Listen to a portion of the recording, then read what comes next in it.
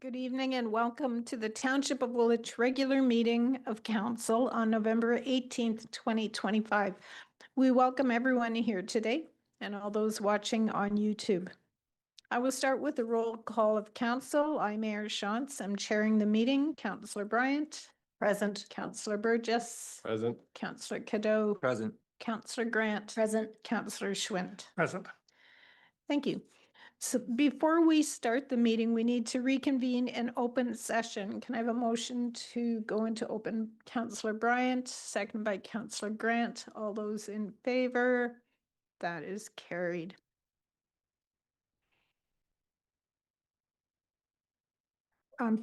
Let's just start with a moment of silence before we get into the agenda.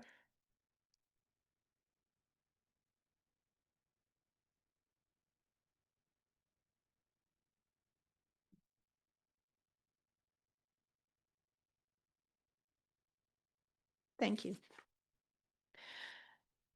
The Township of Woolwich acknowledges with deep respect that the land we call home has existed since time immemorial, long before our communities were formed and long before we arrived here. Indigenous peoples have had a deep and lasting relationship with this land, caring for it, learning from it, and living alongside all it sustains. We are grateful to the First Peoples who have lived on and cared for this land and who continue to do so today. In particular, we recognize the Chinatan, also known as the Attawandaron, the Anishinaabe, and the Haudenosaunee people. We honor their deep connection to this land, and we acknowledge their wisdom, resilience, and leadership. These communities have protected and cared for the land with respect, responsibility, and a sense of shared trust. As we move forward, we hope to build a future based on mutual respect, shared responsibility, and stronger relations with one another. May we continue to learn together, to care for each other, and to honor all who share this place with us.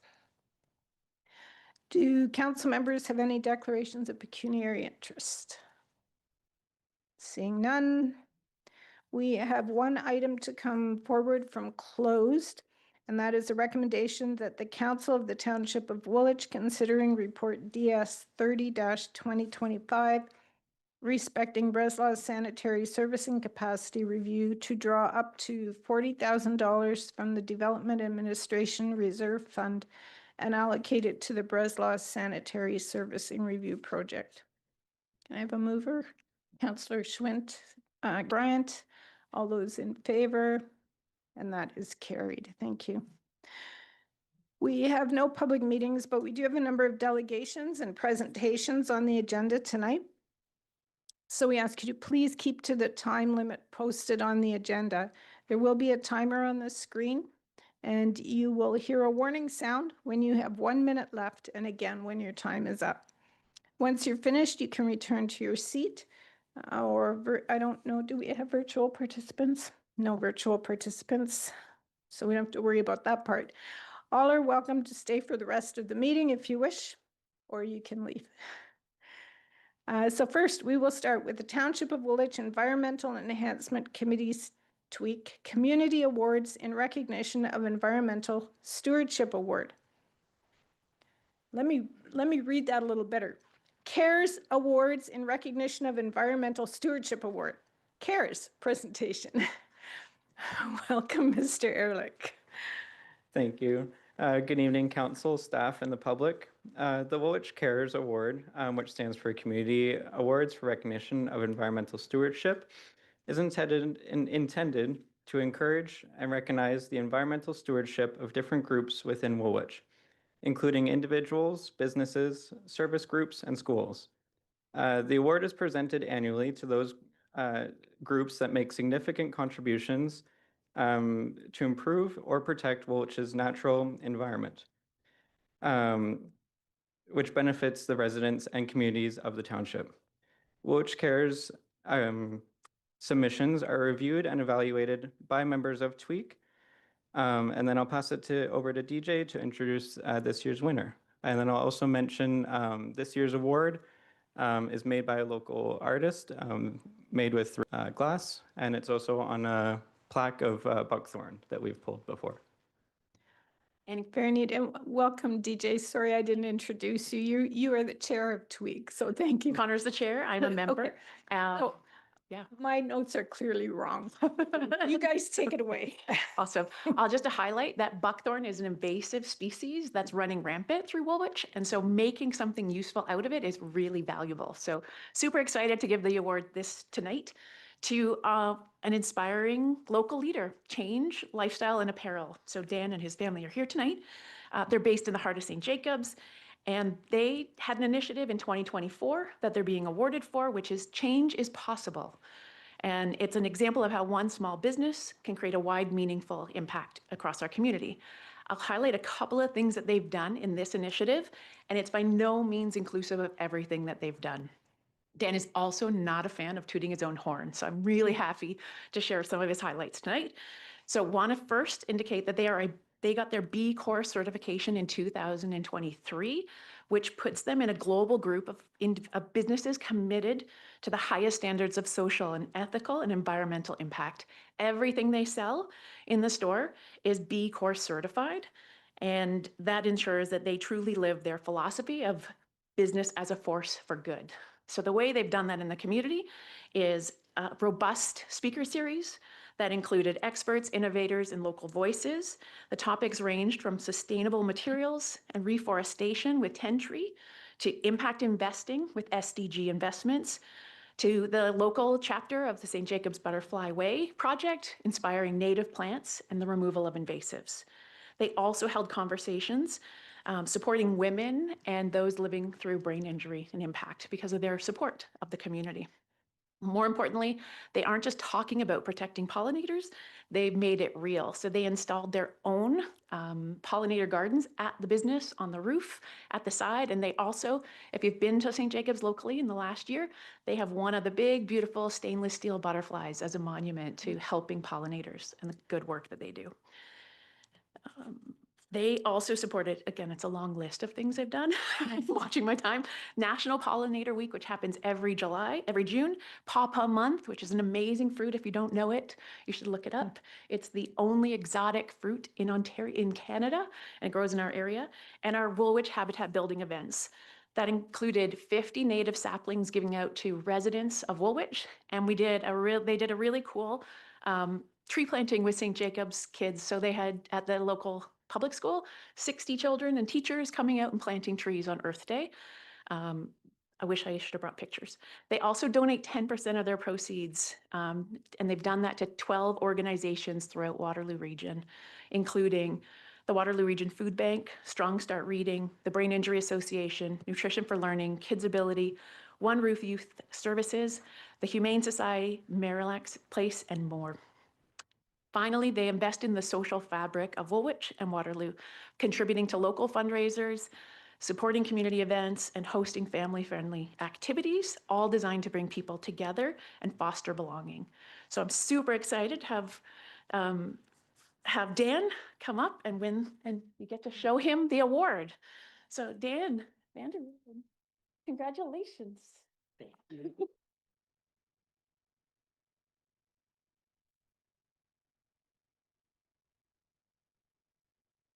I'll invite Dan to say a word.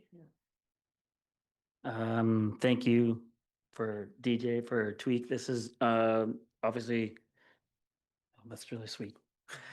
I don't enjoy doing the talking and all stuff, so just want to say thank you for recognition. Also, the fact that TWEEC exists and there is people doing that work, volunteering, putting the time to continue to build is spectacular. So thank you very much for the honor. Appreciate it.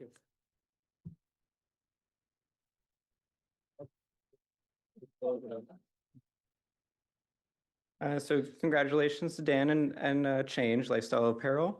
And thank you for all you've done for the environment and our community. Thank you for council for your support of this award. And we look forward to next year's submissions. Submissions can be made on the Township of Woolwich website under the TWEEC section on the website. And then we're also working to get it on the Woolwich Healthy Communities website for an easy link on there. So thank you, everyone. Thank you. And I would say thank you to Connor and to DJ and to all of TWEEC for the work that you do and the volunteering that you all put into sort of spearhead this part of our township. And so that's very important.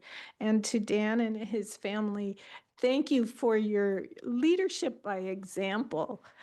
That's quite an impressive list, and it really speaks to the community that we want to grow here in Woolwich Township and in St. Jacobs and all of the township. So thank you.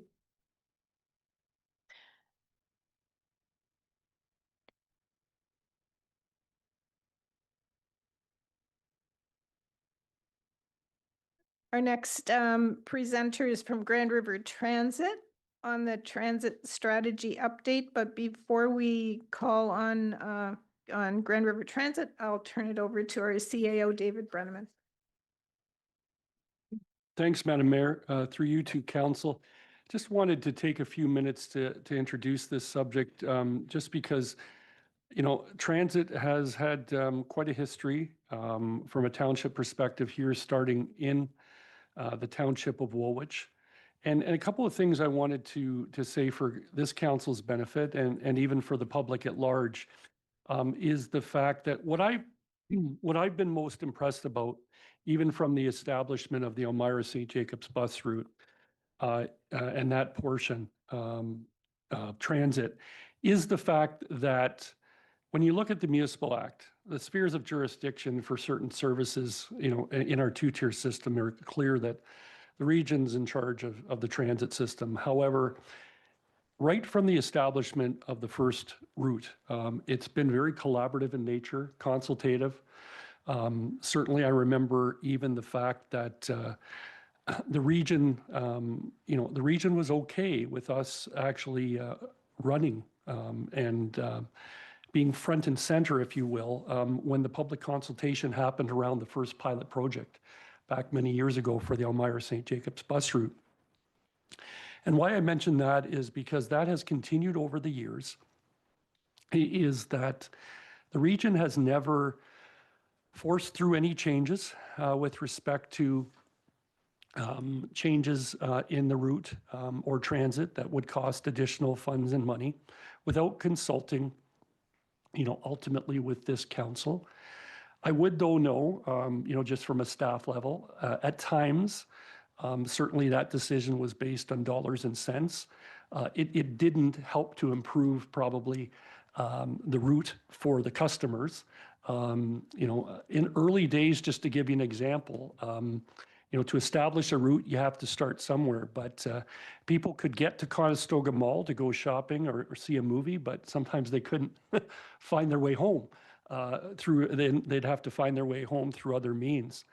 But over the years as well, we even actually at times have had a working group with Region Transit staff where some politicians and staff working with the regional staff teams, you know, again, in a collaborative nature, have tried to plan out a future for expanding from a customer improvement standpoint, not just the Elmira St. Jacobs bus route, but eventually the introduction of flex on-demand service with respect to the current service in the community of Breslau.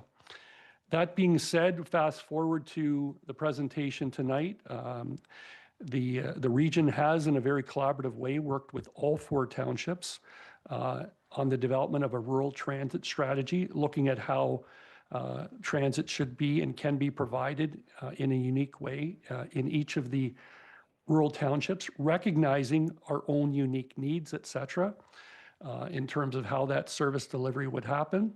And also what I really want to emphasize is what I think really helped all of the township, especially the CAOs that have been involved in the process, is a willingness also to talk about how we can be creative and innovative from a commingling standpoint. From, again, this council knows, you know, one of the innovative things that was established a number of years ago with the support of Qantas Transit was the community bus and how innovative that particular part of the transit system has been. And we look forward to a future of what that would look like in terms of how that type of transit system fits into the overall feeder system in terms of the regular transit bus routes. But with that, again, I'll close my remarks and just say what I've appreciated is, again, in summary, despite what provincial legislation says, the region's never gone it alone. They've done it collaborative in nature since the very first route. And it was very collaborative in nature in terms of the development of this strategy that is being presented to you this evening. So with that, I'll turn things back to you, Madam Mayor. Thank you, and I'll welcome, and I hope I've got my notes right here. Waterloo Manager, Region of Waterloo Manager of Transit Development, Kevin Marshall, and Principal Planner, Adam Fraser, to present. Perfect. Thank you very much, Mayor Shantz and members of Woolwich Council and CAO Brenneman. The feeling is mutual. Very much appreciate the opportunity to collaborate across all townships, particularly Woolwich. We are here today to again, thank you for the opportunity for us to work together on making transit the easy first choice for more communities across Waterloo Region. I wanted to take a minute, though, to highlight that over the past month, we've been meeting with every other township and often highlighted the great services we offer here in Woolwich as where our township partners can and look forward to getting to with their own services that we're hoping to launch on this opportunity we're going to walk through tonight. As mentioned, I'm the manager of transit development. I'm here with Adam Fraser, who will be walking through in more detail our township transit strategy. But I'm going to provide some quick status updates on this exciting opportunity we have ahead of us and to advance the township transit services in Woolwich as well as our fellow townships in 2026 and beyond. So real quick, our agenda will recap GRT's business plan, particularly our township transit strategy. We'll spend a few minutes providing a quick orientation on the Route 21 and 79 and how they serve Woolwich today. We'll also highlight what we heard from residents in our business plan outreach, and then I'll walk through, with the support of Adam Fraser, our Ontario Transit Investment Fund opportunity, or OTIF opportunity, our proposal, and next steps in our application. Just before I hand it over to Adam, did want to share that earlier this year, I had the opportunity to come to council by transit and was able to get home also, thanks to the evening service we provide, to share an update on our overall GRT business plan. So earlier this year, the Region of Waterloo Council approved our GRT business plan, which lays out our next 10 years and beyond for transit services and is really highlighting three key parts. We have our conventional bus and train plan, our Mobility Plus and Kiwanis Transit Specialized Transit Plan, and then the piece we'll be focused on tonight is our township transit strategy. Since then, we've been sourcing funding opportunities to help realize the vision of the township transit service and actually accelerate it. So one of those, we're happy to share tonight, we've already secured through Canada's Rural Transit Solutions Fund. This is a capital program, lets us put in hard infrastructure, improve bus stops and accessibility, install shelters across the network, and specifically in our township services we offer today, and we hope to offer tomorrow. And then what we're here to talk about tonight, and particularly excited about, is an operating funding opportunity, which is particularly rare, through the Ontario Transit Investment Fund, which is dedicated for helping fund and offset the cost for improving and introducing new services for rural transit. So with that, I'll hand it over to Adam, who'll walk you through our township transit strategy and our plan for our successful OTIF application. Thank you. Thank you, Kevin. Mayor Shantz, members of council, listening public. Our township transit strategy produced this map you see on the screen, our future township transit network, which includes two main types of transit service.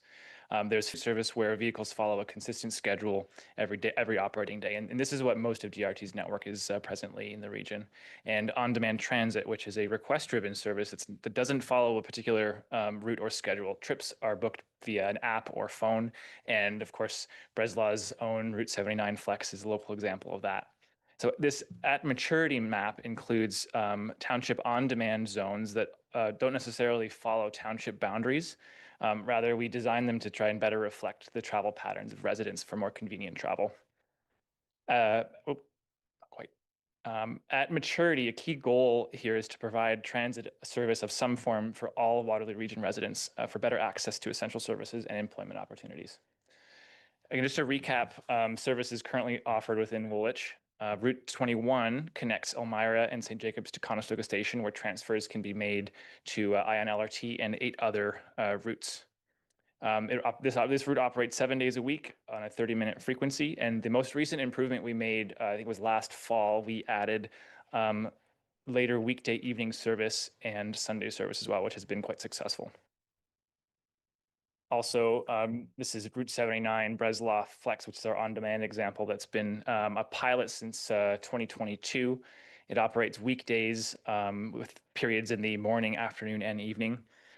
On-demand service can be provided within the on-demand zone, but also to connect customers to and from Kitchener. And trips are booked via the GRT Flex app. I'll also briefly mention we have Route 78, Route 19, and of course the Elmira community bus that are not as relevant for our presentation today, but wanted to shout them out. In terms of what we heard through our township transit strategy, for Route 21, we heard a desire for later weekday evening service and later Saturday service. I will note that some of our engagement overlap improvements we did implement last fall, but these two do remain relevant. For Route 79 Flex, we'd heard from customers they were looking for improved weekday service span, weekend service, and improvements to other aspects of their transit experience, lowering wait times, different connection options, and the consideration of a fixed route service. And we also heard from folks interested in having transit connect to other communities within Woolwich. So the last few slides have mainly been to provide some context for how GRT staff are approaching the Ontario Transit Investment Fund, again, or OTIF. As Kevin noted, it's an unusual funding program that provides operational funds to existing and new services. Normally, transit funds from the province or federal government is just for capital. So OTIF offers to cover 50% of total multi-year project costs up to 5 years, with flexibility in how the 50% is averaged over the project timeline. So the first year has a maximum support of 80%, and the final year has a maximum support of 30%. A few extra details to note, this program is focused on specifically rural transit, and that fares must be charged to be eligible for funding. So our recommendation is to submit a phased plan guided by our township transit strategy that meets the funding principles: integrated, coordinated, and sustainable. So for phase one of our proposal, we're looking to follow through with some of the key details we heard through our township transit strategy. Starting in fall of 2026, for Route 21, we're proposing to add later weekday evening service and later Saturday service. So if David Benjamin wanted to watch a late movie, I think in this case we could make that return trip with these improvements. And for Route 79, this is where there's a bit more resources put toward this route. We're proposing to expand weekday service, add Saturday and Sunday service. Looking at the first 2 years of our OTIF budget, we see a fairly marginal service expansion in the Q2 launching service in the fall. So it's about 4 months worth of service at 80% support from OTIF.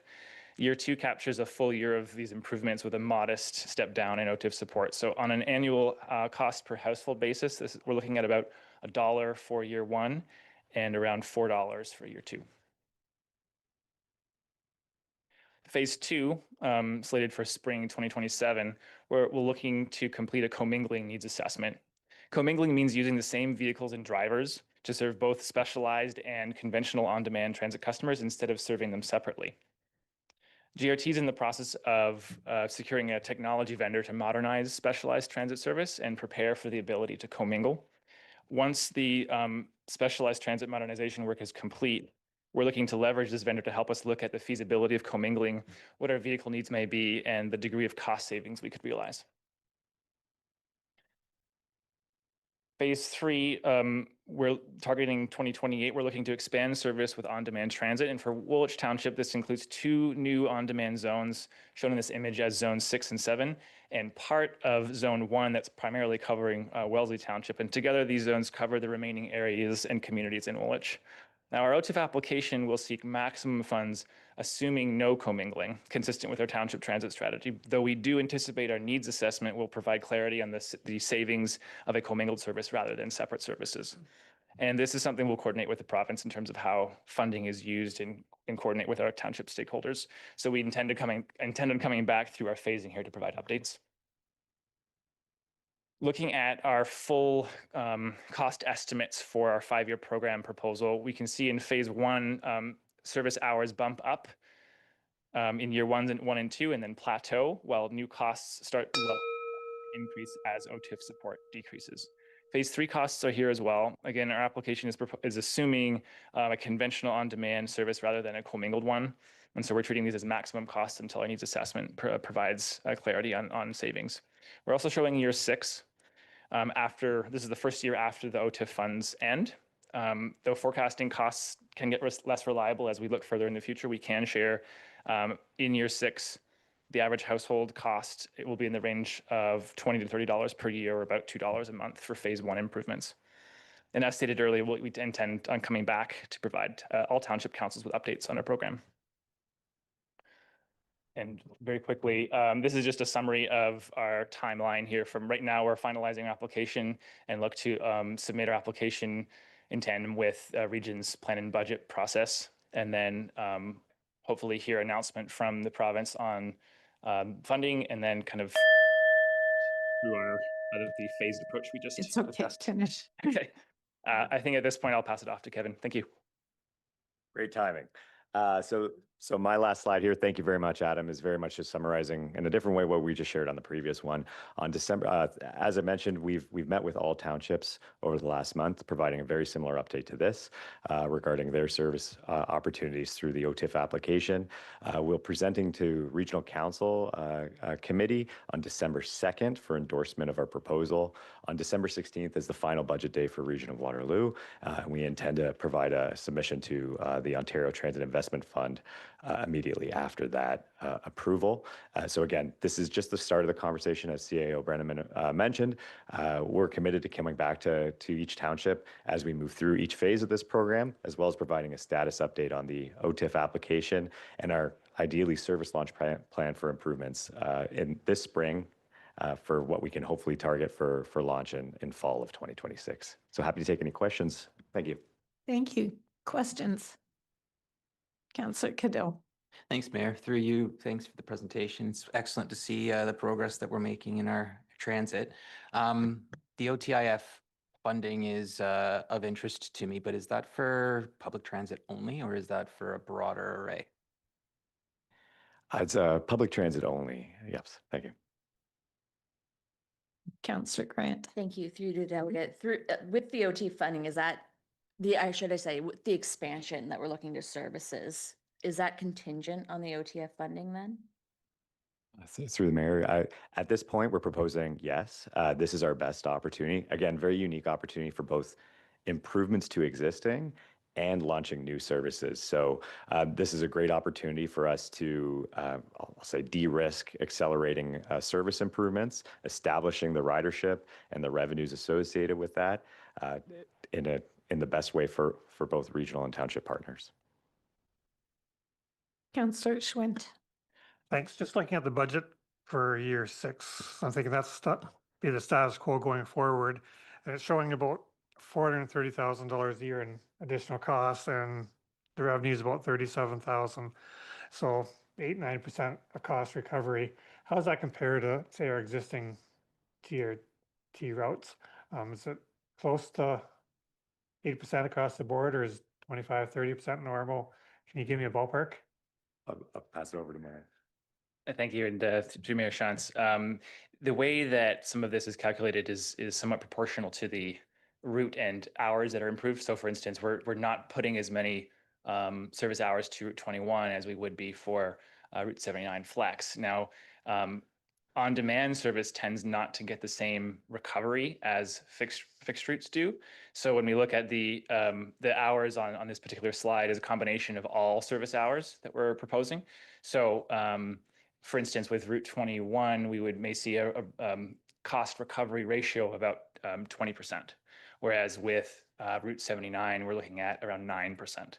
But 9% for the type of service that's provided is very good. We're hitting some quite impressive metrics with the way that service is provided for on-demand. So we're looking to build on that. Thank you. One follow-up would be, how does the area rating work? Does the township pay the area rate to the region, or is it just added on to the regional portion of the tax bill? Through the mayor, yes. So we would go through the regional portion of the tax bill, and then it's as a line for transit service expansion. Thanks. Thank you. Anyone else? Mr. Brenneman.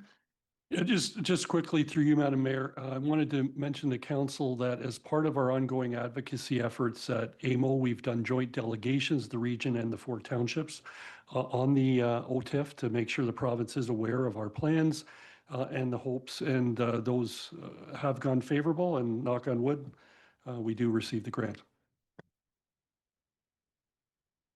Anyone else? Thank you very much for coming and explaining that to us, and we look forward to updates as things progress and keep our fingers crossed on that funding. So, thank you.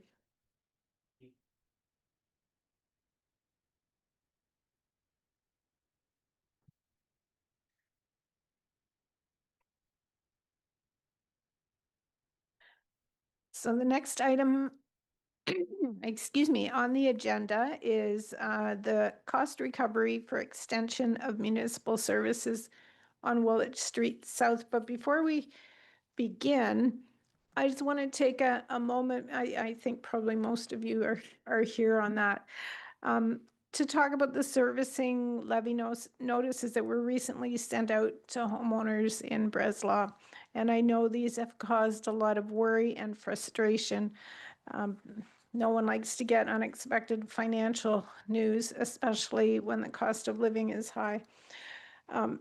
So I know it can be really stressful, and I want you to know that we hear that and we understand how upsetting this has been for many families. But to help clear things up, the levy is connected to the reconstruction work on, and if you live in this area, you probably know this, but there may be people listening who don't. So the levy is connected to the reconstruction work on Dolman Street and Woolwich Street South. As part of that road project, the township installed water and sanitary services for 25 properties that didn't have them before. Doing the work at the same time as the road reconstruction avoided future disruption and provided long-term servicing benefits for those homes. The cost was a fraction of the full cost that if it would have been done at any other time. It was about a quarter of the cost had it been done at any other time. And when that was brought to the affected residents, 3/4 were in favor of proceeding on that basis. So this is our normal process that is followed in all our communities when properties are enhanced from unserviced to serviced. In a new subdivision, servicing is paid for by the purchaser in the purchase price. The unfortunate difference between a normal process and this one is that we were in a long legal dispute with the design consultant. Rather than setting up the payment process in 2017 using estimated amounts, we decided to wait until we knew the actual costs incurred. Sadly, the legal dispute took longer than anticipated, and we do apologize for not keeping the community in the loop in a better way. That was we should have done better there. The levy sent out this fall follows bylaw 39-2025, which council approved on October 7th. The bylaw lays out how the final project costs are divided among the benefiting properties. The charges only apply to the water and sanitary work installed within the public road area.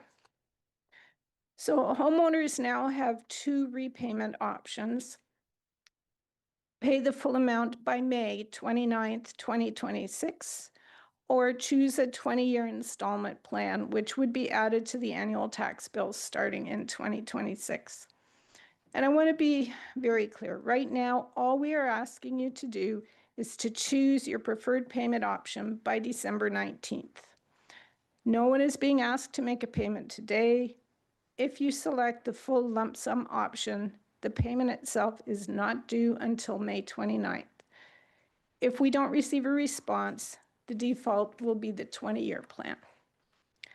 We also know that even with these options, this levy might still be a real challenge for some families. So if you are experiencing financial hardship or think the repayment might be difficult, please reach out to Township staff and you will be met with understanding. Staff will work with you one-on-one to look at what supports may be available. Any requests for help will go through the established process which includes council's review so that proper support can be considered. I'm just going to ask the clerk right now, who should they contact? I think there have been some people that have reached out to Jared Papay, Director of Infrastructure Services. They can also contact me directly. My name is Jeff Smith. I'm the clerk for the township, so you could also contact me. And either way, we will make sure you get to the right person. Thank you. So this situation has shown us that we need to communicate more clearly and more compassionately when it comes to special service levies and local improvement projects. Staff will be working with council to improve that process so that information is more timely, clearer, and more respectful of the impact it can have on residents. And to everyone affected, I want to close by saying we know this has been difficult. We are committed to walking through this with you. Your concerns matter, your voices matter, and we will continue to do what we can to support you. Thank you. With that, I think we'll go right to delegations. Our delegate this evening is Mark Schmidt. Mr. Schmidt, I understand you're representing the community and we have granted you 20 minutes. Thank you.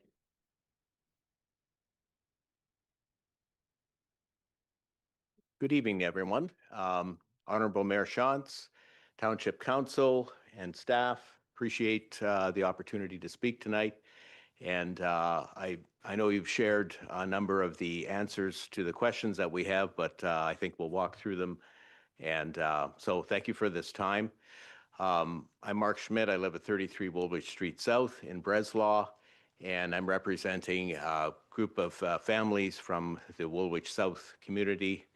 And so just wanted to speak with you tonight on the Woolwich Street South Reconstruction Levy and Bylaw 39-2025. And I assume this is how I can move the slides forward. Which one? This one? Sorry. That one? Side? Oh, perfect. All right, perfect.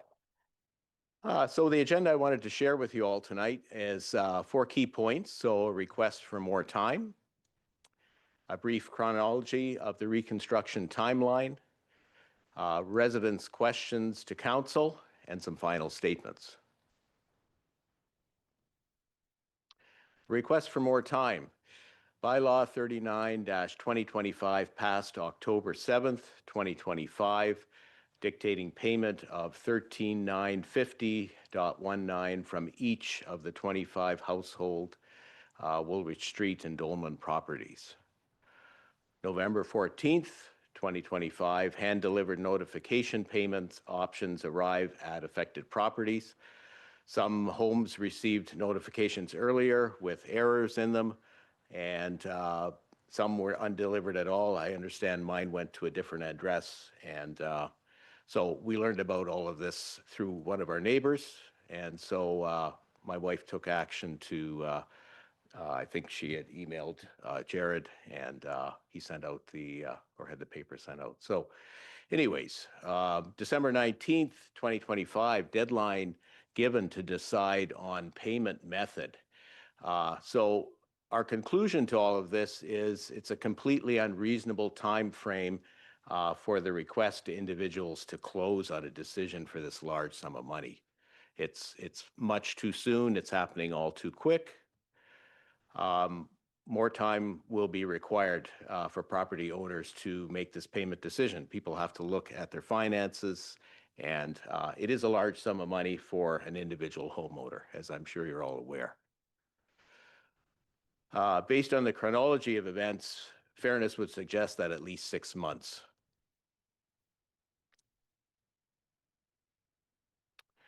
So that takes us to what I call a brief chronology of the reconstruction timeline.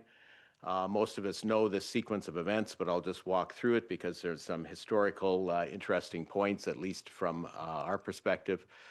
So January 2008, Township sends notification of questionnaire to residents as a follow-up to November 19th, 2007 community meeting.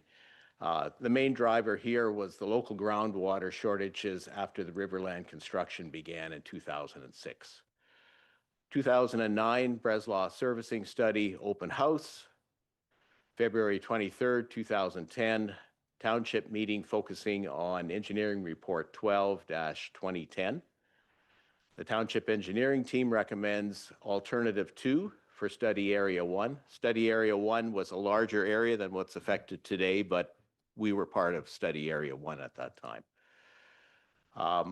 The overall total estimated cost for the property owners at that time for this Alternative 2 was $92,222.80. That's found on page 7 of E12 2010.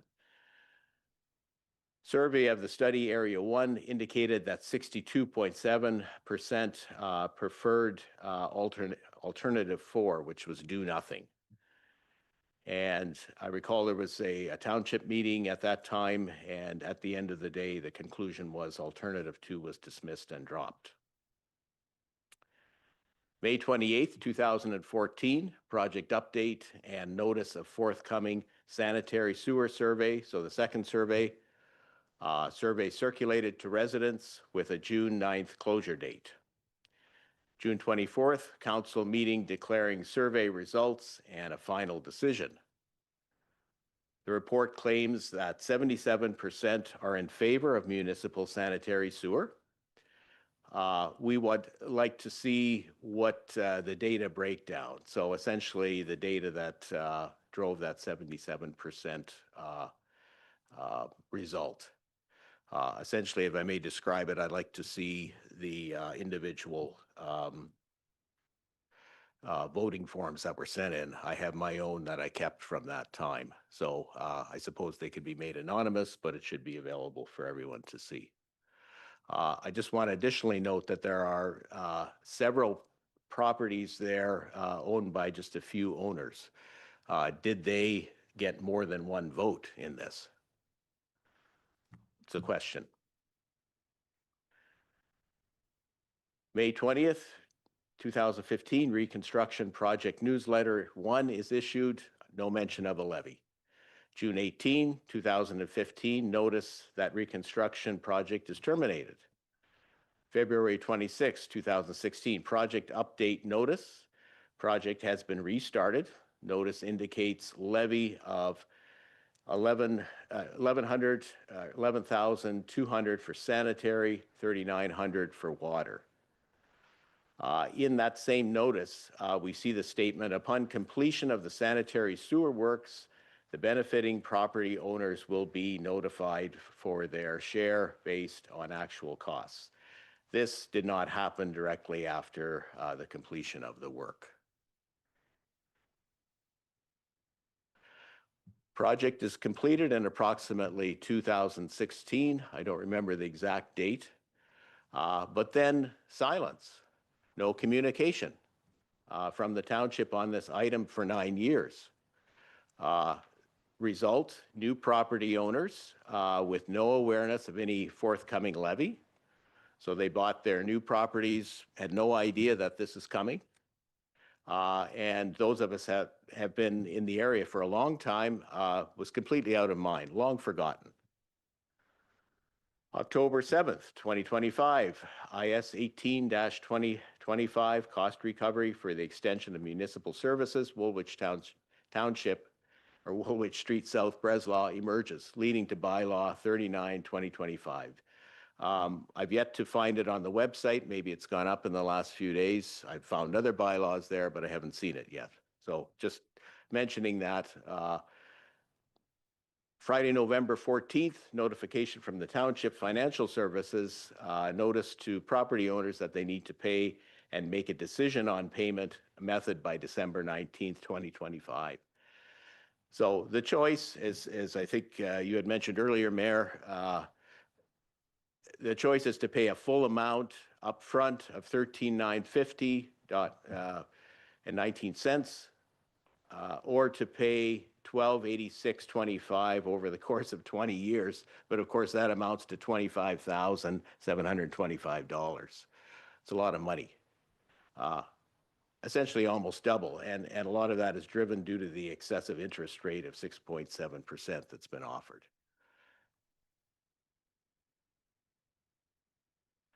So we have a bunch of questions that the residents we've compiled. So I'll just read through them. Some of them we've spoke of already. So please further the detail the purpose of bylaw 39-2025. How could a bylaw just recently passed, signed, enforced be applicable to a notice from 9 years ago with no subsequent notice to the affected residents in between that time? Was due process followed to create the bylaw? If yes, please describe. Is bylaw 39-2025 even legitimate? Again, I haven't been able to view it on the website. Why did the mayor sign off on bylaw 39-2025 indicating that you would not veto the bylaw?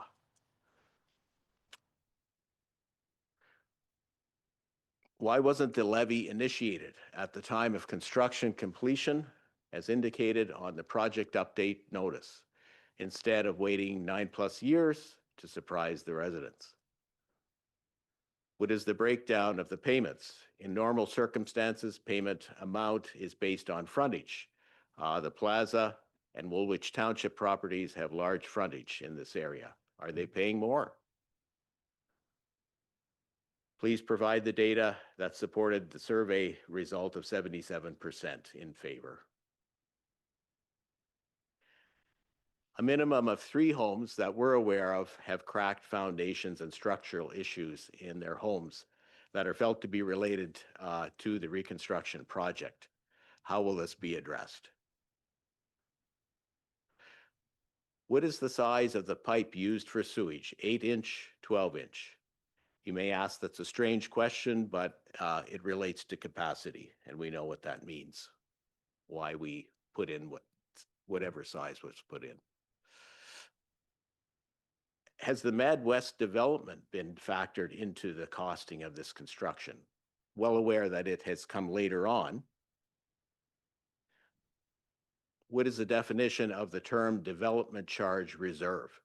Fees received from the developers or funds already existing in the township derived from taxes?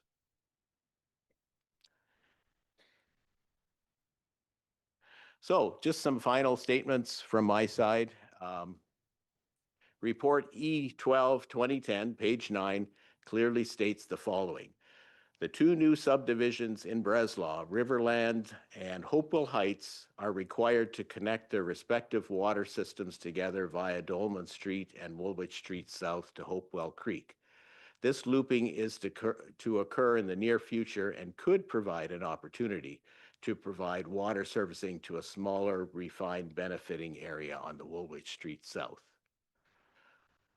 So we're asking tonight that you abandon bylaw 39-2025. And we're also asking for a delay in any pending decision on what type of payment method we want to choose. We're asking for a 6-month of delay. And we're also asking that you provide all of the information as requested. We'll, under the Freedom of Information Act, within 30 days. Thank you, everyone, for listening. That's all from my side. Thank you. Are there any questions for Mr. Schmidt?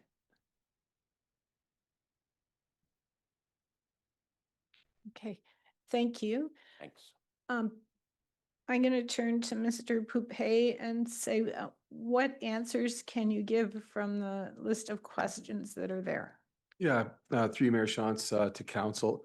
Appreciate the delegation and the information provided. I think the chronology that was indicated was generally accurate. There was a planning process occurring that did elicit seeking resident engagement from through special service levy for the extension of water and wastewater. That was unanimously turned down in about 2008.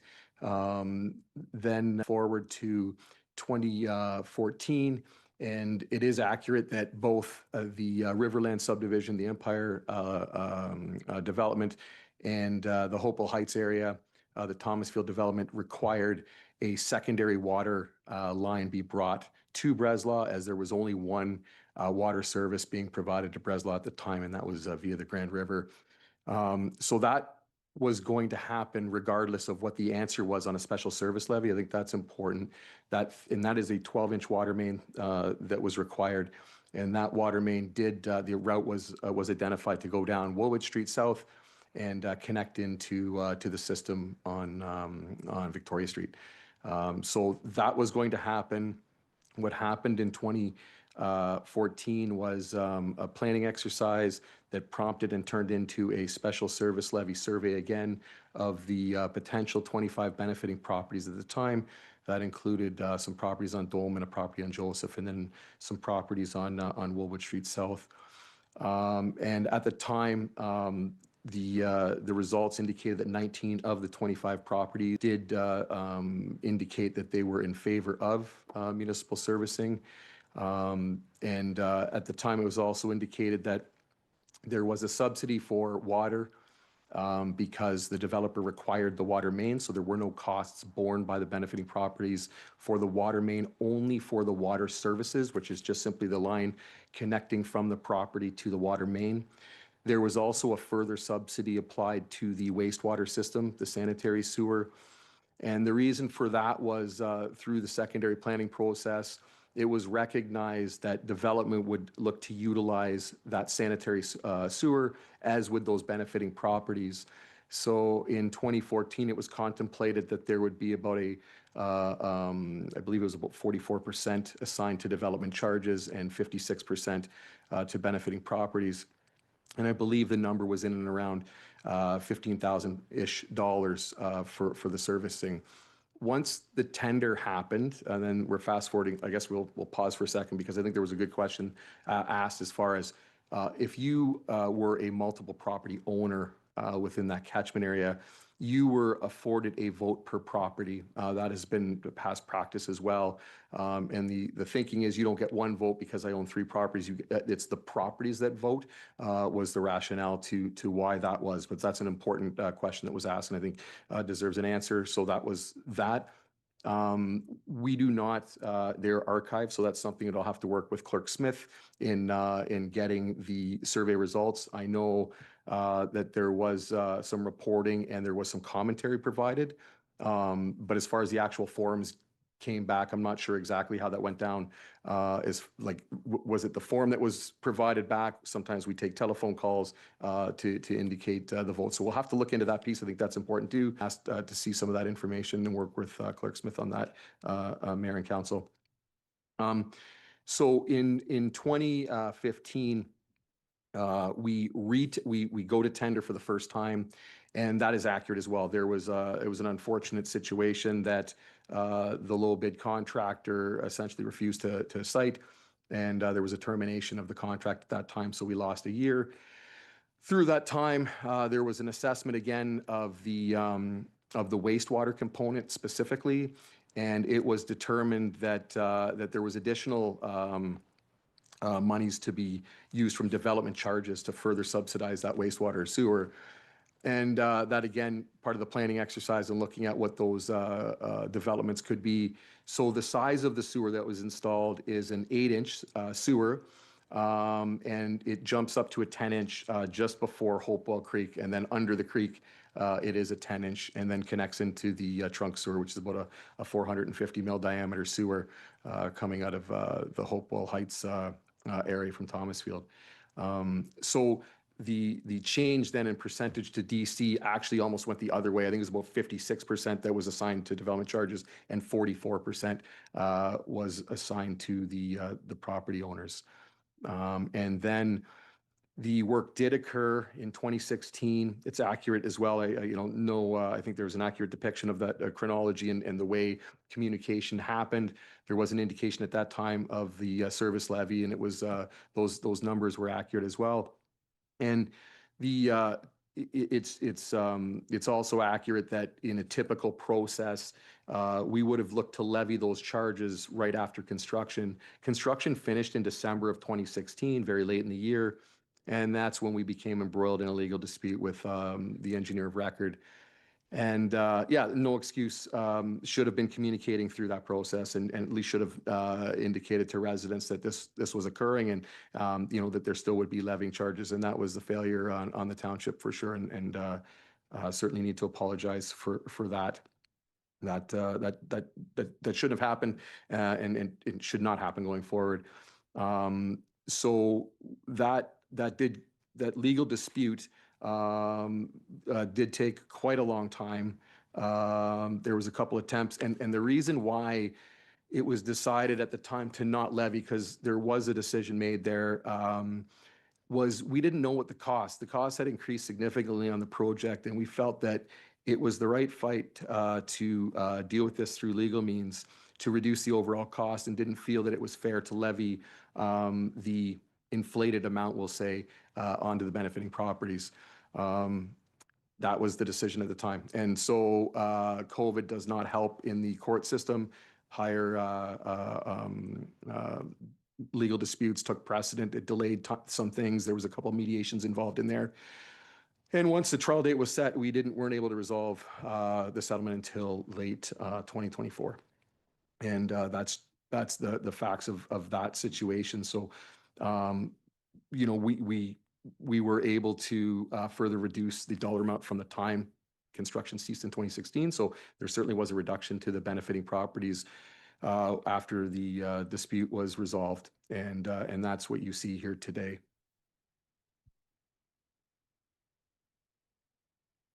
Thank you.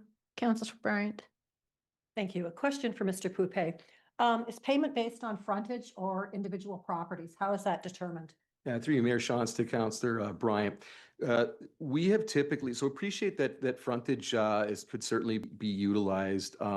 We have applied properties solely. There's pros and cons to both approaches, acknowledge that as well. In this case, we felt that that it was an equitable share as servicing was relative. The piece with frontage is where does it stop, where does it start? This case was, as soon as you provide servicing, you have to get access. So the moment services cross the property, you need to provide access, and that's all we looked at is simply access. And I can share that in the number of special service levies that I've been part of, that is exactly how we did it. It was simply by the number of properties. Thank you. Just to follow up, there's a plaza in effect in that grouping of properties, and they would have a much larger frontage, and they would probably also have several units in there. So does that affect anything when you're making those decisions? Because there's probably, I'm going to say 4 or 5 stores in that plaza. So there was one set of service to that property, is the same size as the domestic services to the individual residents. Mr. Brenneman.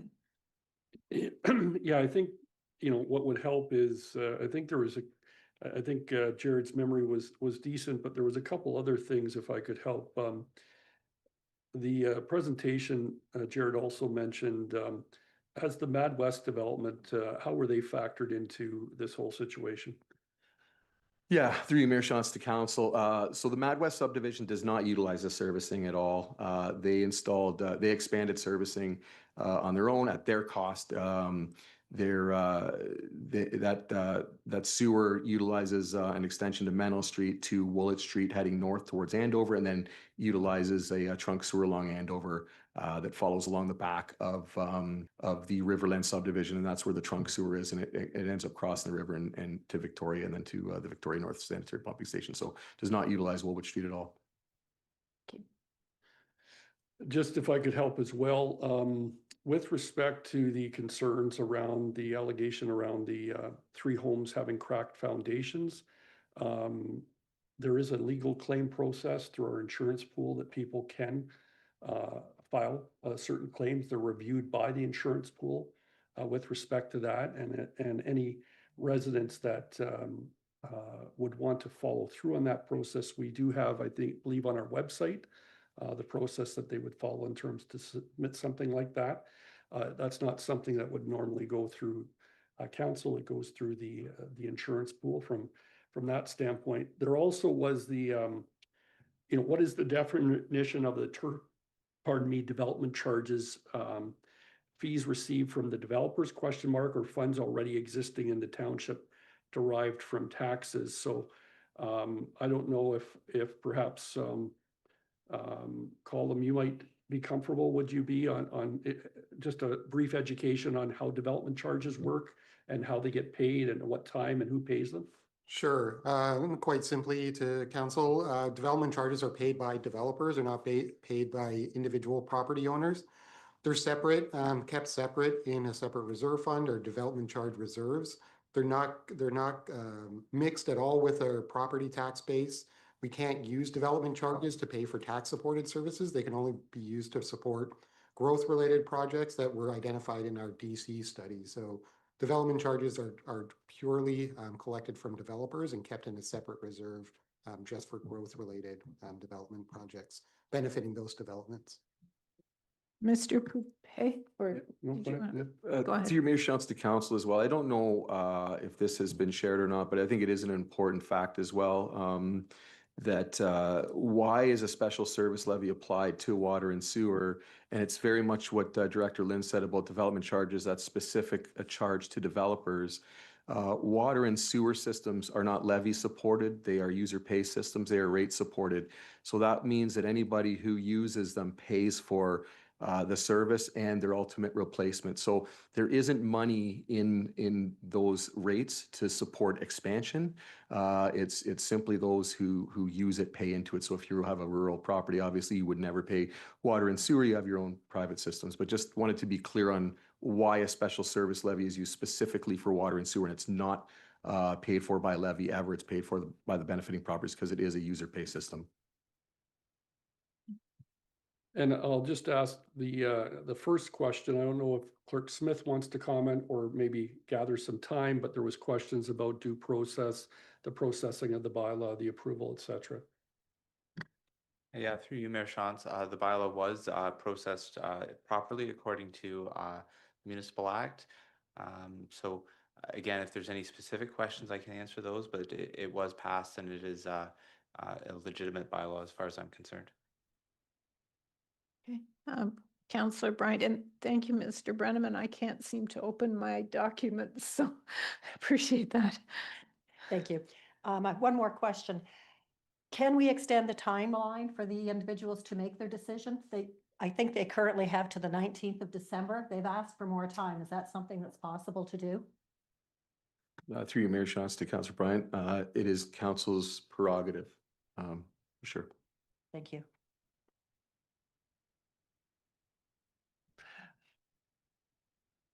Sure. Go ahead. Sure. Thank you.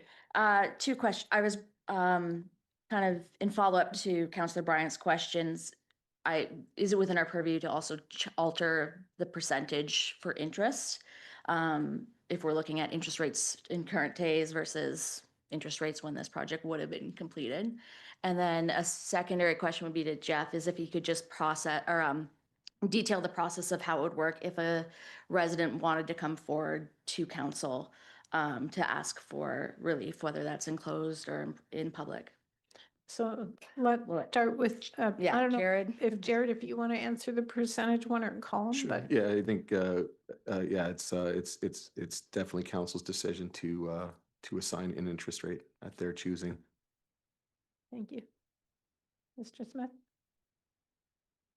Thank you, Mayor Shantz. So whenever anyone is providing what we would call personal information, so if you were affected by a medical issue, something, an issue with your employment, the Municipal Freedom of Information and Protection of Privacy Act even outlines something like a payment history, like say something really bad happens to your house or something like that, and you've had to make a big payment. Those are all things that can be discussed confidentially to council in closed session. So if there were some personal matters where a resident wanted to come forward to discuss a specific issue that is that causing them to have problems making a payment, they could, again, report to me or Jared. We've both been dealing with those complaints, those questions. It could come through me, and we could bring that to council in a session which would be closed to the public. So you could share information that is personal. It wouldn't be, we'd treat it confidentially, so it wouldn't be shared to the broader public. And then council could make a determination on a specific property if there were circumstances, exceptional circumstances, I think is what the bylaw says. In exceptional hardship cases, those circumstances could be dealt with by council privately on a one-off basis. Thank you. Councillor Grant. And then I have one more follow-up, not to ping back to Jared, but how many properties are currently in the township under special levy? Do you have a rough idea?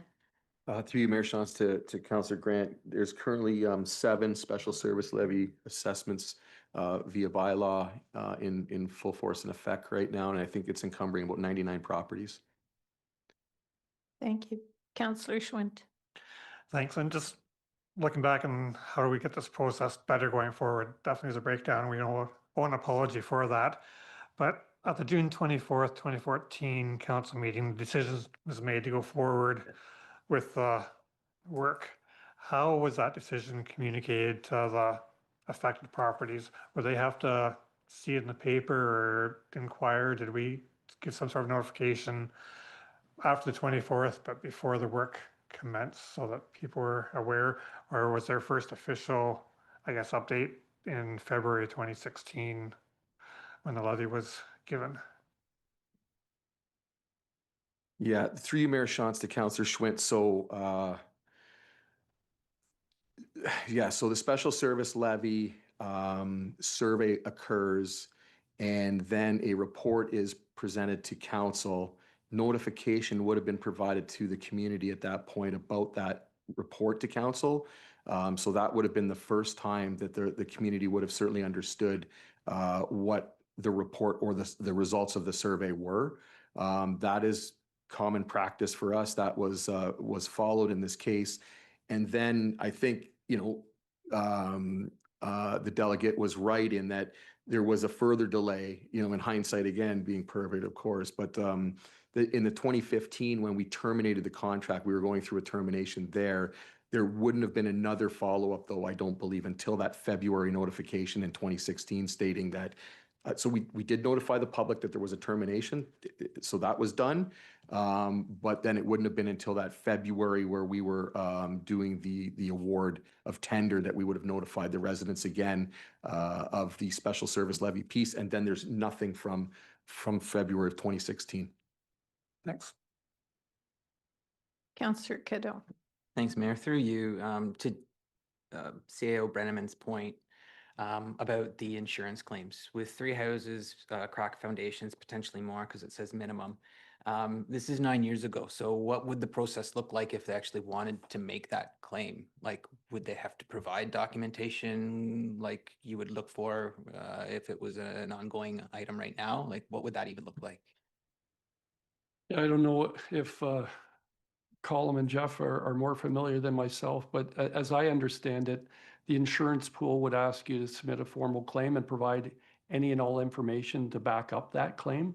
And then they would make the assessment based on that process. They would also ask for any contractor related data in terms of any vibrational work, et cetera, that would have been, and testing that would have been done in terms of making that assessment. So they would look at all the relevant information, both from the residents and any backup support and documentation that they could show, plus anything from the contracted side of the world.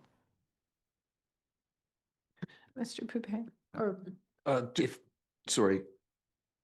Tree Mayor Shantz to Councillor Godot. I think there's 2 pieces, so that's correct. There's a claims process that if anybody feels that the township is negligent in any way, shape, or form, there is the process. It is on our website, and that is done through our clerk's department and then provided to the insurance pool, and then there is a response required. In a construction project, It is the same process. However, the township now relies on the contractor's insurance, and there is what's called a precondition survey that occurs before work begins. And the precondition survey is voluntary by residents, but it is a process where a firm goes in and looks at the property, takes pictures of outside and inside if permitted, and then that forms a record. And essentially that is there to protect the residents, the municipality, and the contractor, because you want to get a baseline for what's there prior to work beginning. And then obviously as work happens, it's incredibly disruptive, as you can imagine, and lots of things happening. So vibration monitoring and so forth is important.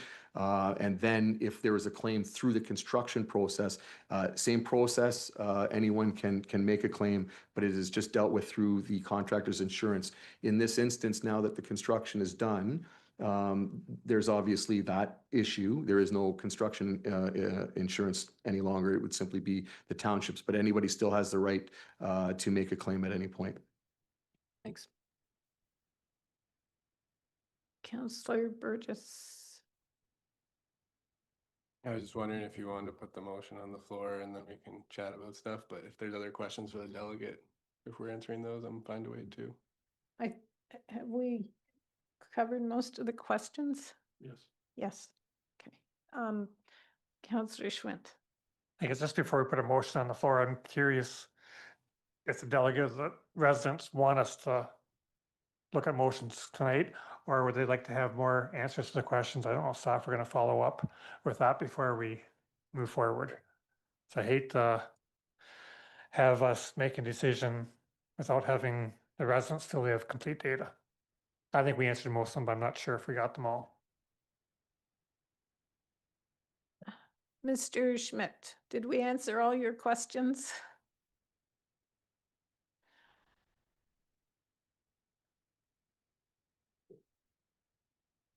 Here, Sean, the question about why would you sign a yeah, sure, thanks. Mayor, we're asking about the question about why did you sign a bylaw that's can't be vetoed? We don't understand that. It doesn't mean it can't be vetoed. It means that I'm not going to override a council decision. And that's coming out of this new strong mayor's piece that that allows me to veto motions that are made by council. But my personal policy has been that if council has made a decision, unless I've got a really good reason to overturn it, I won't overturn it. That doesn't mean we can't reconsider what was done. Okay, I think you've answered the question. Thank you.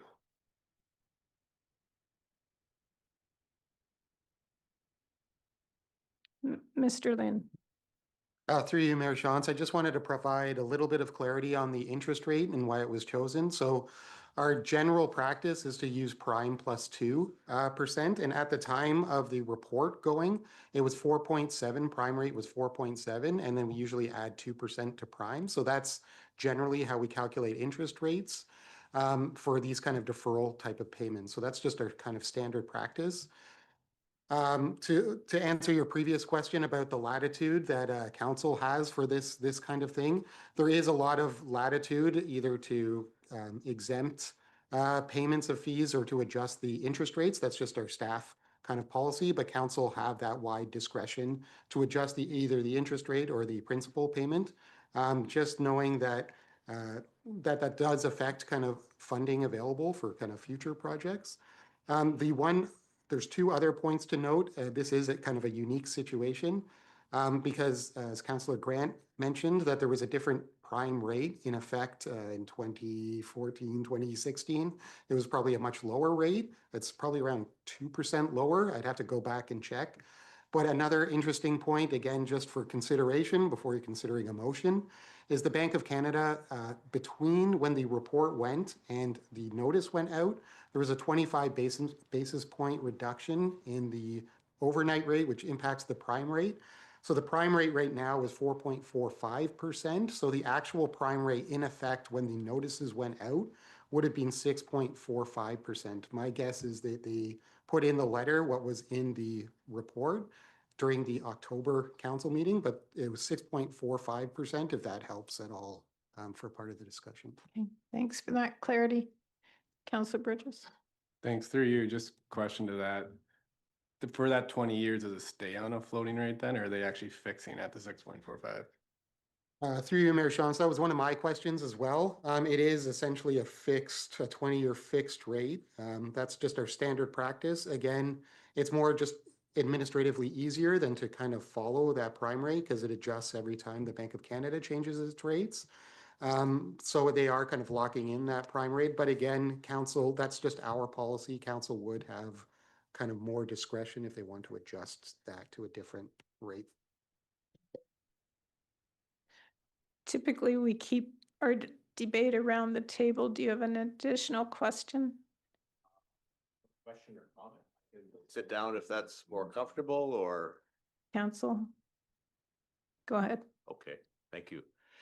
Just wanted to comment in the presentation, we saw that the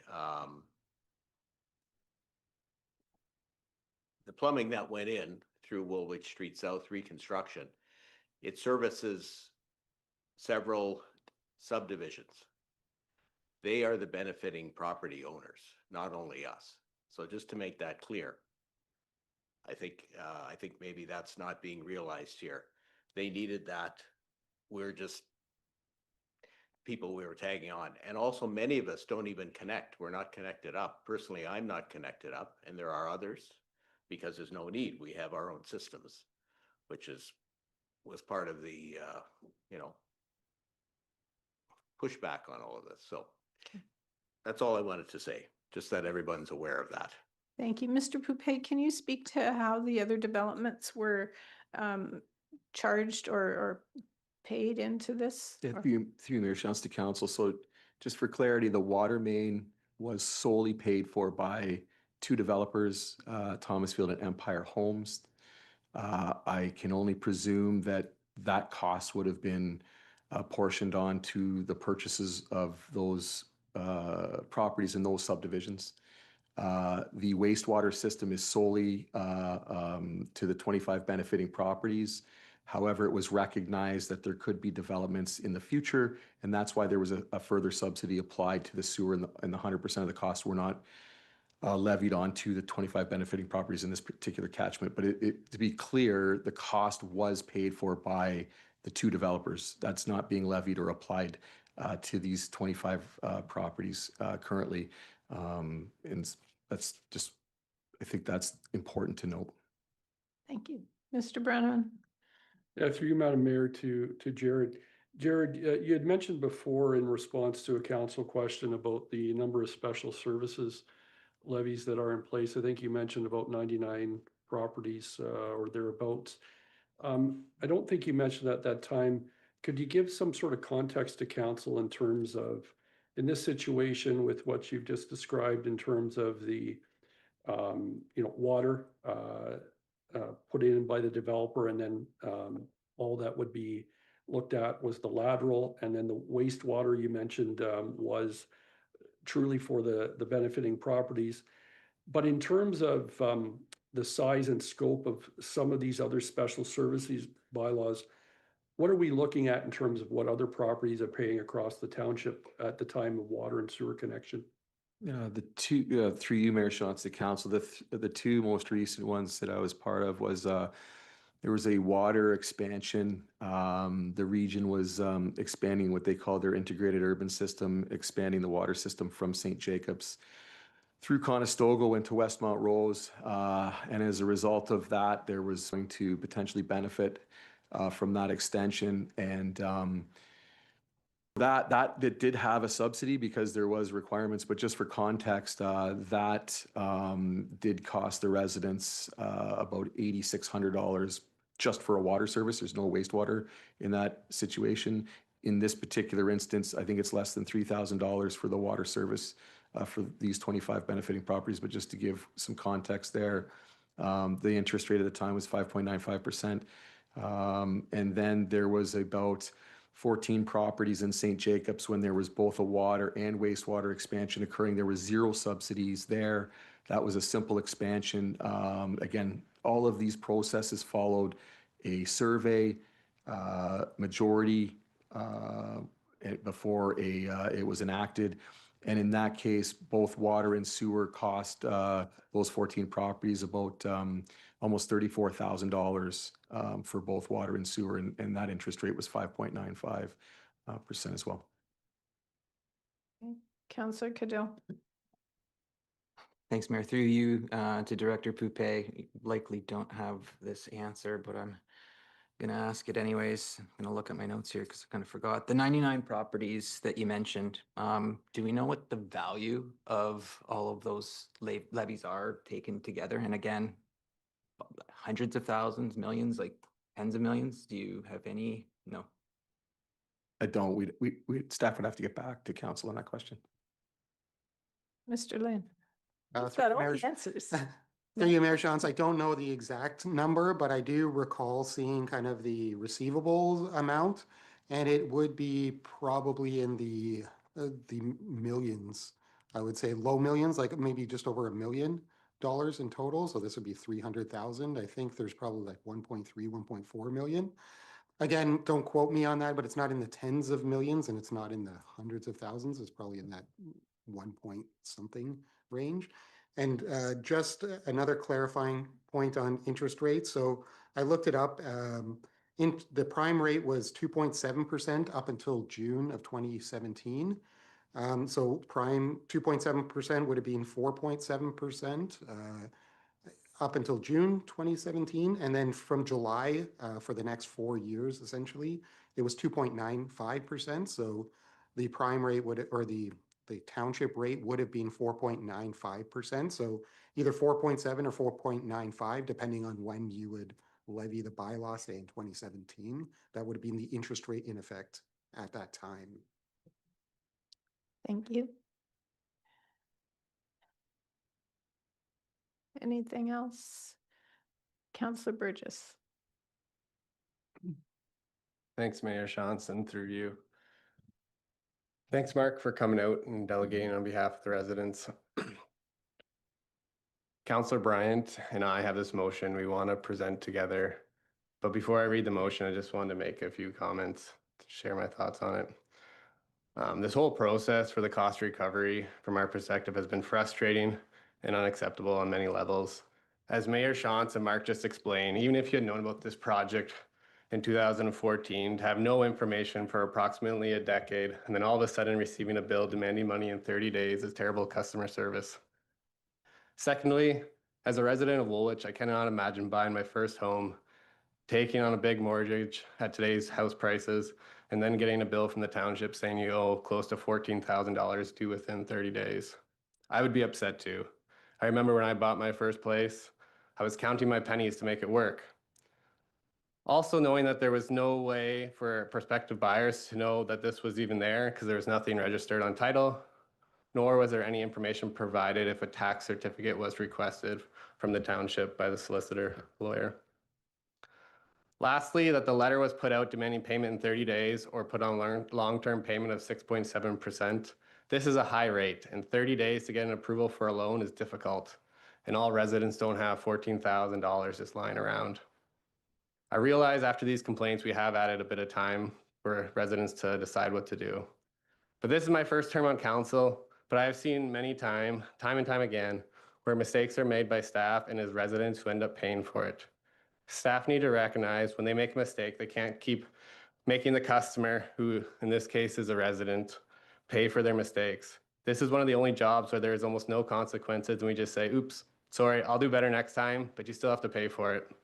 This needs to change, and staff need to be held accountable, and we need to cover our mistakes for the residents. With this motion, I'm hoping to right a wrong done by the township and to draft a policy so it doesn't happen again. This past year, we came under budget about $600,000, if I'm not mistaken, on a paving tender. So we have these extra costs in our infrastructure reserve fund. So that's where I'm hoping to draw this money from. But before I read the motion, I'll ask if Councillor Bryant wants to add anything. Thank you. No, I think you've covered it all in that one, Evan, if I can speak today. Sounds good. So yeah, I'll read this motion here, what I'm proposing that we cover for you guys. Whereas residents of 25 households in Breslau are expected to pay municipal serving costs of $13,950.19 each. And whereas zero communication was provided to the residents for just shy of a decade from construction. And whereas 6 properties have been sold since the project was completed, and the new owners were not informed of this outstanding liability due to the township staff not registering on title, nor informing the lawyer of this when a tax certificate was requested. And whereas residents were not given adequate notice or discussion before the letter of demand of funds was obtained this month. And whereas Woolwich Council has a responsibility to take care of its residents and provide equitable service, prompt communication, fair and reasonable management to allow its residents to thrive, and staff have the obligation to be public servants to the residents of Breslau and all of Woolwich. Now therefore, let it be resolved that Woolwich Council directs staff to, number 1, cover 100% of the cost of $348,754.75 levied upon the 25 households for the municipal serving costs from the Infrastructure Reserve Fund. And number 2, draft a special service levy policy to provide guidance for the extenuating circumstances in the future that includes at least annual communication with residents and a way to notify potential property purchasers if a long-term situation is expected. Such again, as I said, the tax certificate or registering on title or any other solution. So I will move that if someone wants to second it. I'll second it. And can we have a recorded vote on this one as well, please? Sure. Is there discussion on the motion, though? Councillor Schmidt?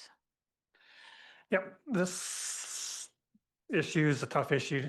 Nobody here in council is happy to be discussing it because, yep, I'm taking it personally. We screwed up.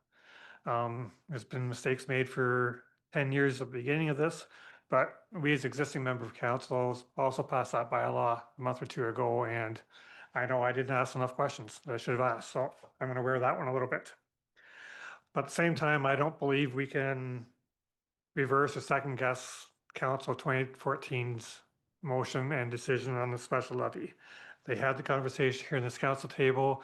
Mark spoke at that meeting on the issue. We made the decision as a township. We move forward with it like it or not. I've lost a bunch. I was speaking at the podium before I was a councillor as well. We have to live with it. But as I said, I do believe that we as a township fell short on communication and service to our residents. And we do have to wear that. We have to apologize for it and see what we can do to help out. We can't alleviate 100% of it because you look at our budget that we're going to be talking about this week, next week, and for the next few months, this township doesn't have a spare $300,000 to spend. And to pull money out of that, pick your reserve budget, we as a township aren't wearing that money. It's all the other residents of the township, including the 99 other properties that are paying a special service levy. So we're trying to be equitable on this. But I do support doing something for our residents because it's fair. We made a mistake. We should help out on principle. So I believe we should, first of all, extend the timelines. 30 days, as Mr. Burgess said, it's not adequate. Middle of February makes a whole lot more sense to me to give people time to make an informed decision and decide what's appropriate for their household. To me, that's just customer service. And the other one, in terms of owning up to the mistake, I believe we could or should waive the interest on this. So if people want to go with a 20-year payment plan, do it at no interest, saying that's our portion of the mistake. Any other discussion? Councillor Cadeau. Thanks, Mayor. Through you, a couple of things. I'm pretty sure it wasn't 30 days that they were required to submit payments. It was 30 days to make a decision, right? And so extending that absolutely would support that. That's a no-brainer. Much to Councillor Schwint's point, I had to look at your name tag there.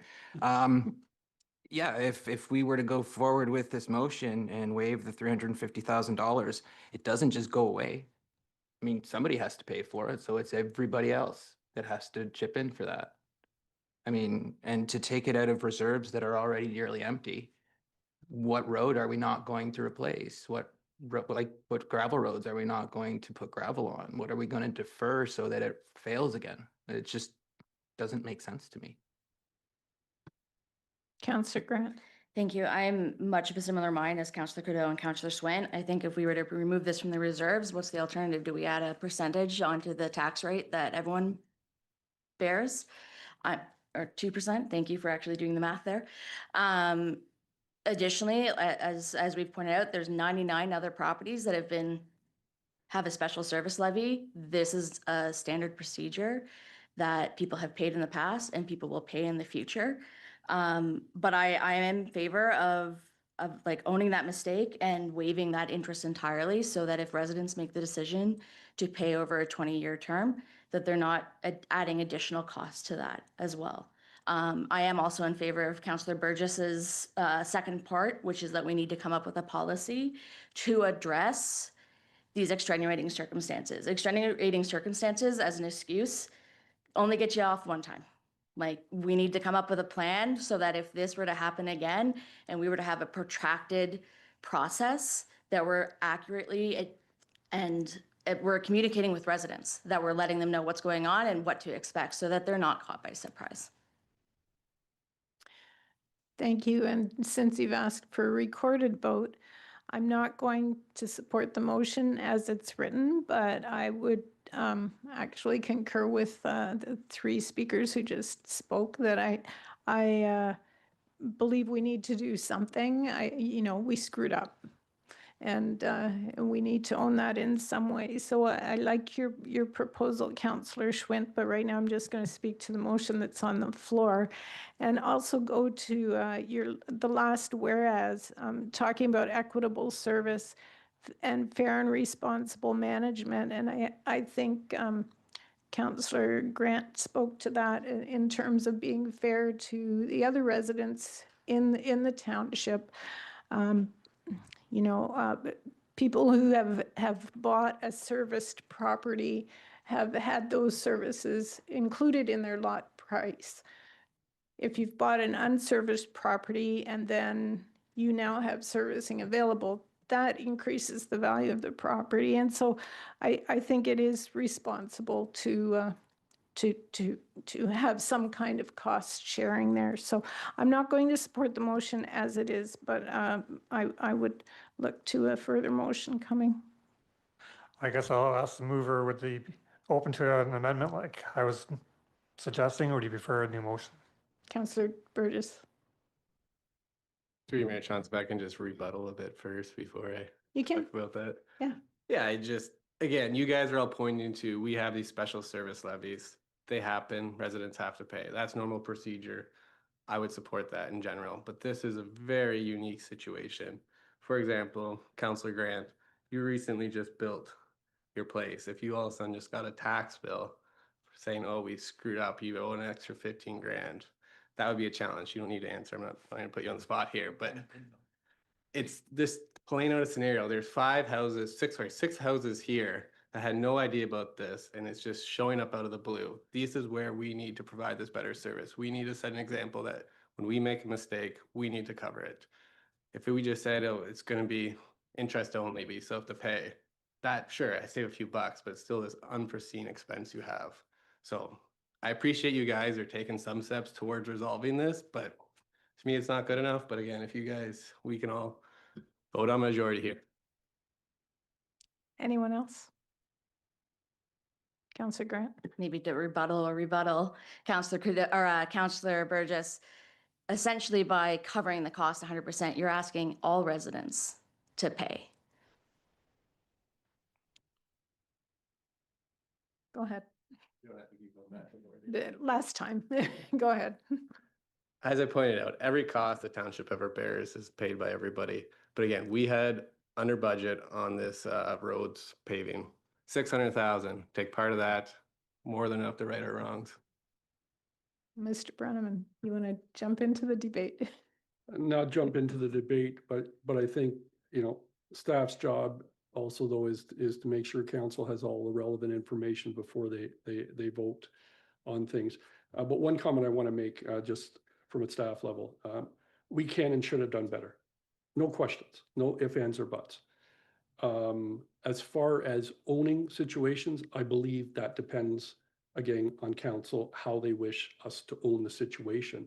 I think there are two different examples of how you attempt to deal with the mistakes that were made and address things, but at the same time, not negatively impact either the general taxpayer or, for that matter, with respect to the difficulties and the challenges that we'll have with respect to the upcoming budget process. But I think one of the things we have to talk about relative to the savings with respect to earlier this year and the money we put back in the infrastructure levy, I believe at one of the last budget priority or budget discussion meetings, and Colum can help out with this, but I believe we have previously reported to council on the projected deficit for this year with respect to winter control. I believe we've previously reported to council that the mitigation measures that we previously outlined in Q2 were going to be insufficient if we have a bad winter to start this particular year. I believe we also reported that that would mean we'd have to use some of the savings we wouldn't normally like to take from the capital levy to help mitigate the winter. So the difficulty here, and again, I want council to have all the information, is there definitely was savings, but those savings may, and I qualify may, be needed if we have a bad start to the winter control season because of the projected deficit of 750 to 900,000. So we have those extenuating circumstances as well. But I would say as well, back to my earlier point, we can and should do better. But I do believe that council has it within their means to figure out what is the most responsible way forward, factoring in all of the things that you have discussed here. But I couldn't let you vote on things without understanding that we have previously reported to council that we are not going to need just the operating mitigation, but the capital mitigation measures and savings to help with the projected deficit for 2025. Councillor Lynn. Elections next year. To you, Mayor Shantz. Just to add on to what David said there, that's correct. The original place you may have taken this would be operating contingency reserve. We're essentially using most of the operating, or projecting to potentially use most of the operating contingency reserve for the in-year current deficit. There's also a potential you could use the water or wastewater contingency reserve, but water and wastewater and deficits as well. So those aren't really an option. So the infrastructure reserve fund or the savings from capital is really just the last resort, essentially. And part of that may need to be used also for the operating. Normally we wouldn't do that, but may need to be used for operating this year. But just again, to reiterate to council, I think there's no surprise on the state of our reserve and reserve funds. So whatever reserve it actually comes from, it's just taking money that would be used potentially for another project, but that's again, council's discretion and will. Councillor Kiddo. No. Okay, I think I'm ready to call the question, but what I'd like to do, there's two parts to this motion, and I'd like to split them up because I think I've heard support for the second part.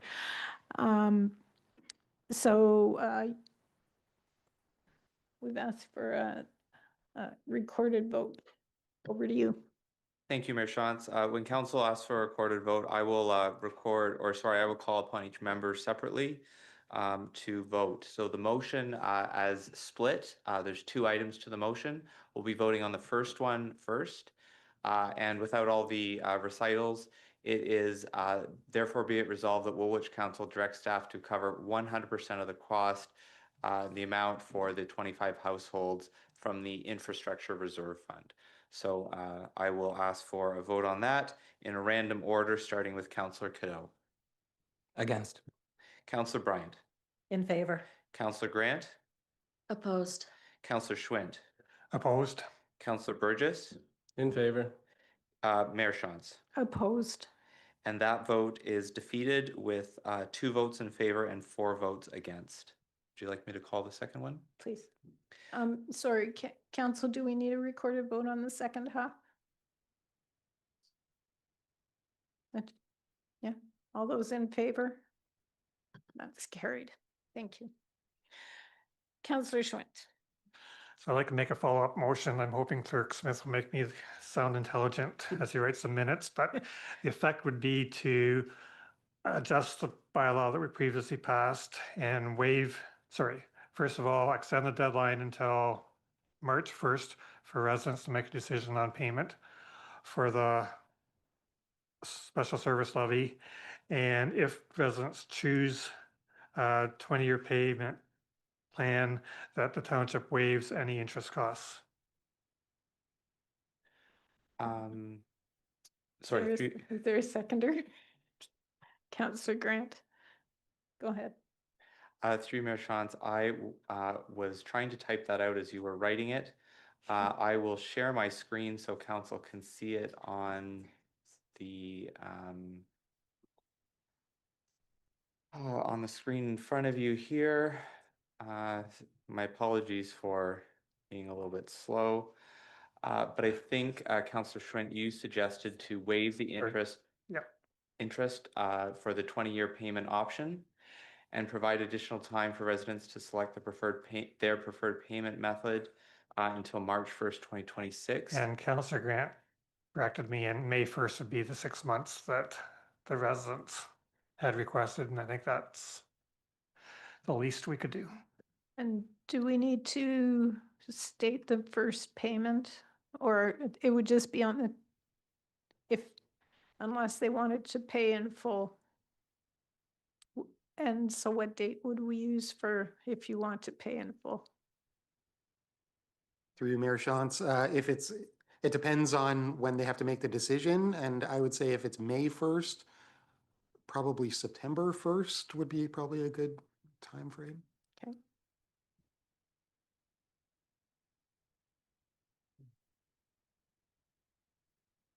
Sorry. Yeah. Sorry, through you. I'm watching him type. Oh, that's okay. Okay, through you to Calm. If we go zero interest, what would the payments be? Am I correct? It's about $698 a year, please?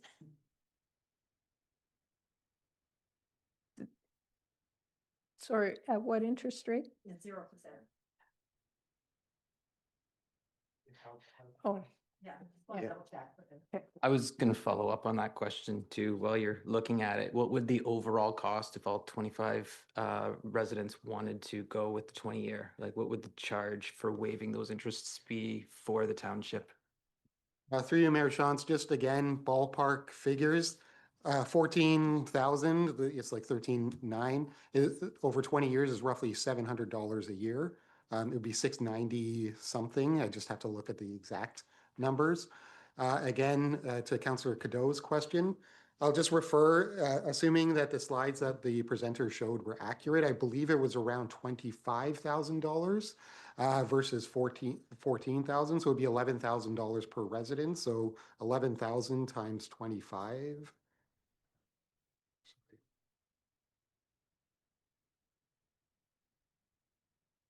It would be roughly, this is again over 20 years, it would be 275,000 roughly over 20 years. That's where we could make some money up with cash management. Hopefully. Councillor Bryant. Thank you. Just to clarify, we did this as internal borrowing, did we not? It wasn't an outside loan?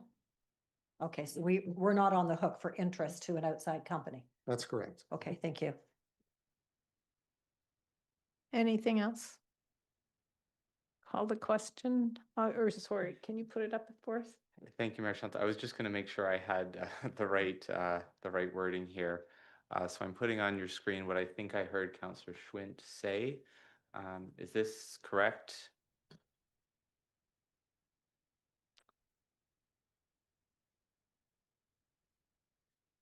Okay. I think we're going to ask for a recorded vote on this one as well. Okay. Okay, so again, through you, Mayor Shantz, I will call council in a random order. The motion is the motion that is shown on your screen. which is to direct staff to waive the interest for the 20-year payment option, to provide additional time for residents to select their preferred payment method option to May 1st, 2026, and to provide additional time for residents to pay the first installment to September 1st, 2026. Again, in random order, Councillor Bryant, In favor. Councillor Burgess, In favor. Councillor Grant, In favor. Councillor Cadeau, In favor. Councillor Schwinn, In favor. Mayor Shantz. In favor. And that motion passes unanimously. Okay, so you can take till May 1st to decide. First payment will be due September 1st, and there's no interest. Okay. We'll move on to the next item, which is a WEAC budget letter, and we have presenter Chris Snyder to speak about the letter.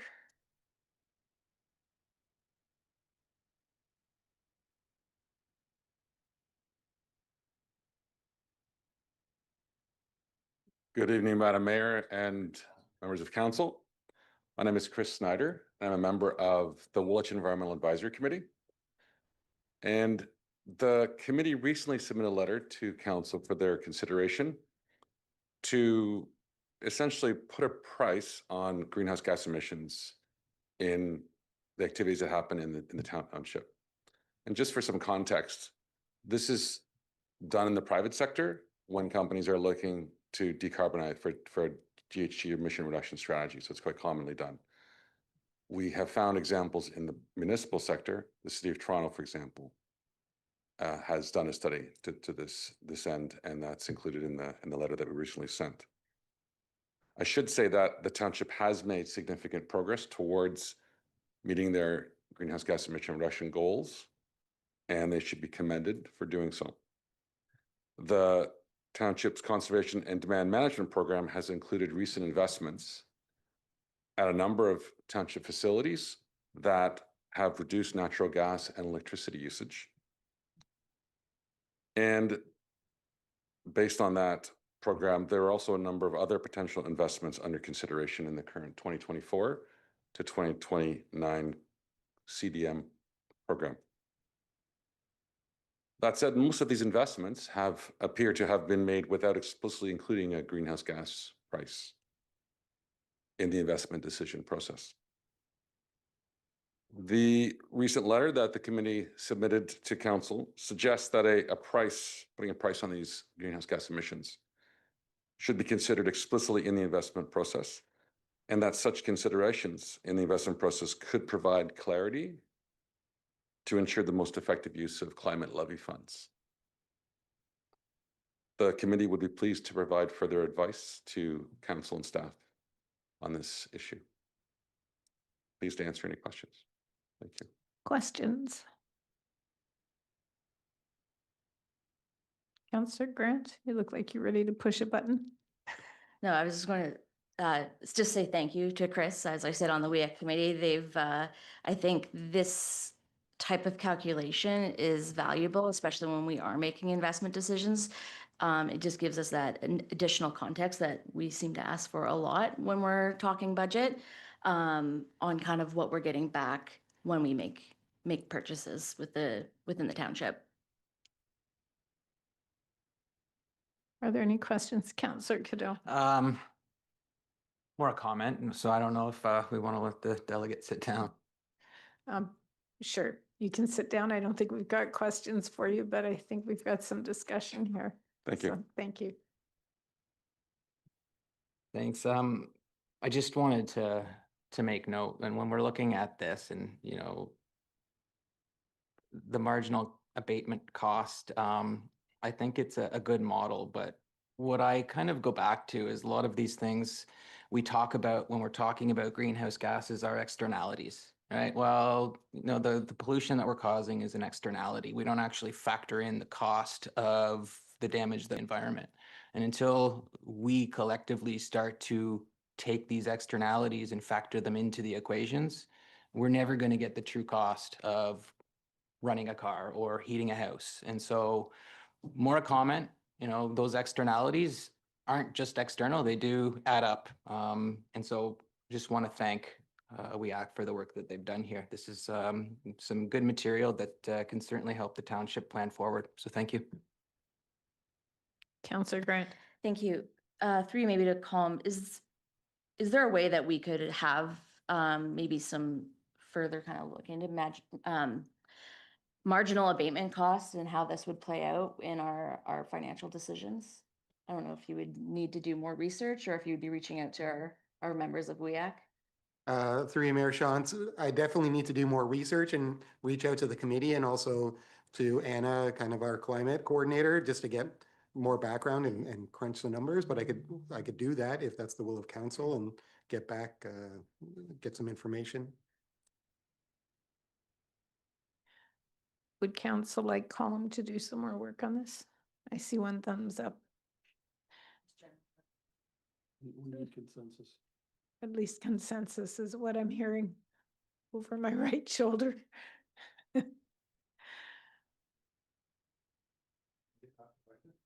Oh, wait. So I think that's fair that we consider this as part of the budget discussion.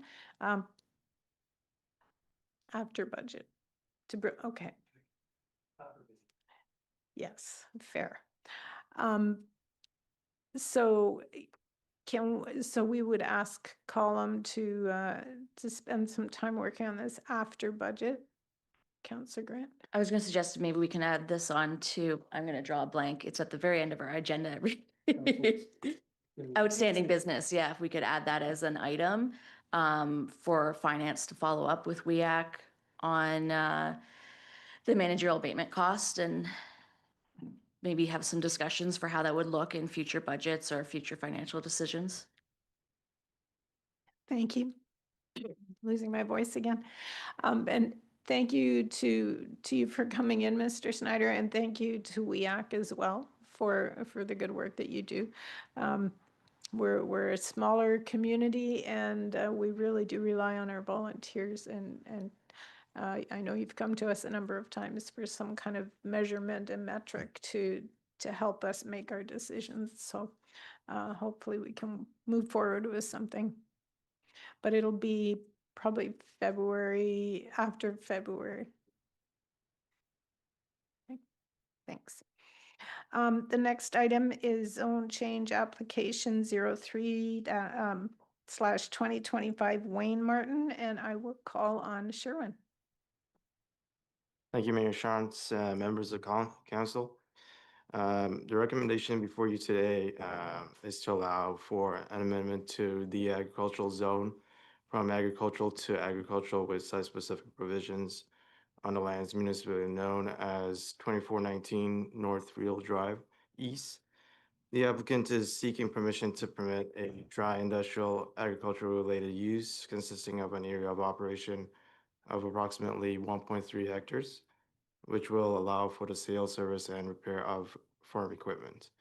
Staff is recommending that the amendment to the agricultural zone to permit the proposed agricultural related use be approved with site-specific provisions as it is consistent with the provincial policies and guidelines outlined in the staff report and conforms to the regional and township official plan. Thank you. Excuse me, are there any questions for Sherwin? No, not seeing any. We do have a delegate here on this, Mr. Black of RBA Planning Consultants, speaking on behalf of Mr. Wayne Martin.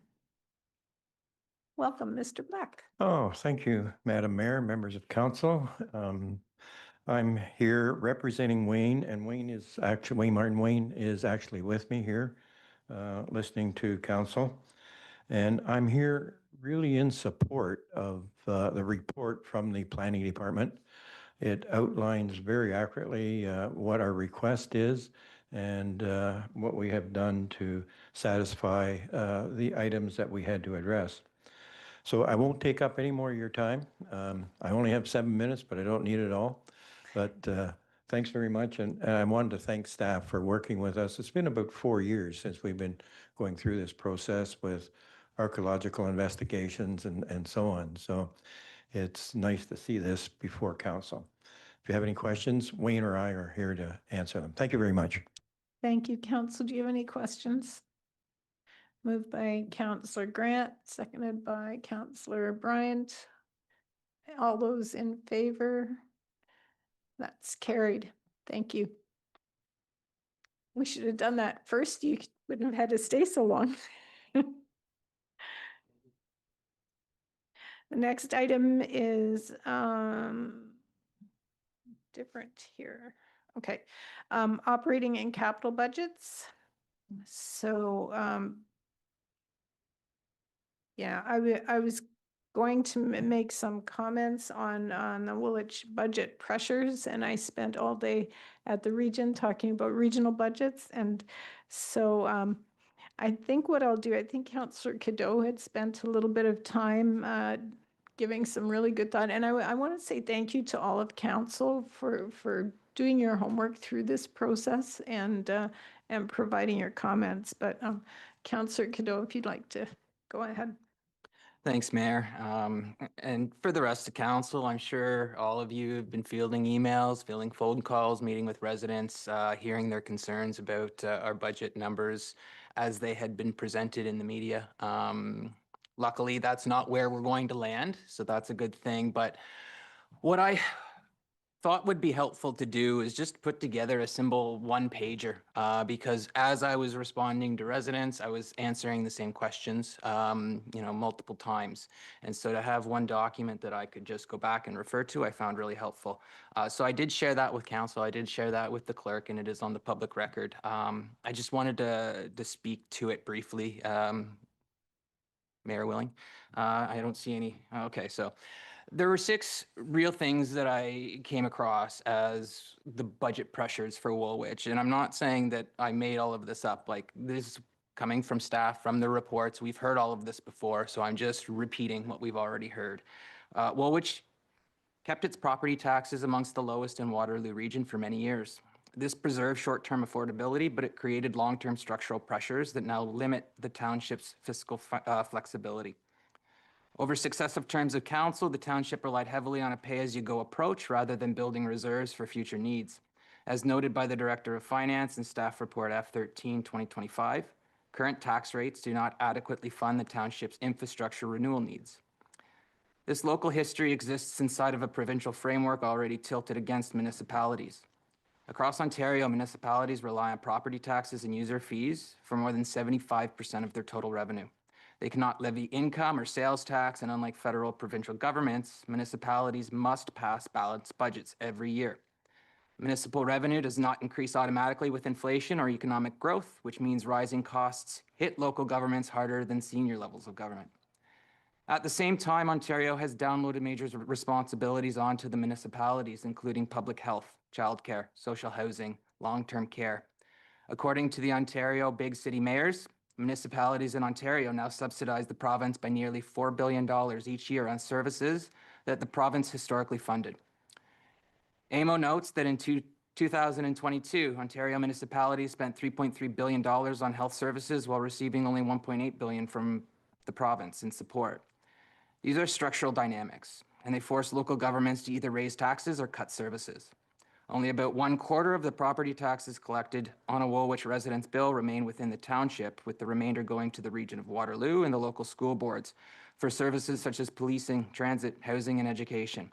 This significantly limits how much of each tax dollar Woolwich can use for its own infrastructure and its own services. Woolwich enters this fiscal environment already with low reserves, an aging infrastructure base, and accumulated consequences of keeping taxes artificially low for an extended period of time. That's 1 of 6, so bear with me. Inflationary pressures is second. Inflation has placed an extraordinary pressure on the township's operating and capital budgets since 2019. According to Statistics Canada, 2022 marked the fastest pace of price increases since the early 1980s, with CPI reaching 6.8 and peaking at 8.1 in June. Although inflation has moderated, prices remain elevated and continue to increase in key municipal sectors. Woolwich has experienced inflationary pressure well above the national average. The township's non-residential construction price index increased by 16.2% year over year in 2022, compared to the general CPI inflation of 6.8. As noted in the asset management plan, significant cost escalation has occurred across materials used in roads and water main construction, including asphalt, concrete, culverts, and pipes. These pressures have driven equipment and fleet costs significantly higher as well. In the 2025 capital budget, a single snowplow is projected to cost $475,000, and a fire pumper is budgeted at $1.5 million. Staff noted that costs have increased 40 to 60% in recent years, depending on the item. To address this, the 2025 draft budget includes a one-time 1% increase to the tax levy to top up the equipment reserve. Operating costs have followed the same trend. Staff project a 15% increase in insurance premiums in 2025 based on market volatility and provincial claim trends. Contracted services, utilities, and fuel are also increasing well above 2% per year. In Staff Report F13 2025, it was noted that even with reductions in staffing or service levels, costs will increase based on economic factors outside of the township's control.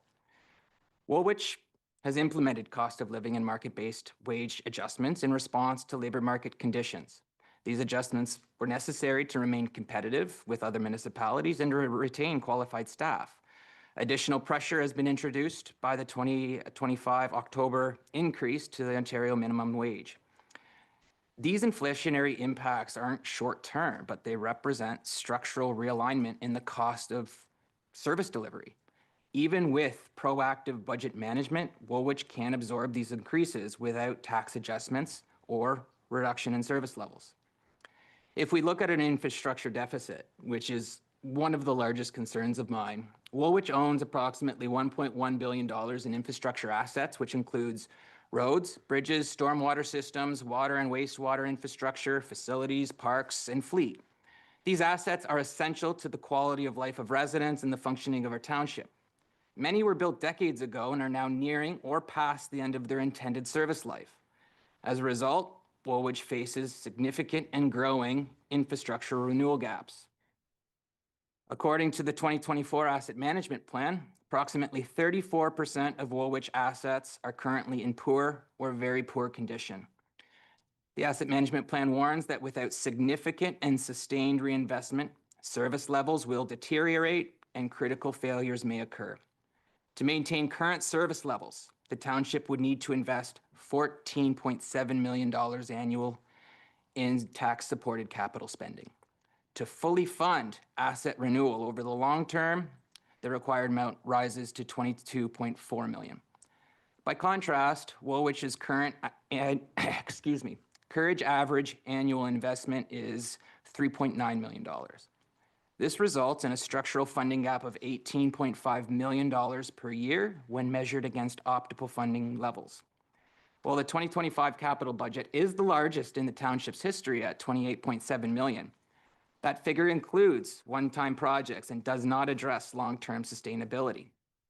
In Staff Report F13 2025, staff warned that the township does not currently have sufficient financial resources to fund subsequent years of the 10-year capital plan. The AMP recommends that municipalities contribute 2 to 4% of the replacement value of their assets each year to infrastructure reserves. This equates to approximately 3 to 4% of the tax levy for Woolwich. However, the township's actual contribution in recent years has been closer to 2%. The result is that reserves have not kept pace with the rate of asset deterioration. Council has taken early steps to close this gap. The 2025 draft budget includes 1% dedicated infrastructure levy for those equipment reserves. While modest this contribution is, it reflects a shift towards a proactive life cycle investment. Now, the AMP, it cautions that delaying capital investment increases the long-term costs. It contributes to service interruptions, and it heightens public safety risk. The infrastructure deficit is a generational challenge. It can't be addressed in a single term of council, but it also can't be ignored. Without further investment, the quality and the reliability of the core services in our township will steadily decline. If we look at the growth-related challenges, Woolwich continues to grow in population and in land area. Since 2016, more than 2,000 new residents have been added across Breslau, Myra, and St. Jacobs, And this growth has increased pressure on transportation networks, recreational services, fire protection, and the built-up environment around us. Every new home requires road access, snow clearing, fire coverage, and access to parks and facilities. While growth adds new tax revenue, it also creates new costs. In Staff Report F13 2025, staff note that the residential tax revenue from new homes does not fully cover the cost of services required to support them. New subdivisions require infrastructure and staffing before the tax revenue from those homes begin to arrive. Even when built out, the services require new neighborhoods, the services required by new neighborhoods often exceed the marginal revenue that those homes generate for the township. Development charges are designed to help offset those costs. However, legislative changes introduced by the province through Bill 23 and related amendments have reduced the effectiveness of this tool. As noted by Memo, exemptions and phase-ins are now required under provincial legislation, will reduce municipal revenue by more than $5 billion over the next 10 years. Staff has stated that Woolwich will not be able to recover the full cost of growth-related infrastructure without reversing these changes. At the same time, growth increases expectation for services. Residents in our new neighborhoods often expect comparable level of snow clearing, park maintenance, recreational access. Providing these services requires additional staff, additional equipment, and operational capacity. These new operating costs are not covered by developmental charges, and they must be funded through the tax levy. And this dynamic creates a bit of a fiscal paradox. The more that the township grows, the more financial pressure it faces. Growth isn't fiscally neutral. And so without better tools and without better support, growth is going to strain Woolwich's ability to deliver core services to both new and existing residents. Two more. You're doing well to bear with me. If we look at core service pressures, Woolwich continues to face mounting pressure on core services. As the township grows, service expectations increase, and Woolwich's ability to maintain baseline services in areas like fire, bylaw, parks, and rec, it's increasingly becoming constrained. And this isn't due to poor planning, but it's the direct consequence of constrained revenue, inflationary cost increases, and cumulative underinvestment here in Woolwich. In Staff Report F13 2025, staff note that many departments are currently operating at or near capacity, and that additional service demands cannot be met without new investment. Several departments continue to rely on part-time staffing for roles that would be full-time in comparably sized municipalities. These constraints affect public experience, service delivery is slower, response times are extended, maybe residents don't get notified of something for several years. I'm just kidding on that last one, that we did apologize for that, that isn't okay, but service delivery will be slower. Infrastructure maintenance and snow clearing will take longer. Staff burnout will happen. It's been identified as a concern, especially in departments with high seasonal intensity. The 2025 budget includes some incremental service expansion, proposes staffing adjustments that are small relative to growth in population and service expectations. Staff describe them as the minimum required to maintain basic operations under the current load. The township has already deferred projects, it's already delayed hiring to reduce tax impacts, but this short-term approach can't continue indefinitely without degrading the public service. Core services are what residents rely on and what they see every day. When these levels fall, so does public trust and so does satisfaction. Finally, planning for long-term success. Woolwich is setting itself up for a more stable and reliable budgeting in the years ahead. The township has adopted multi-year budgeting in theory. We'll see how that plays out. We're also looking at a 10-year capital forecast in the process of implementing new and improved financial systems that are going to link day-to-day decisions with our long-term goals. These tools will help council to plan ahead and reduce future tax shocks. We need to focus spending where it's needed most. In 2025, the township plans to invest in 58 capital projects. Each project is evaluated and ranked using a scoring system that looks at asset condition, risk, strategic need. Staff continue to focus on fixing and maintaining existing infrastructure to avoid expensive failures and unexpected repairs. The township is also exploring strategies to rebuild its capital reserves. Staff have emphasized that these contributions must grow over time to inflation and ensure funding is available when major assets need replacement. Public feedback supports this direction. In 2025, the budget survey, 166 residents ranked infrastructure renewal as their top priority for investment, ahead of recreation, fire service, and more importantly, new growth. Most respondents said that they would prefer steady and predictable tax increases over service cuts or large tax hikes later on. Investing in infrastructure now helps Woolwich avoid those bigger problems and those bigger bills down the road, and it insulates the township from those high costs that are going to come with emergency failures that lead to crisis-driven tax hikes in the double digits. So that's really what we're trying to prevent. And so I'm sorry for that very long-winded description. Thank you for bearing with me on that. But I felt it important to speak to this because I've said it multiple times on the phone. I've written it multiple times in emails, maybe not to this extent. This is a little bit more detailed than I go into, but having it all in one place, I think really helped me to understand the situation that we're in, to realize that, you know, just capping at like a 2% just wouldn't work. We really need to understand our financial situation, not just as it is today in this budget year, but what is it going to look like in next year? What is it going to look like in 3 years, in 5 years, in 10 years? So I don't know if you want to thank me or throw something at me, but thank you for coming along for this ride with me. We checked for tomatoes at the door. I think you're safe. Does anyone have a question for Councillor Cadeau? Okay, then thank you for putting. There's a lot of information in there, and you're right. It's nice to have it all in one place because we tend to sort of get disjointed sometimes as we move along. So thank you for that. We do have a delegate this evening.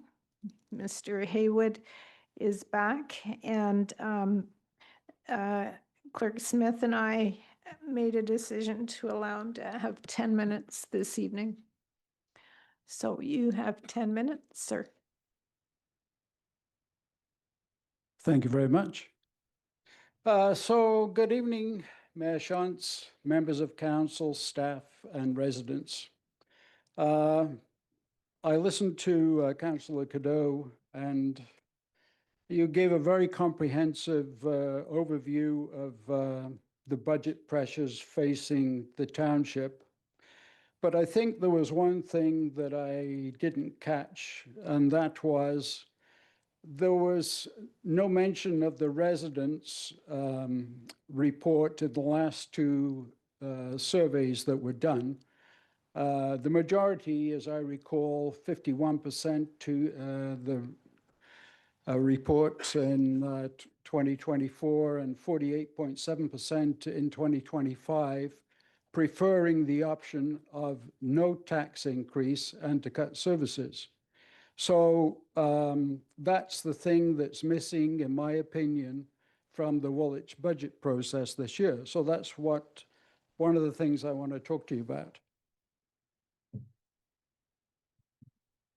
So just bear with me while I get organized here. I'll use that. So here we go. I'd like to thank Councillor Grant for the inspiration for this talk this evening of robbing Peter to pay Paul. She was quoted in a Bill Jackson article as follows: "I feel that our reserve funds are in the state they're in today because we've been robbing Peter to pay Paul, which is to keep our tax rate at an artificially low rate. Now I have residents asking, well, what happened to the reserves? Well, the reality is we've let them dry to keep taxes low. So for me, heading into this, my priorities are looking at trying to bolster those reserves so that we do have a cushion for ourselves in the future. So tonight, I'd like to show you why, in my opinion, the township's reserves are low, and also offer you some solutions. The data I'm going to be using comes from a couple of the township's 2025 budget documents. item F1-2025 for the staff numbers and F-2025 for the staff costs, and the Bank of Canada, of course, for the CPI. So this is what the cost of the staff additions added by this council come in at. You added 2 full-time in 2023, 3 full-time in 2024, 4 full-time in 2025, so a total of 9, sorry, went too far, 9, which divided by 88 is roughly a 10% increase. So we have 97 full-time staff.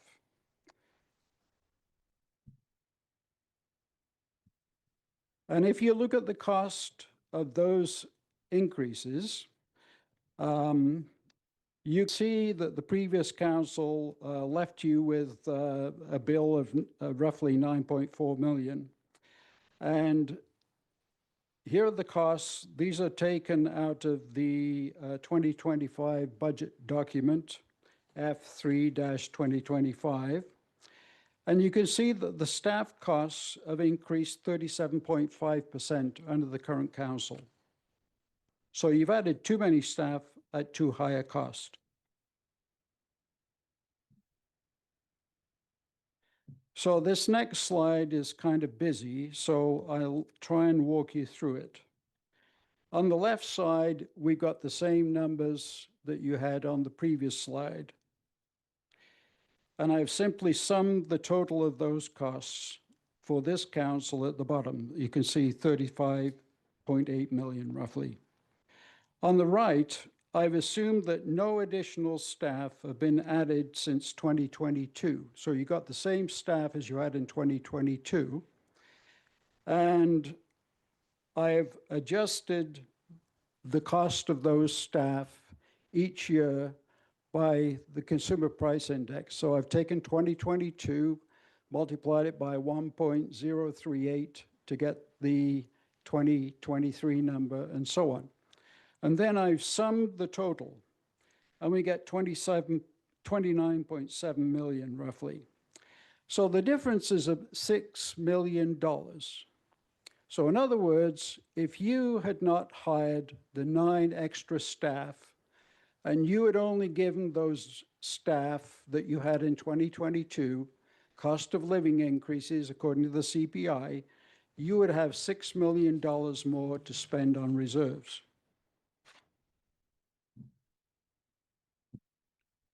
So by adding the 9 full-time staff and approving the staff cost increases above the CPI, over $6 million has been spent on staff, in other words, Paul, in my analogy, that could have gone to reserves. Peter. So,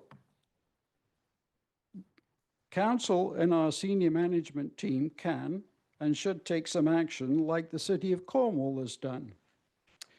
This is from their press release. They highlighted rising costs and inadequate reserve contributions in previous budgets, having created a challenging financial landscape. And I ask you, does this sound familiar? Well, in their case, the senior management team decided to take some action to rectify the situation by eliminating 26 people. You can see here, the 12 were non-union and 14 were union people. So Woolwich can also take some action and reduce the staff to free up funds for the reserves.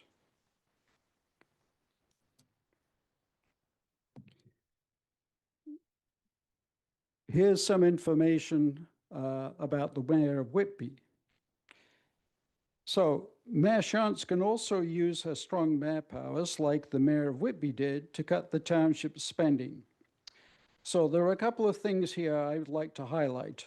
The first is the size of their proposed tax hike at 3.49%, which is significantly lower than our 13.2%. And the fact that the Mayor of Whitby clearly heard during public consultations that residents are concerned about tax increases and the cost of living. I'd also like to add that the Mayor of Windsor has also used his strong propose a 0% tax increase in his draft budget. So he's going to have the different kind of scenario where people are going to be asking to add things to the budget rather than take them out. So, Mayor Shantz, I think that the residents have given you the same clear message. So you need to use your strong mayor powers to do what the residents are telling you and not increase our taxes. In fact, you should be reducing staff to free up funds for our reserves like Cornwall has done.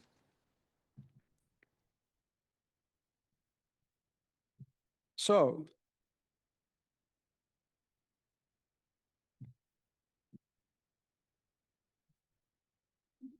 I think the message is clear that this council has added staff at the expense of reserves. The key thing that is missing in this mayoral direction document, Mayor Shantz, regarding the budget is something about affordability. And this is why the township's budget is getting so much media attention. The draft budget currently sits at 13.2%, and the latest CPI is 2.2%. That's 6 times higher. Your budget is 6 times higher than what CPI is. Residents told you in the last 2 surveys that they do not want a tax increase, even if it means cutting services. Therefore, I'm asking you to change your mayoral direction regarding this draft budget to include no tax increase, no additional staff increases limited CPI, and reducing staff by the 9 positions that this council has added to free up funds for reserves. This is under control and would allow the reserves to be rebuilt. So thank you for listening to me tonight, and I'll try and answer the questions. And I'm sorry, yes, that's it. Thank you. Are there questions for Mr. Haywood? Councillor Cadeau. Thanks, Mayor. Through you to the delegate, thanks very much for coming in and sharing that. It's evident that you've spent a lot of time on that, and sharing with us is certainly the right thing to do so that it's on our radar. You know, municipal inflation consistently exceeds the CPI though. So I'm just wondering if you can point me to any municipal or finance authority that you found that recommends using CPI as the benchmark for municipal cost growth. I can't point you to anything that would support a particular number for municipalities. What I can do is point you towards CPI and what it represents in the general community, which really reflects the residents' ability to pay. You referenced, you know, we've had low tax increases. Well, you know, we had an increase of 8 point something and 10 over the last 3 years, the term of this council. So if you do the math correctly and it's compounded, as you realize, that's a 29% tax increase over the 3-year term of this council to date. And right now, you've got 13.2% sitting on the table. So you had 13.2 compounded on top of 29. I don't know what it is, Colm. You've got a computer there. But it comes in over 40. Yeah, 42. So, I mean, what's CPI done? CPI over the last 3 years has gone up 8%.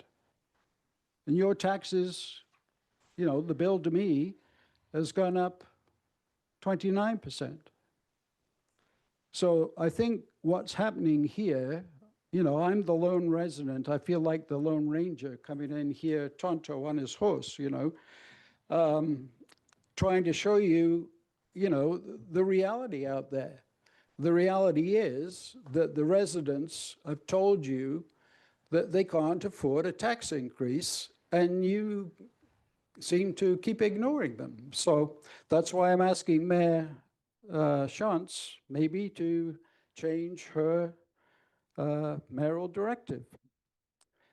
The other option is you, as I understand it, can bring a motion again, like Councillor Burgess did a couple of weeks ago, to try and influence the mayor's mayoral directive. There seems to be a lot of confusion. This is just my comment, based on what the correct procedure is for this mayoral strong mayor powers. I don't know if you listened to the radio this morning, but there was a lot of discussion about what happened at the Cambridge Council meeting last night. The mayor, the council members were obviously confused about what they were able to do in terms of bringing motions and how it would all work. So I hope it's clear here for Woolwich. I don't know. I'm not involved in the nitty-gritty details. I'm sorry I took so long to answer your question. Councillor Burgess. I can just, through you, Mayor Shantz, add 2 comments to his conversation there, and you can chime in if you want. I don't want to get into debate back and forth. If you've got questions for him, that's fine. We will debate it after. Just, I'm not sure where you're going. That's I was just going to kind of add to his information, but I can do it later if you'd like. okay. Thanks. If you don't have a question. I do have a question for you. Do you know what a 1% increase in Whitby's budget is equal to for an average homeowner? Do I know what 1% increase in what is? In Whitby, you referenced Whitby and Cornwall. No, I'm sorry, Mayor Shantz, I haven't gone into any great detail. I just found the information on the internet and I thought it was pertinent to the conversation. So I appreciate you coming in Yeah. and the work that you've done, but I think it's really important to have all the information, and I just looked it up and it's $80 a year, 1%. Okay. What's 1% here? I don't know what 1% is here. I'm sure you're going to tell me. Colm would have the answer. Through you, Mayor Shantz, it's $12.73. So I think we need to all be careful when we're comparing percentages and communities. There's different work done in different communities, and there's different values that go along with that. So that's all. I appreciate what you're saying, and I appreciate that times are tough and people are concerned about percentage increases. But part of it is also the value and whether the comparisons we're doing is apples to apples. Well, the comment I would make is 0 is 0. It doesn't matter what 1% is. Very good. Are there any other questions? Okay, thank you. Thank you. Councillor Burgess. Thanks, Mayor Shantz, through you. I guess I'll just say now, I appreciate Gordon coming in and spending your time and energy and skills to come here and present. As you said, you're the Lone Ranger here. Not enough residents are coming in, so I just want to, give you a big thanks for that. And just a few points on the staff hiring there. Just, I appreciate you putting it on this council, what we hired, and I'm not trying to make an excuse for the previous council or anything, but just to show the growth. So at the start of the previous council's term, so 7 years ago, we had 70 staff, and now we're going to hit 100 or possibly just over if we hire everyone this term. So just perspective there of where we've gone, 70 to 100. That's a significant increase over 7 years. And to your point of letting the new roles go, dropping 9 people off would be a challenging thing. But one thing we never hear as council, which I think could be a good exercise going forward, is when you staff are promoting a position, we hear all the glorious things they're going to do, how they're going to help out, and how it's going to help our bottom line, et cetera, et cetera.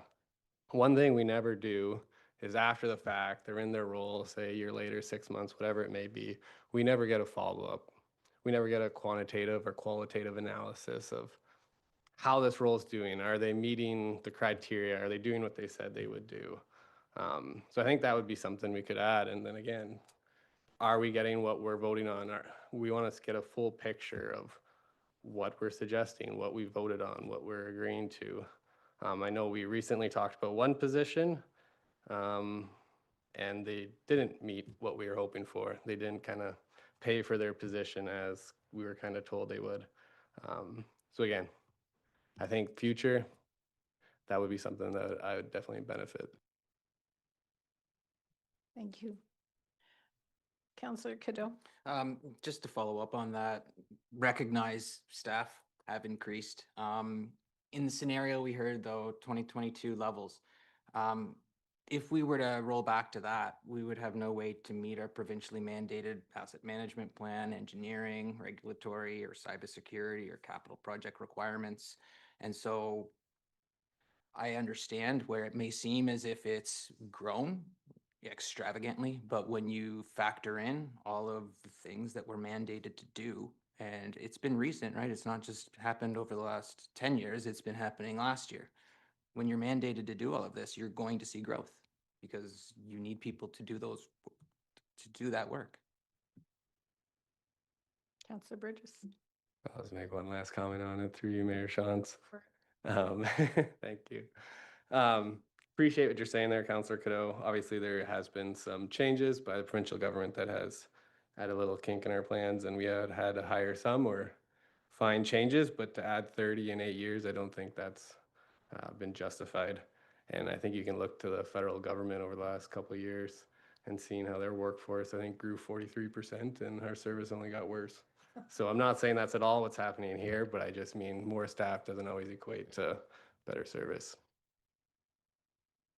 Councillor Grant. Thank you. Through you to the rest of council. I'm just wondering, and maybe you or Mr. Brenneman can provide some guidance, but when it comes to reviewing of staff positions, that's really out of the purview of council, is it not? Where we can hire a CEO, but the performance of individual staff members is under Mr. Brenneman's purview and HR. That is correct.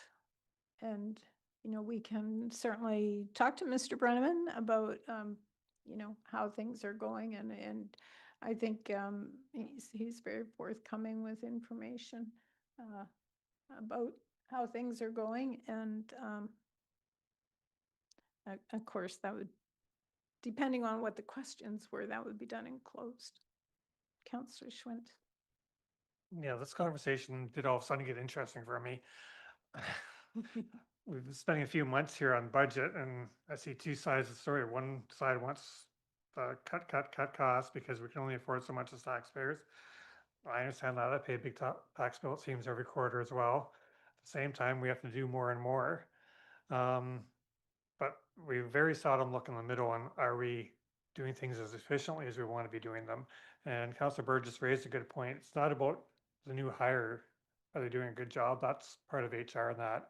But are we actually achieving the goals we want to do with our comp and the staff? And you're right, we haven't looked at that over time. You can debate whether 1 year is enough time to evaluate a position. Should it be 1, 2, or 5 years? Pick a number. But it is something that a good organization would evaluate annually. Whether this council can do it ourselves or whether we have to rely on a report from Mr. Brenneman, that makes more sense to me. But we should be asking for some sort of process to understand that better.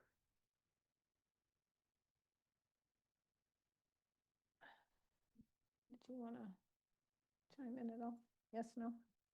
Sure. Through you, Madam Mayor. One thing I wanted to point out to council and remind you that one of the appendices that was provided as part of last year's budget process was a rundown even as far back as 2012 of all the positions that have been added. As part of that as well, there was actually, and we could probably do better in terms, there was only brackets used. But I think, you know, one of the things also I would note in a meeting that Mayor Shantz and I had with Mr. Haywood was to recognize that certainly appreciate his work, appreciate the data sets that he's using, but in the municipal sector, and some council members have acknowledged this tonight, there is a number of things that need to be considered. How many positions in the last number of years have been added due to legislative or related downloading? How many positions were added as a result of the 2019 reorganization, which looked at, again, how are we going to set up the organization for success, recognizing the service levels, the mandates, the requirements that we have. The other thing that you would have to digest and look at if you're really looking at a critical analysis, as council can appreciate, not all positions are funded from the tax levy. If we add a new building inspector, the building industry pays for those positions. If we add a new development engineering inspector, the development industry pays for those positions. So when we talk about the addition of money, you would have to further dissect and complete a financial analysis to break down how much was related to the tax levy, how much was funded by growth, how much was attributed to various decisions, whether they be, related to the reorg or related to any sort of provincial legislative changes, et cetera. So I'll close there and just recognize that I appreciate, as many have said, including yourself, Madam Mayor, the thing we do need to focus in on is the main message, which is that, people want us to do the best we can with the lowest tax rate humanly possible. And I say that all in the context of the fact that as well, it needs to continue to be acknowledged that there is no final budget that has been presented to this council to date. This has been a new process for all of us with respect to the strong mayors. Mayor Shantz consciously chose to engage this council over multiple sessions to be able to get your feedback with respect to the process. Under some strong mayors processes, I can guarantee that's not happening across this province. She has consciously made an effort to do that. And over time, and later this evening, the number earlier quoted from the previous meeting by Mr. Haywood is down even further. Because again, normally let's remember what happens in our budget process. Council gives us a budget parameters. We work behind the scenes to produce that, and you have your meetings in January. What's been different this year is, under the mayor's challenge to us, much to our challenge to, or the challenge that she gave to us, was to go outside that box and to be able to put numbers together very early in real time, even as we're going through the process. So council is in effect going on a journey with us as we would normally develop the process. So I can understand why, the media has gravitated to things like, oh, council's considering this tax increase. It's because we're dealing with things in real time, no different than we would deal with those challenges once council provides, in previous years, budget parameters targets behind the scenes. If some of the increases would be seen and before they're whittled down to what we're having to produce for council, you would see typical increases, that have to be whittled down, that have to be reduced. Options and tough decisions have to be made. So I think it's always important, I firmly believe in this, that council has all the information, the public has all the information in the right context. But I think we have to reiterate that this year is a particularly challenging year because we're navigating this new strong mayor's budget. And so therefore, as I said, you're seeing everything in real time, even as we work away last week with the mayor on getting the base budget down and making some recommendations to council this evening. I had some thoughts when you were talking, and I'm going to invoke Councillor Cadeau.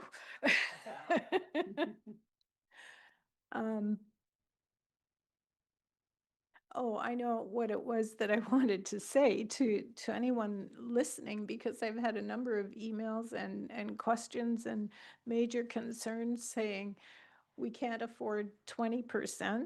I can categorically say that we will not produce a budget at 20%.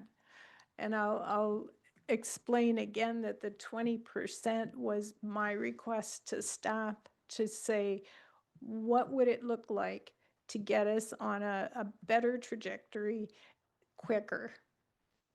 I won't tell you what they presented to me was because it was even higher. So that is what that number was. And I can guarantee we are not going to come in with a 20% budget. Councillor Cadeau. And thanks for saying that. I mean, to that point, everybody at this table have been doing whatever we can to bring the taxes down. That is a shared goal of all of ours. We're all ratepayers. We don't want to see our bills increase either. But to that point, I don't want to see my bill increase 20% 5 years from now over a course of 1 year because we've had catastrophic failures of a bridge and we have no reserves. Because that's the direction we're heading. It's going to be a 20% tax increase down the road if we don't increase the taxes to the rate that we've been increasing them in the past years. It's unfortunate. I don't want to be paying those tax increases. It sucks. It impacts my family for sure, just like it impacts everybody else. But if we don't do it, it will be even more expensive next year and the year after and the year after that. Thank you. I wonder if this is a good time for us to let Colm go over the work that's been done in the last week, working on what was presented last week, and then to take us through, as late as you want to stay, the rest of the budget. Colm. Thank you, Mayor Shantz, and to council. I was going to reiterate, and I think it's been mentioned a few times, that this is not a budget. We normally are not at this process in November, definitely not at this level of detail. I feel like we're actually getting closer to a budget with all of the reductions and all of the refinements we've made. But to your point, Mayor Shantz, this was done to facilitate really a discussion with council, and that's again what we're going to walk through. It is a mayor's budget. We are navigating kind of a different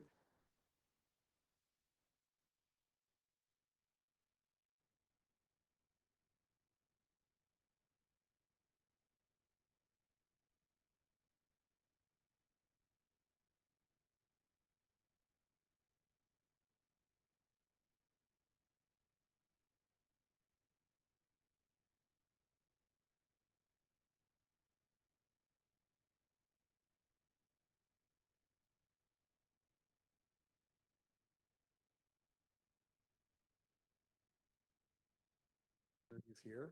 Is that not working? It's kind of like previously on the budget, kind of where we were at before here. So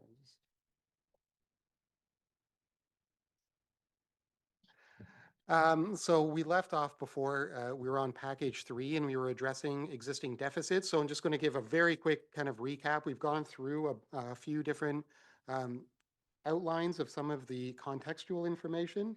And this package here is addressing existing deficits. So the reason I want to just linger on this for a second, because there has been a few questions related to what was in the previous slides. So just as a refresher, this cost allocation adjustment on here, there was already discussion, so I don't want to spend a lot of time, but just to refresh everyone's memory, the cost allocation adjustment is the current service level that we should be budgeting for, but we have been reducing budgets in order to kind of lower the tax rate. But this is mean that we're running kind of a structural deficit in some departments in the infrastructure services department, and that's becoming a remainder in the operating budget.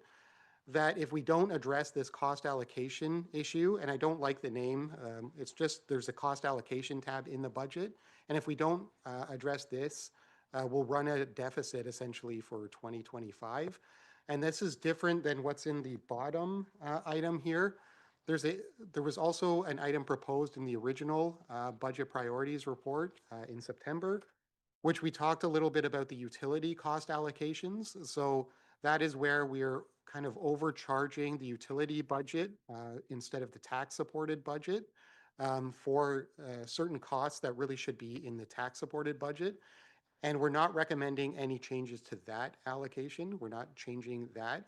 And that is different than what's up here of this cost allocation adjustment. This is existing costs, has nothing to do with water and wastewater. It's existing costs that we're already incurring in the infrastructure services area to maintain our existing level of service. So without a service reduction, we'll have a deficit of, we estimate, 273,000. So I just wanted to clarify that again, just in case there was confusion about what the cost allocation adjustment and the utility cost allocation difference is.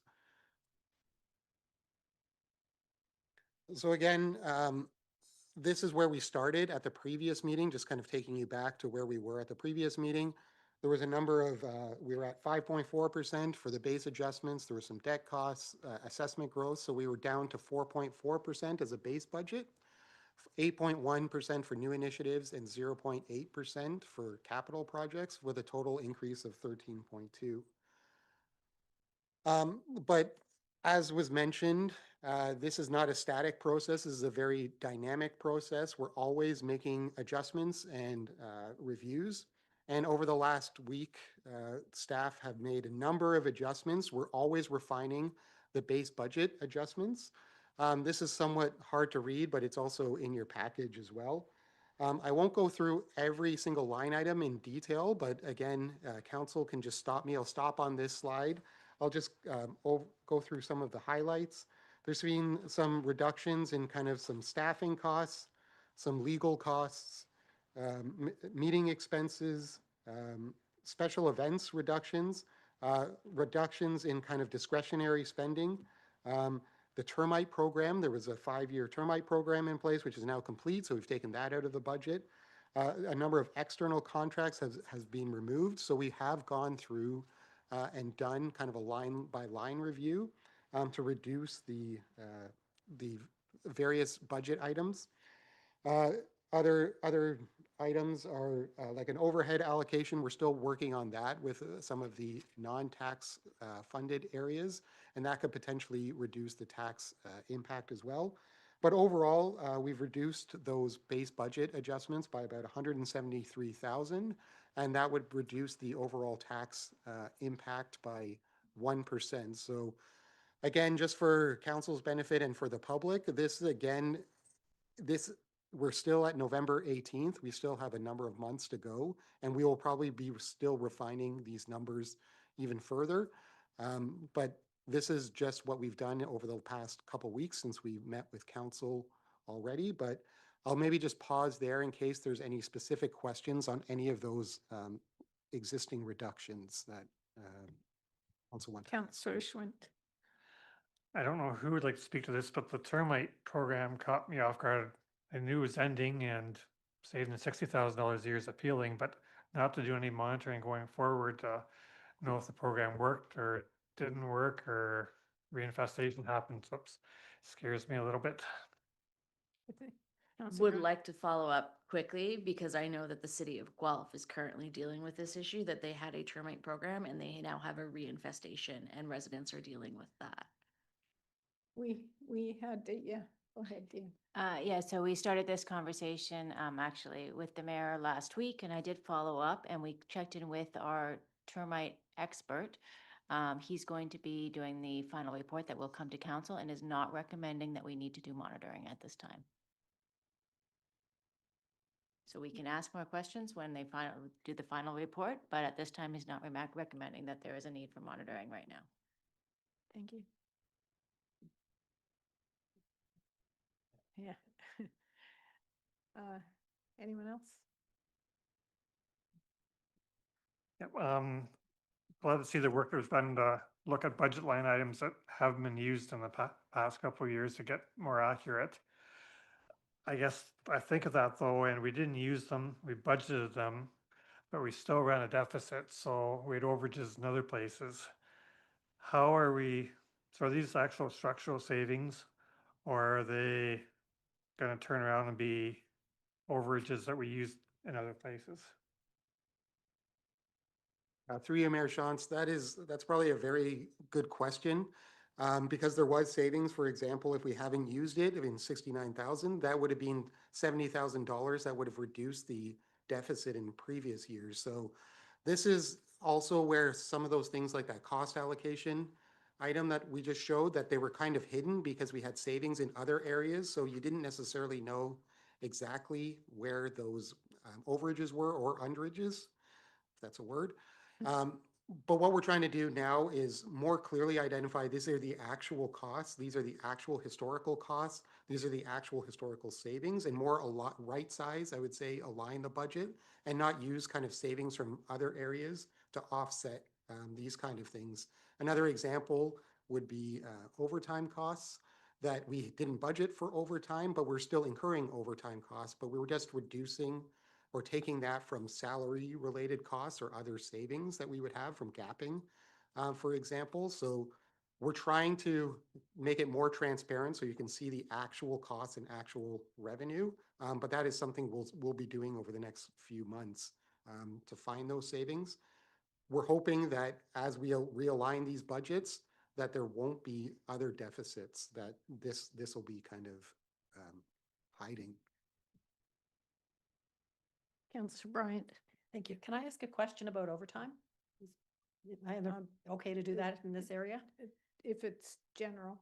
Yeah, I just want to know, in our union contract, can we work our people like Tuesday to Saturday, or are they strictly a Monday to Friday type role? I'm just trying to get a handle on where and why the overtime is being used. I'm not specific to IS, but it's Rex. It's just in general. Just in general. Carter, you want to chime in there? To you, Mayor, to Councillor Bryant. In the contract, it guarantees that the staff will get 40 hours a week. We are allowed to schedule them as required based on the different clauses within the collective, based on their department. As long as we give them enough notice ahead of time that we can schedule them on different shifts, but we must guarantee them 40 hours a week. Okay, so we could work them on a Saturday and that would not be considered overtime. Correct. Depending on the shift schedule that's placed out for the staff, then yes, they can work on a weekend. Now, they do receive premiums for working outside the regular Monday to Friday, 7 to 3. If they work on a weekend or on an evening, they receive a premium for working through that time. And is that counted as overtime, or is that just part of the regular pay? Well, overtime would be like a multiplier against the regular wage. These premiums are above and beyond. Okay, thank you. So if they're scheduled regular for that Saturday, then they're not getting paid overtime. If they're having to come in and work on the overtime on a Saturday, they do not receive the premium. We don't pyramid costs associated like that. Perfect, thank you. Go ahead. Through you, Mayor Sean, just to follow up on that, how does overtime actually work for, like, are they getting time and a half right after 40 hours, or is that 44? Yeah, let's start with that.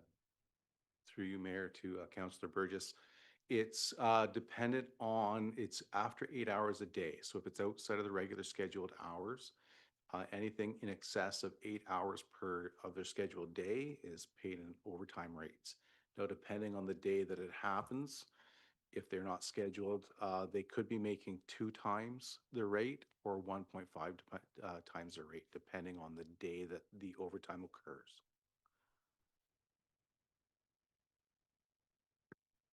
Is this set out anywhere in policy, or is this just kind of internal practice?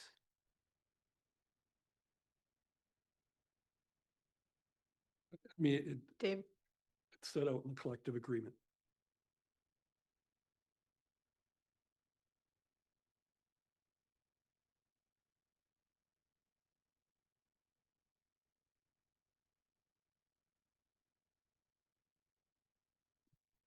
I guess I'm getting more into the weeds on that one, but through you, is the, for example, on roads, how is the schedule made in, I guess, the winter season, right? Like, are we scheduling some staff Monday to Friday, some on weekends, or is there a way to optimize not having as much overtime or premiums if their schedules vary?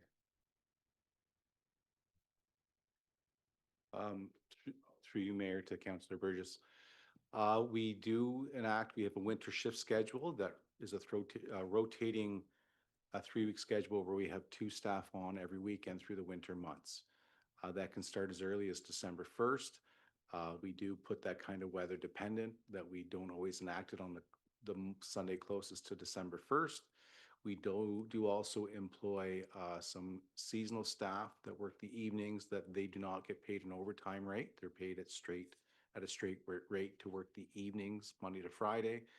And then again, we have those staff to cover our minimum requirements through the weekend. So we're not incurring overtime on a Saturday, Sunday, unless we get into a full plow event where we have to then enact more than what 2 staff can handle through the weekend.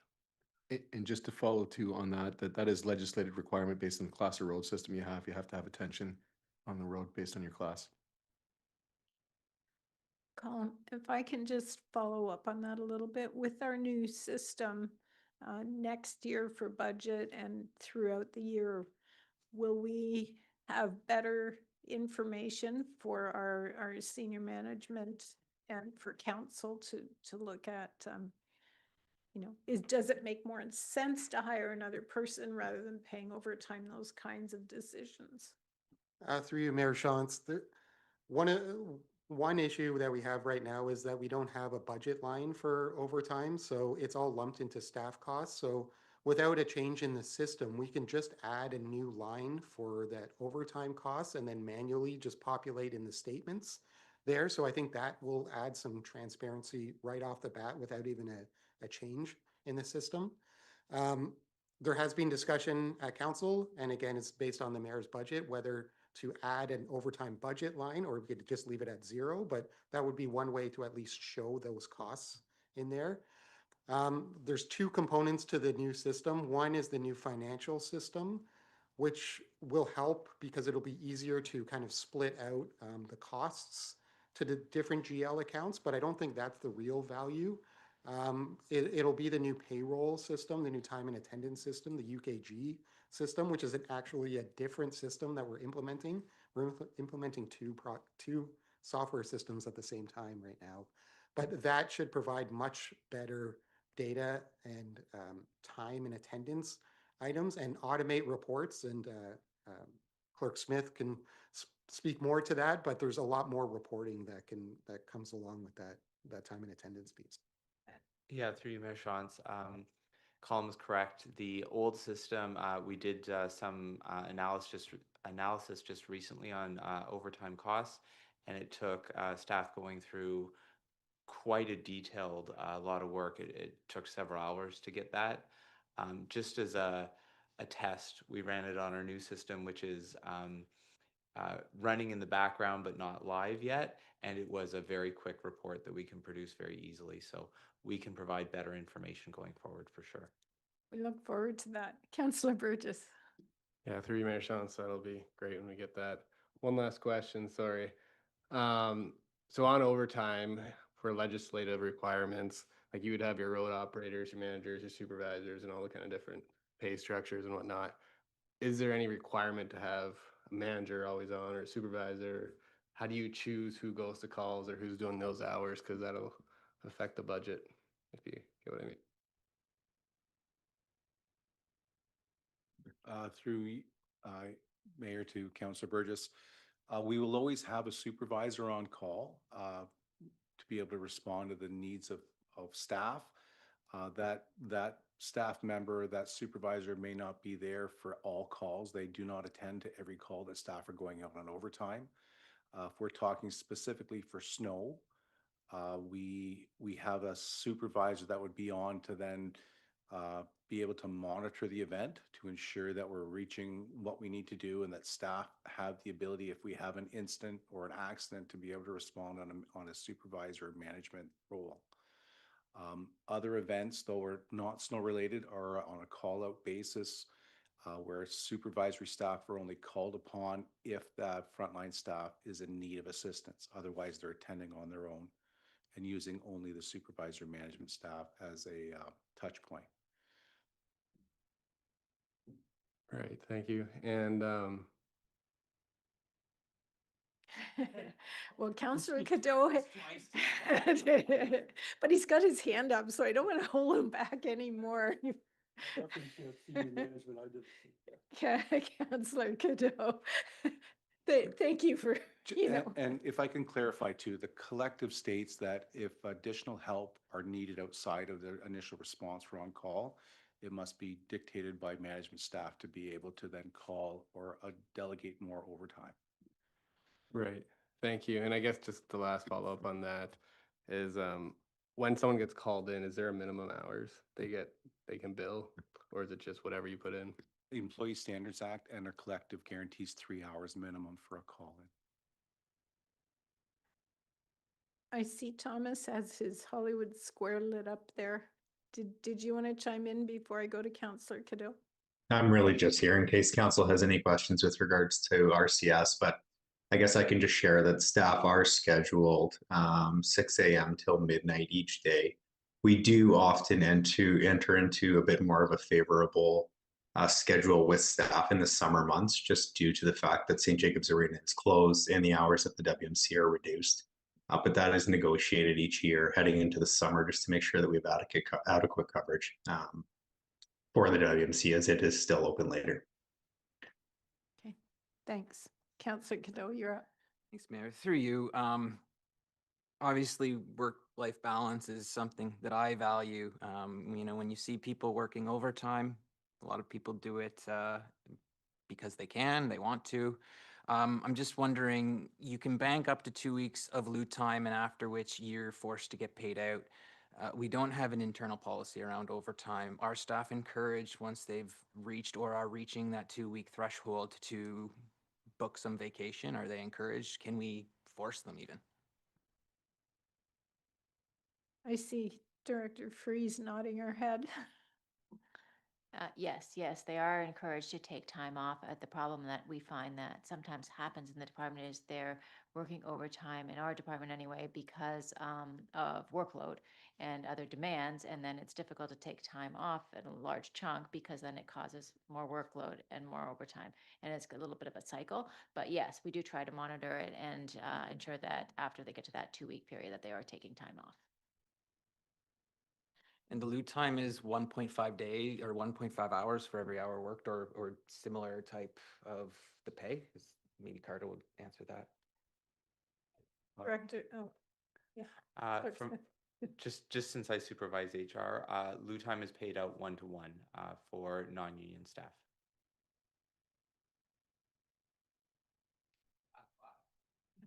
Yeah, Councillor Bryant. Thank you. This one's for Thomas. He mentioned last time that they were using overtime because they've had to open graves on a Saturday. Do they schedule people in on a regular work day for a Saturday at any point in time, or are his employees strictly Monday to Friday and then Saturday becomes overtime? Yeah, through you, Mayor Shantz, to Councillor Bryant. So the majority of our interments are on weekends. In the summer months, we do have staff scheduled, but we often find that staff are taking vacation, that sort of thing through the summer months, and we will have a staff person at the WMC or maybe someone tending to parks. And so we're having to call in staff to take care of the interment. I can say that this is something that we are reviewing for this upcoming summer. Like I mentioned a few minutes ago, our summer schedule is a negotiated summer with the union. We try and, provided the reduced hours at the facility, we try and accommodate, a bit better work-life balance through the summer months, provided staff are working, many late nights throughout the winter. That said, it is something that we're revisiting for this upcoming summer to try and reduce some of that overtime requirement. There are other, things that we consider as well too. Use of other staff, whether it's temps, part-timers, that sort of thing. But there are many rules and whatnot that we need to navigate as management through the collective and make sure that we're above board on that sense as well. Okay, and one further question. Do we do internments through the winter months, or are, how do I put this?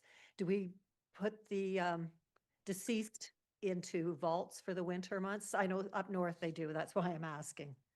Yeah, so we will do traditional interments through the winter months, but we do not do cremations. Okay, thank you. Theo Brannaman. Yeah, a couple of things with respect to this discussion. One, another reality just to the unionized environment, and this has come up in the past with respect to rec, is the reality that, and it's normal for collective agreements to speak to the fact that the union wants, to make sure that we're going to the full-timers first. And so that has a propensity at times to increase the amount of overtime as opposed to being able to address it through part-time situations. The other thing I wanted to mention is one of the things we talked about this week as part of our quarterly meetings with managers and supervisors is that, as we were doing training on the new system or being introduced to the new system, and I used it as an opportunity to meet with the managers and supervisors to say that, as I'm sure many appreciate, quite a discussion during council budget about with respect to overtime. And I said, we need to treat this as a challenge as we implement a new system to make sure we are doing better than ever in terms of our tracking, monitoring. I'll use Councillor Burgess's terms, optimization, and finding new ways to hopefully find creative ways to, to find savings, whether that be through, modifying shifts, even at a management level, et cetera, or whatever creative means possible. So I just wanted to add that to the discussion that, I think it's an area that we need to always continuously improve in terms of doing better. I'd like to move us along from overtime and maybe get Mr. Lynn to carry on.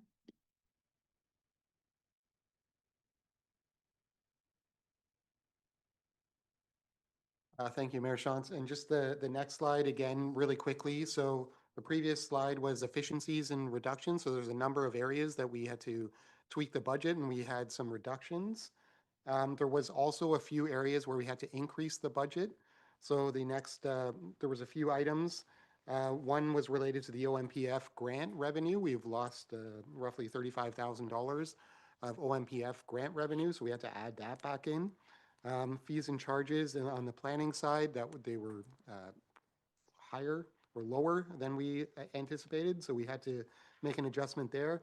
And there were some minor other changes that we made in the budget as well. And the total for those increases was 0.41%.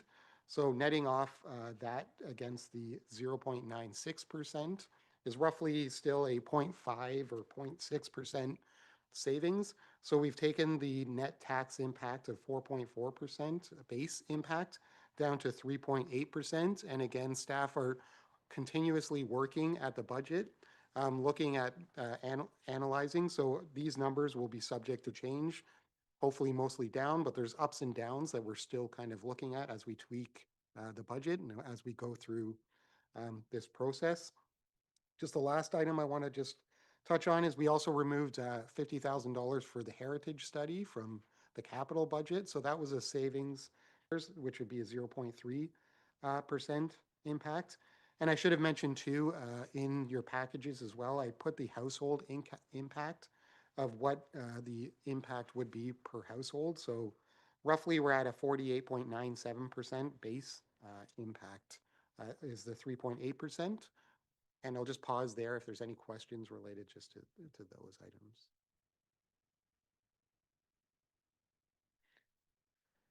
I'll just say thank you for breaking down the household dollar number. That was really valuable for me. And we'll do that going forward for all these budget adjustments. I think that's useful. So this is the revised number that we're at right now. So this is taking into account, we're down to 3.8% that we just looked at on the previous slide. So I just have to look here. So it's 2.8% once you add in the Breslau drain debt and reduce the assessment growth. But then the new initiatives, so we've also phased in the equipment reserve transfer for fire, as we discussed last week. So we're doing a $200,000 increase in year one, a $400,000 increase in year two, and a $600,000 increase in year three. So that brought down the new initiatives to 6.4%. And with that minor change to the capital increase, we're at 9.7% essentially with those changes there. So that's kind of where, again, this isn't the final budget, but this is just where we're starting from, again, as we go through the new initiatives. So I just want to kind of continue on kind of what we were talking about last week, where we kind of broke those changes down into different packages with different objectives. We had a small increase for surface treatment, and the objective here, roads. We saw roads, the condition of our roads was a big item for the public. So again, this doesn't include any capital projects with road reconstructions. We'll talk about capital in a little bit.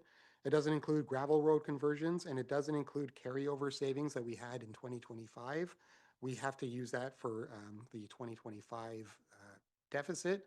So this is just a small increase for surface treatment for 48,500. And just like the previous ones, I'll just pause there if there's any questions related to this item or just roads, I would say operating. Again, this is the operating budget in general from council. I guess Councillor Schmidt. extra $48,000, how much more roadway will that cover? And what's the normal amount of roadway we'd cover?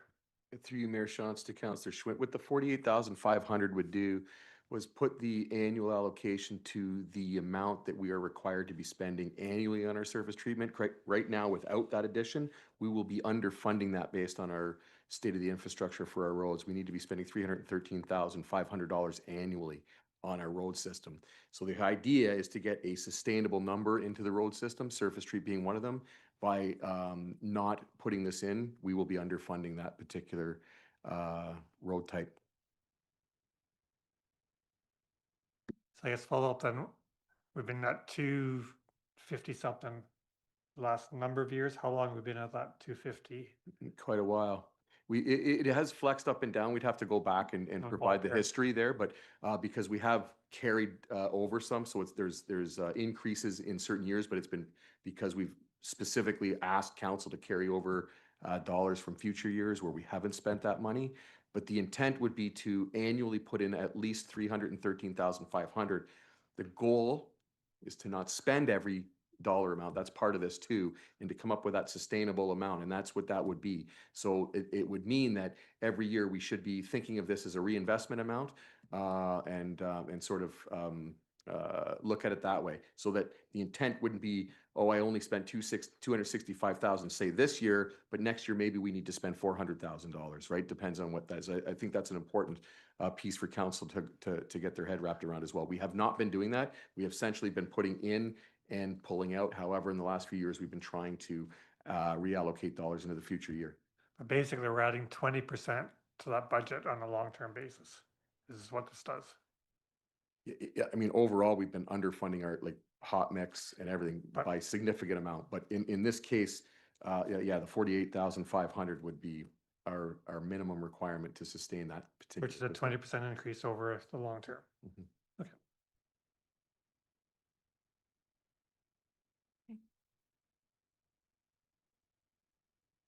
The next kind of package in here was to, the objective of this package is to improve reserve balances for the long-term sustainability. There's been a lot of discussion around our current reserves and our reserve balances. So the current package in here doesn't include any changes to our operating reserves. Just go to the next slide. So so this was kind of the, minimum recommended amounts here, some base cost potential increases. But again, to keep the tax rate low, there's no recommended contributions to any of these reserves. So there's a growth reserve, a winter control reserve. There's an increase to the operating budget, but nothing to winter control. No direct increase to the operating contingency, employee future benefits. And I think it's really important too to note, again, for council and for the public, that this budget doesn't recommend any increase to the infrastructure levy that we have.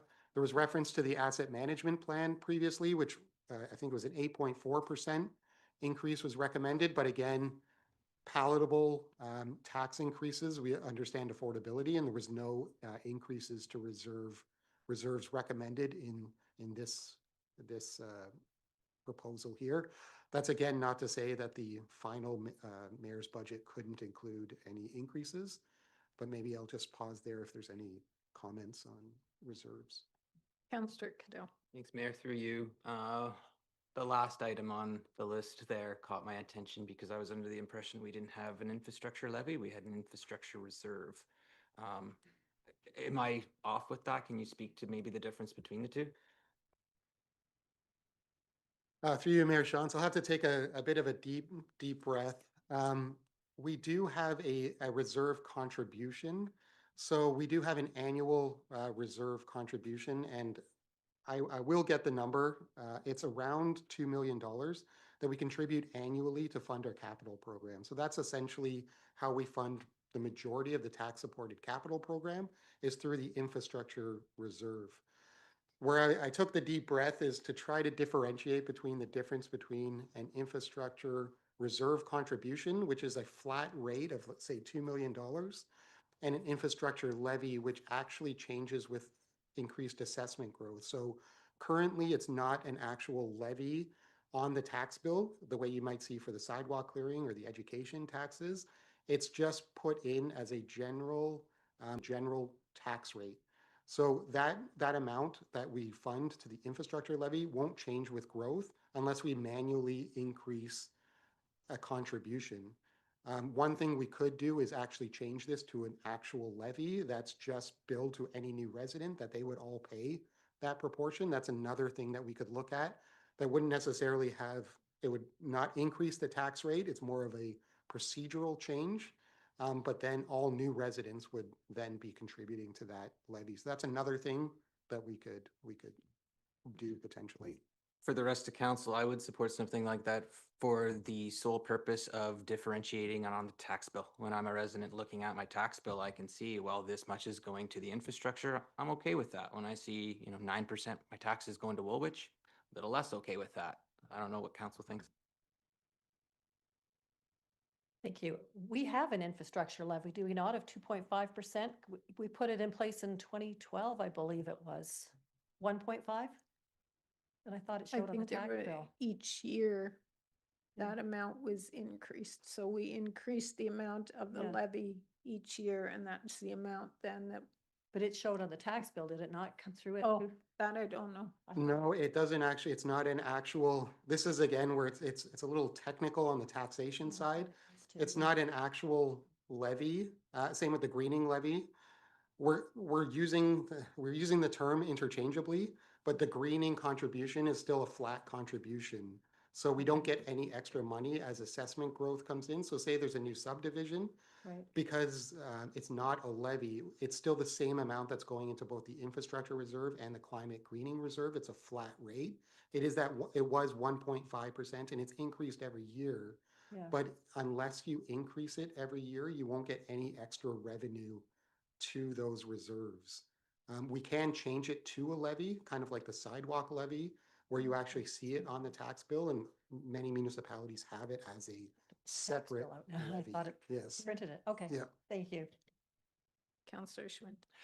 I'd really caution us against putting all these levies on the tax bills because, first of all, it binds us as council as there's ebbs and flows where money's needed each year. And that doesn't help us as council.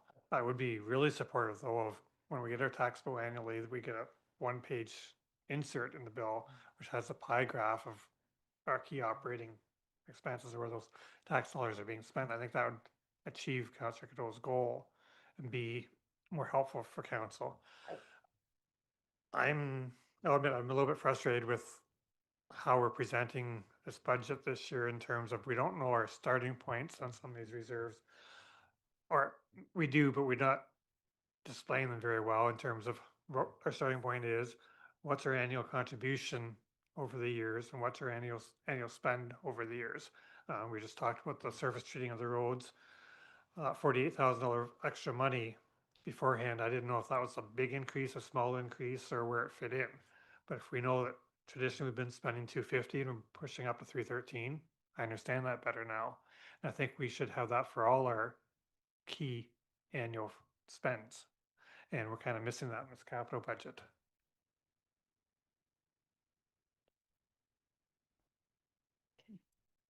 going. The next, again, grouping of initiatives are achieving council's climate goals. It includes existing climate action projects that was part of the climate action plan that was presented to council. Existing climate levy that we just talked about, that 236,000, so it was 336. You may recall last year we reduced it by 100,000. That number will remain static unless council increases or decreases that amount. And then there's a $10,000 request for community grants related to climate. This doesn't include any increase to the climate levy or the full community greening program or any potential reductions or increases to the levy transfer. So that again is up to council's discretion. So the only thing in there, because we have again that it's in our base budget, that 263,000 is in there as a transfer to that reserve. We have $10,000, but that would also be funded through the greening reserve. So any of these climate items would have no net tax impact because they'd be funded through the existing climate levy. But again, I'll just pause on here because it's to facilitate a discussion, probably more broadly related to the climate program. What's the balance on the fund and what have we spent it on this year? I'll have to, through you, Mayor Shantz, I'll have to get that for Councillor Schmidt. It was laid out in the strategic plan and the greening strategy, but I can definitely get that information.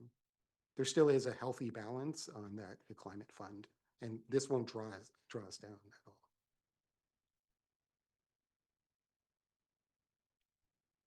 Okay, I'm not seeing anything else on that. And the last kind of operating package here is really just more miscellaneous, for lack of a better term, just and issues. So what's included here is some pump relocation work in Maryhill, so roadside tree planting. And this is roadside tree planting after construction work, which is different than the existing tree planting program. So, and it also includes the track communication plan. And it doesn't include the tree planting program that we already have that's non-construction related or any tax impacts related to the track plan. So again, this is part of that package. So there was $75,000 for sump pump relocation, another $50,000 related to the roadside tree planting. And the track communication plan would be a net zero tax rate impact because it's offset by other funding. Councillor Grant. Thank you. I kind of want to talk about both the tree planting and the sump pump relocation, but maybe we'll start with the sump pump relocation. What would this initiative essentially look like? Would this be resuming the previous program that we had, or is this a cost sharing initiative with residents? Yeah, through you, Mayor Shantz, to Councillor Grant. I think the challenge is there's a whole lot of different issues with respect to sump pump discharge locations. Some are easily solved, some are difficult and require municipal involvement. Really, the intent was to provide a sort of steady source that we could draw on, and we would look at sump pumps in a case by case. We know that in Maryhill in particular, we have an issue that we look to start to resolve, but we were unable to complete that work. So there are some sump pumps still that need to be addressed out there. Those required an outlet. Those ones were not easily solved. They were really there from essentially since the inception of the development. Frankly, they needed a specific outlet, and that wasn't something that a resident could simply do on their own, and that's why we started there. There are a number of areas in Elmira. We have had situations where there have been joint funding. We have contributed some. The landowner has contributed some too. So I think there's just a myriad of cases, and we would look at those case by case. But the intent with this would certainly be to rectify the sump pumps in Maryhill in 2026. And just to follow up to that, when we talk about it as a case by case basis, how do we determine which case goes first? Is it a resident applies, or we kind of do it as needed, or? Yeah, so we had done, we had taken information that we had received from our sidewalk snow clearing contractor in in Elmira. And we had also taken complaints from residents and sort of compiled a bit of a database. And we started from that and then kind of looked at, what we maybe deemed to be some of the more priority locations is how it started. So, there's much more work to do on that to get better data and look at that. But part of how this came to be was it was also by our insurance pool a recommendation to notify residents who were discharging to public space and causing safety issues. That initiative took the form of us providing a bag of salt in that particular year and notifying them and letting them know, hey, there's a responsibility on the landowner as well. So we were trying to elicit communication with residents to come out, and that did work. But that was probably, I feel like it's over 4 years ago maybe now that we had done that initiative. But it's been a challenge to get something consistent in the budget to address those problems. All right, thank you very much. I like both initiatives. I think I would prefer to see it at a lower amount in this budget. For myself, I kind of said we're at 75,000 for the sump pump relocation. I was thinking about 50,000, and then the tree planting, which is currently at 50,000, I would look at reducing that by half to 25 or even 20 or 15,000. Thank you. That kind of makes sense to me as well, other than I'd be suggesting that as you work out the plan for the sump pump program, at the very least, it's a cost share program where the township's putting in 30% or 40%. The landowner's putting in a big chunk. It shouldn't just be on the backs of the townships. There should be a joint initiative. Be my first comment. And tree planting to me sounds a whole lot like climate initiatives. And if there's money in that reserve, the only reserve that has money, maybe that's a good place to get it from.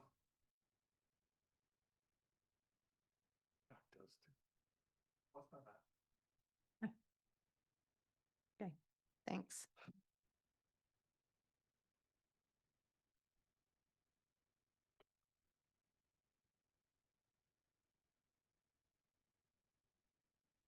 I'll maybe ask because I hear whispering amongst council, but for the track communication plan, that's not subsidized by taxpayers, correct? Correct. Yeah.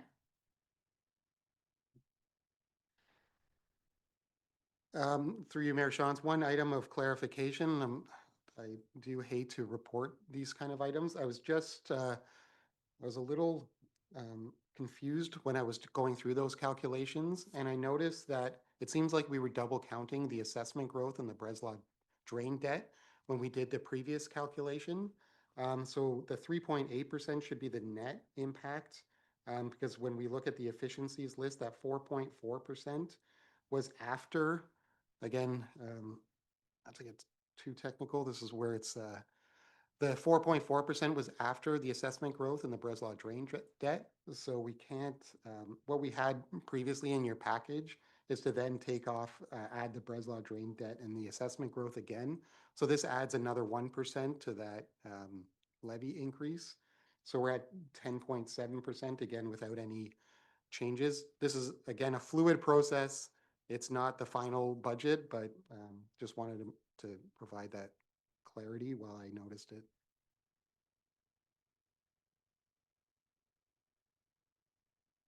So that kind of concludes the operating budget items. I was going to go on to capital right now. Is there any other, before I go on to capital, I think we had like an overtime discussion. Is there any other items to talk about with overtime? Before we go on to, we've got probably about 20 minutes of committee work too.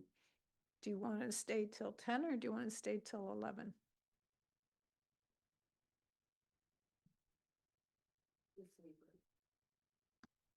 I was going to say, I don't care if we do committee or council business. I'm not convinced we're getting far enough in this process for the next couple of months. I'd be recommending that we as council think about an additional meeting sometime in the next 2-3 weeks. I can think of 3 or 4 things that need some deliberate conversation. Through you, Madam Mayor, just in terms of some additional information to help set your potential for an additional meeting is, I think you need to be mindful also, though, is that if the mayor is going to present her budget in the first week of January, I'm not sure we can wait 2 weeks or 3 weeks. We've got to have a meeting quickly if we're going to meet those original targets. So I just want to be mindful of that when we're throwing around when those meeting dates would be, because the whole purpose of having these particular meetings was so that once we had council input, that the mayor could go away, work with senior staff, and get you a budget in January, as per the schedule. So I think we determined that we are available next Wednesday. No, we didn't? Thought we did. Oh, okay.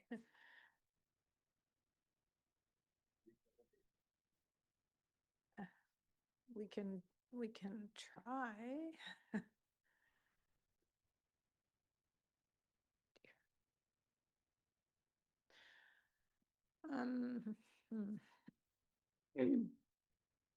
Okay, if you're willing to stay longer, I would suggest that Colin move on to capital so we can at least get a little bit of feedback into that process and then. One more thing on operating, I think the insurance employee benefits is part of the operating. Is that reserve in there as well? Oh. And is that going to be addressed in this budget?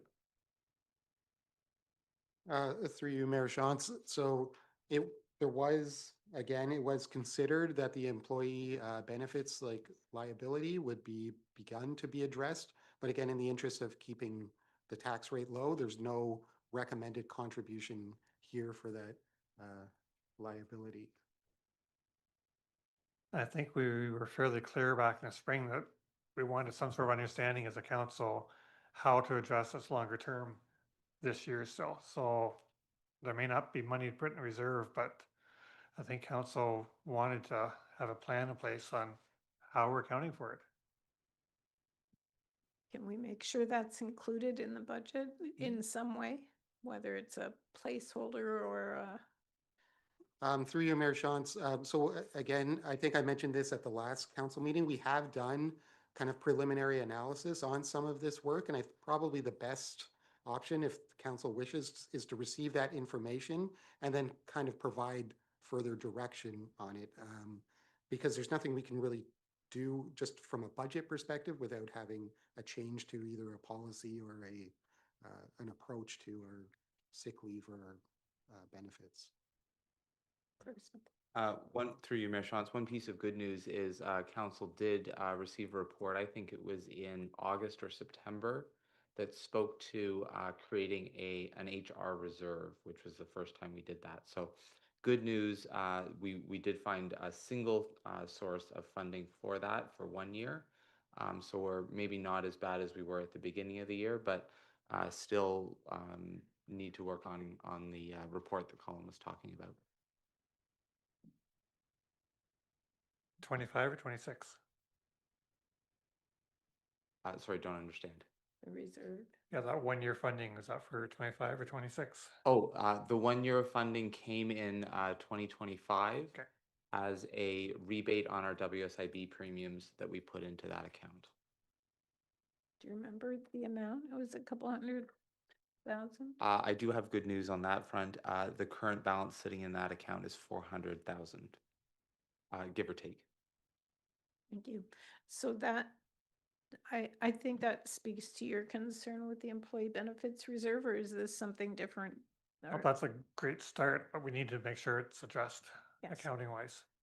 And through you, Mayor Shantz, there was going to be potentially a distinction between the employee benefits reserve, which would just be specifically to fund sick leave and retiree benefits. That's coming up in the financial statements.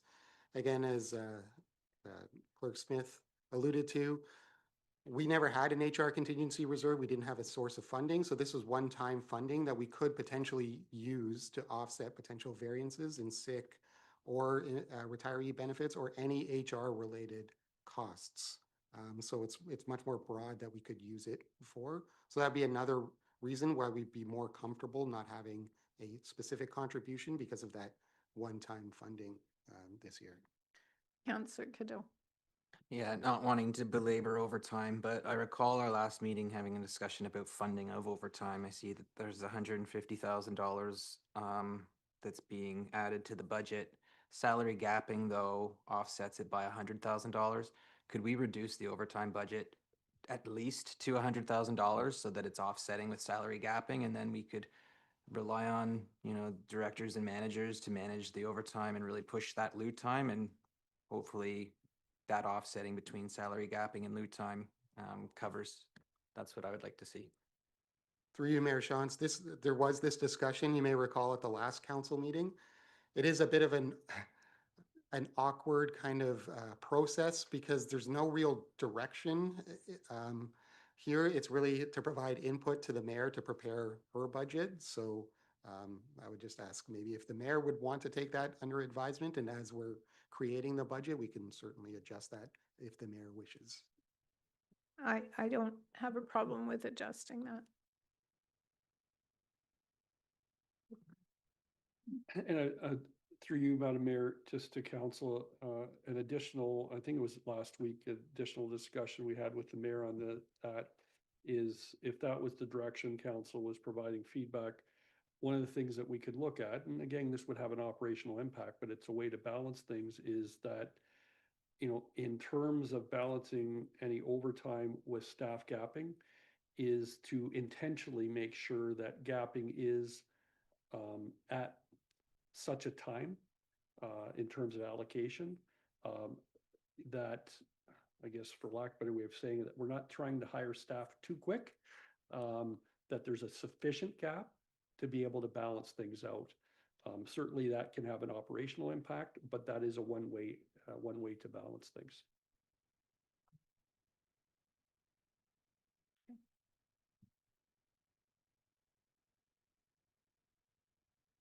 So we're just moving on to the capital budget. So we never really got a chance to discuss the capital budget at the previous meeting. So in your original package, the full capital project list is included. So there is, I believe Councillor Cadeau had the number, there's over 50 projects in total. We just don't have time to go through every single project. So what we chose to do is to focus on a few key projects that at least staff thought were kind of key projects that would really benefit from council input and discussion. Again, council are free to add in any other projects on that full list. That's why we provided the full list for that. The focus really is just on 2026 capital. Again, the goal would be to have a 10-year funded capital plan, but we're really just focused on 2026 projects. Asset management, again, is another layer that hasn't been fully integrated into this budget. We're just really focusing on kind of the now needs in 2026. And again, DC study, the growth-related future costs, we're just looking at 2026 costs, but there are those other pressures that Councillor Cadeau alluded to related to growth, capital needs, and DC funding. So there's a 0.8%, it's actually down to 0.5%. This is an old version because we had that heritage study. So the tax levy is only for 2026, a 0.5% increase to fund the 2026 capital program. And again, there's no additional, at least in this scenario, there's no additional funding for growth, DC growth exemptions or increased infrastructure reserve funding. Again, just for some clarity, we have basically a pot of money, or the way I look at it is kind of funding capacity, and that's either through reserves or existing reserve balances that we have. We have debt capacity, so we could issue debt and fund things through debt, which have impacts on future capital budgets. And the other option is to increase taxes. So we're always playing the game with the debt, the funding envelope, but this needs to fund a number of different areas. This is needed to fund future growth needs. Any shortfalls in DC related funding has to come through any of those, either taxes, debt, or reserves. Our existing infrastructure needs through our asset management plan. We have very high asset management plan infrastructure needs. And then there's the new services and community building items over and above our existing core infrastructure and growth that the community would also like to see. So we're always trying to balance these trade-offs with the funding. So the current capital budget, and again, this is a draft, there's still going to be more tweaks. The 2026 capital budget summary has 31 million in total. The majority of those are in roads and bridges and water and sewer, again, the hard infrastructure. But there are some items in facilities, in particular the St. Jacobs Arena, and also a number of vehicles.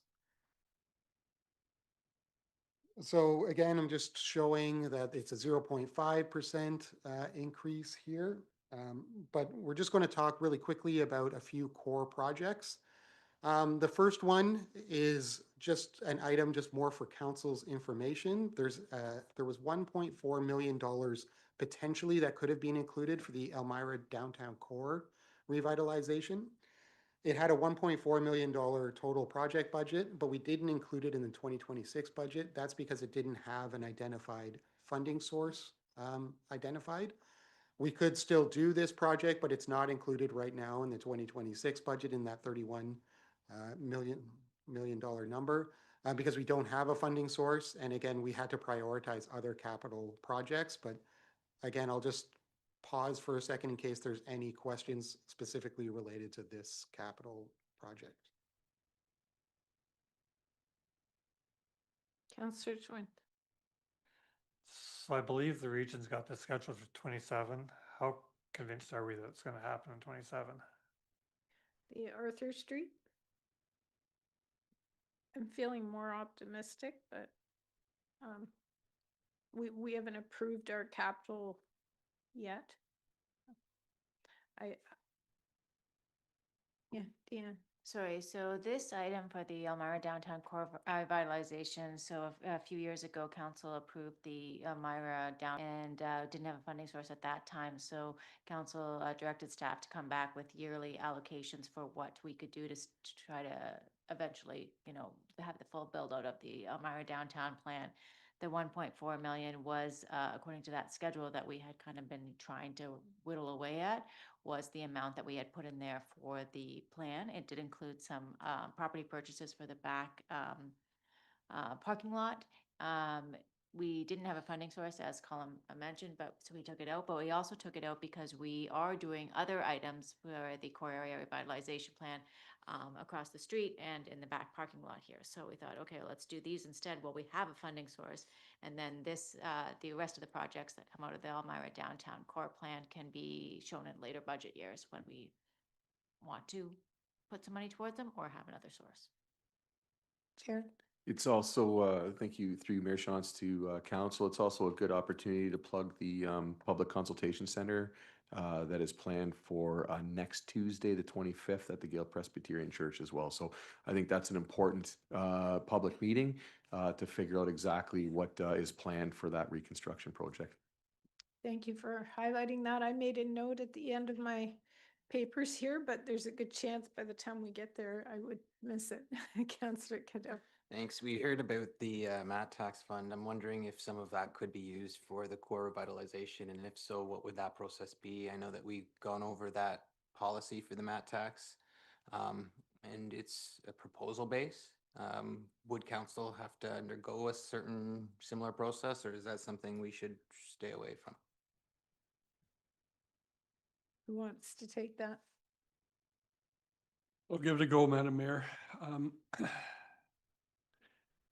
I'd like to stay consistent, on the lens I think we need to use. And this is just, as a result of, I know listening to the tourism sector, at the time that the municipal accommodation tax was created is, they're looking to make sure that we're investing our funds in areas where we feel that there is some sort of related benefit in terms of increase in visitors, increase in stays.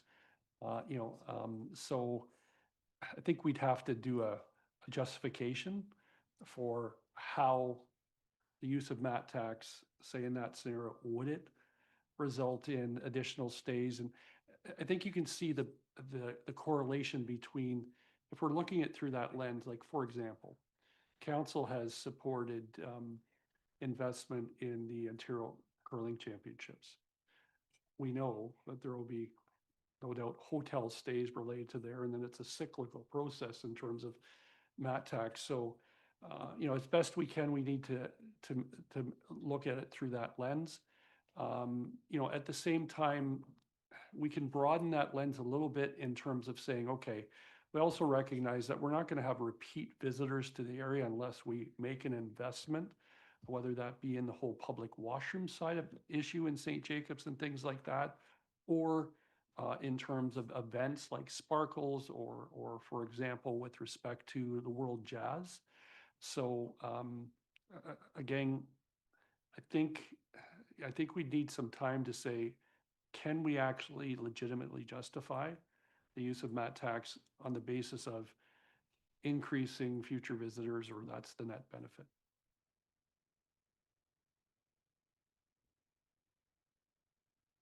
Moving on to the next kind of core item for discussion. So we combined kind of 2 and 3 in the package related to road renewal projects, and Director Poupé would be able to talk more to the specifics that are in there.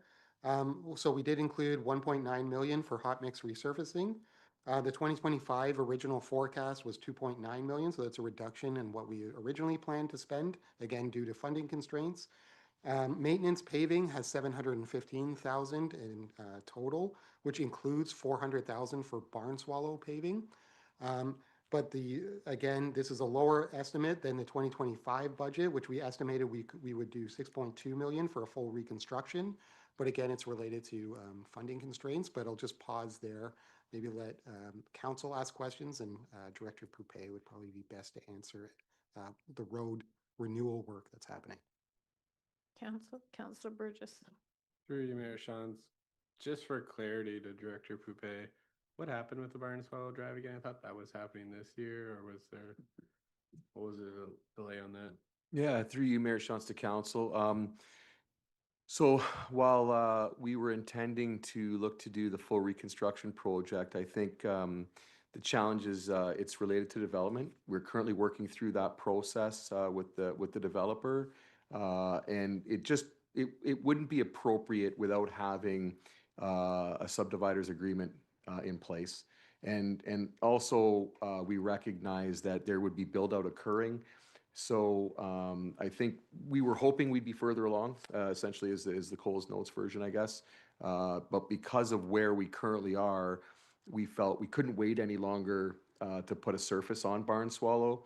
Our thinking is, even if we get to a subdividers agreement shortly, which is what we're assuming is going to happen in the next few months, they may not construct right away anyway.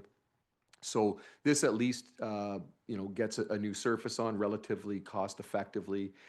We would simply apply asphalt over top of what's there. And that would get us, 5 to 7-ish years is the thinking.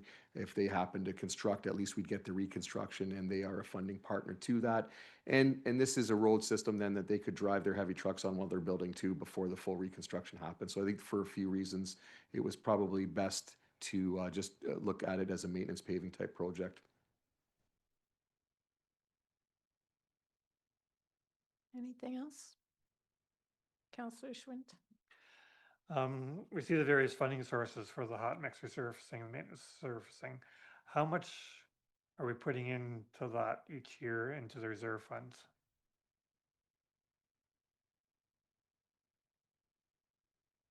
They're pulling out 900,000 or 1.2 million.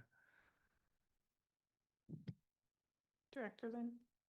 I will get that number for you. It's around that 2.1 million. It's the total kind of contribution to the infrastructure reserve. And then we essentially, this is what's been happening every year. Pretty much all the amount that we contribute each year and any carryover from the previous year, we spend essentially on all of the projects that are listed. So we're not building up that reserve. So the annual contribution almost matches what's being spent here.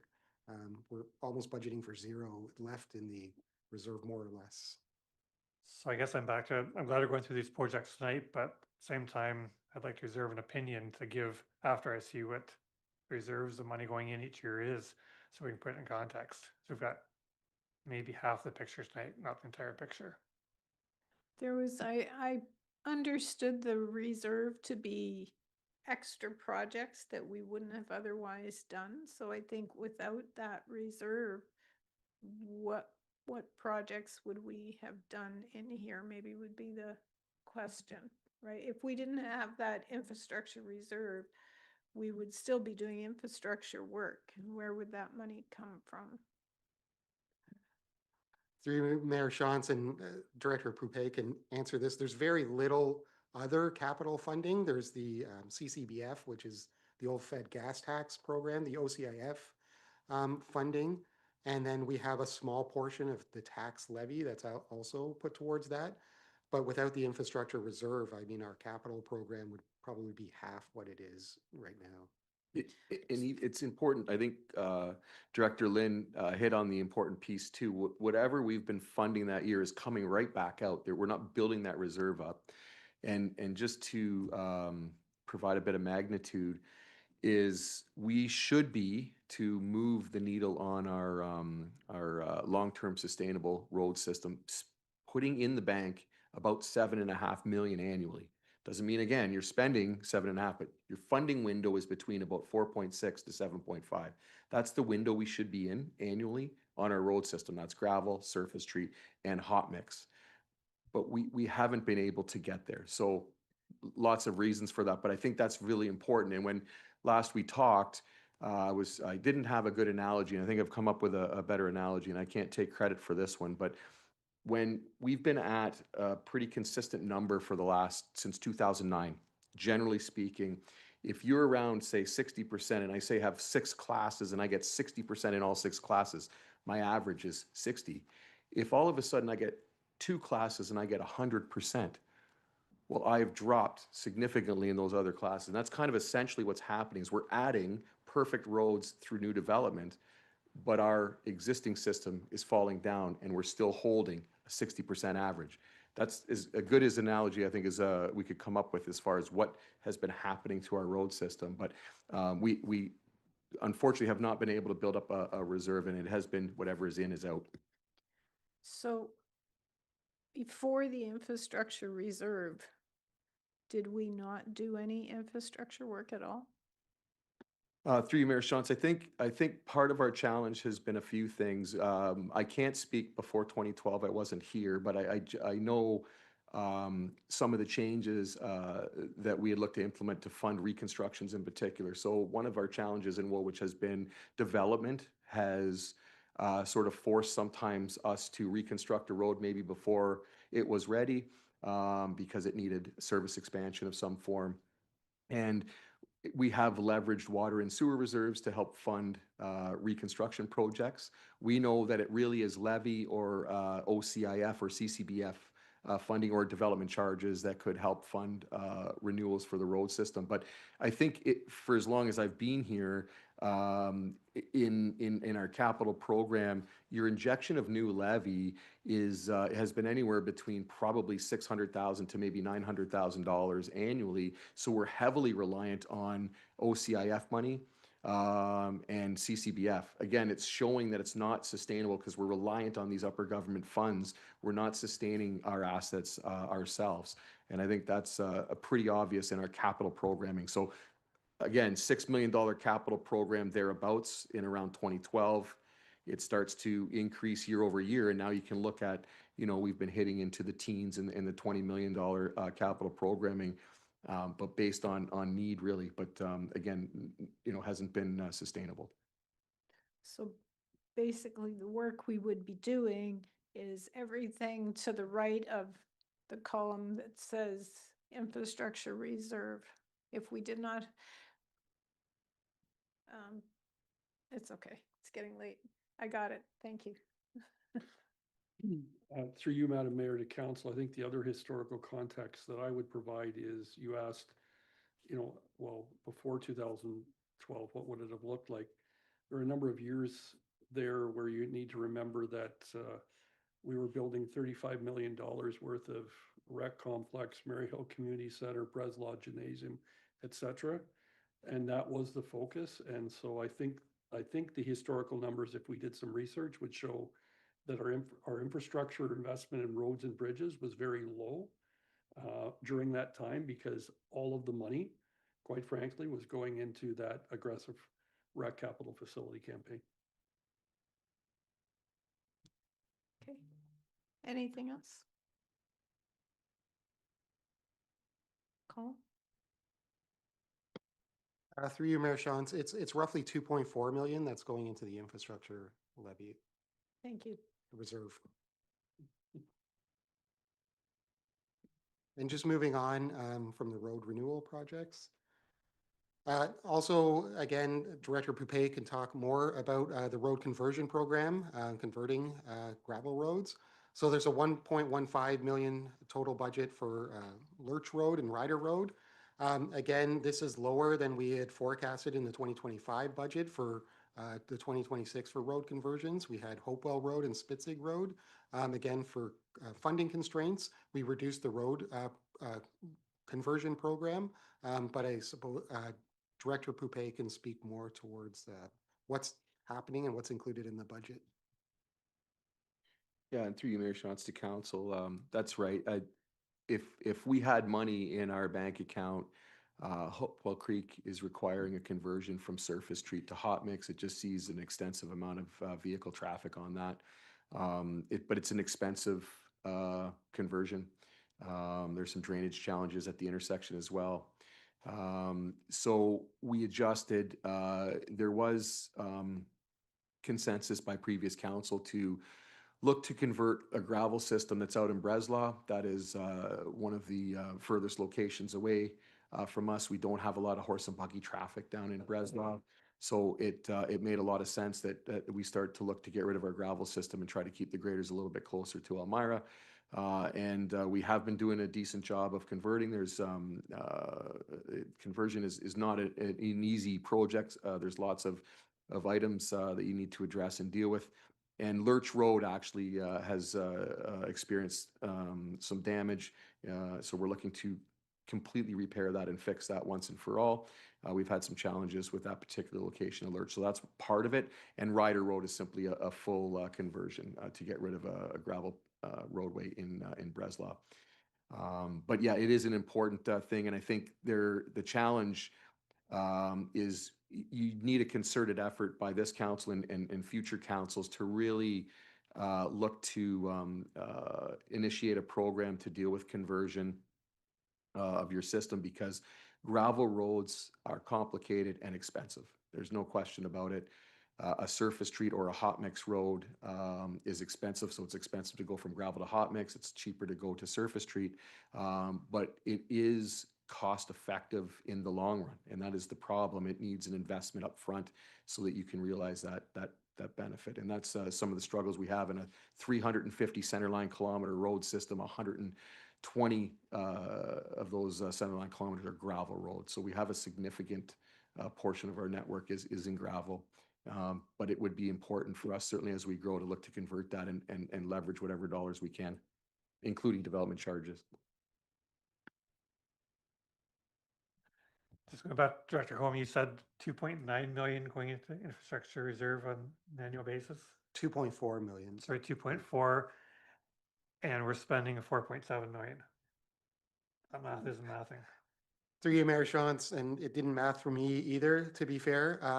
Part of what's happening, and Director Poupé could probably speak more to the specifics, is there's some projects that aren't going to be completed in 2025 that we know right now that we're using carryover essentially and rebudgeting some of those projects with the funding in the next budget year. So we're essentially using today 2025's dollars for some uncompleted projects to also do in 2026, if that's a fair way to explain. Yeah, through you, Mayor Shantz, to council. So, and I might not have the most accurate, but I'm showing in the infrastructure reserve column roughly $3 million, 2.9-ish.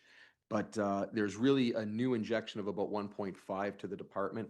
And the difference in that is simply that carryover. That's important. So Councillor Burgess mentioned earlier tonight that there was savings in last year, or in 2025's hot mix program. It was about $1 million savings from what we had budgeted, and that a large portion of that is carried over to this year to continue to fund that. So any unspent levy, whether it be new levy or old infrastructure reserve, then carries forward as infrastructure reserve into a future year. And each department has looked to carry over whatever they've been allocated from the previous year, and that's how that has worked. So even though we're essentially budgeting for the amount that is being added to the infrastructure reserve itself is not in a zero position. So I think what I heard you say is the infrastructure reserve has, I think I heard about 1.7 million in it, and then we're adding another 1.5. Is that what I heard you say? If I can maybe help clarify, because it is a little bit confusing. So the way we do the budget is exactly how Director Poupé outlined. We have some carryover for the current year projects. That's why it's somewhat difficult to estimate the current reserve balances, because we know the year-end 2024 reserve balances. We project these numbers, these budgeted numbers, but we know there's always times when we don't fully spend the capital program, or there could be in-year savings, for example. So in order to estimate the kind of current reserve balances, we do know the annual contributions, that 2.4 and 1.5 Jared's referring to is the infrastructure services, because it also funds other capital areas. But we have to essentially look at every project and how much is being spent. So the way we calculate the reserve balances at the end of the year is we look at how much is being spent. So if we budgeted $1 million and we only spent $500,000, we only take $500,000 out of the reserve. But we have to, for projections, we have to assume that $1 million will be spent, and we don't know until the end of the year, usually, how much of that full budget amount has been spent, and there's always a carryover into the next year.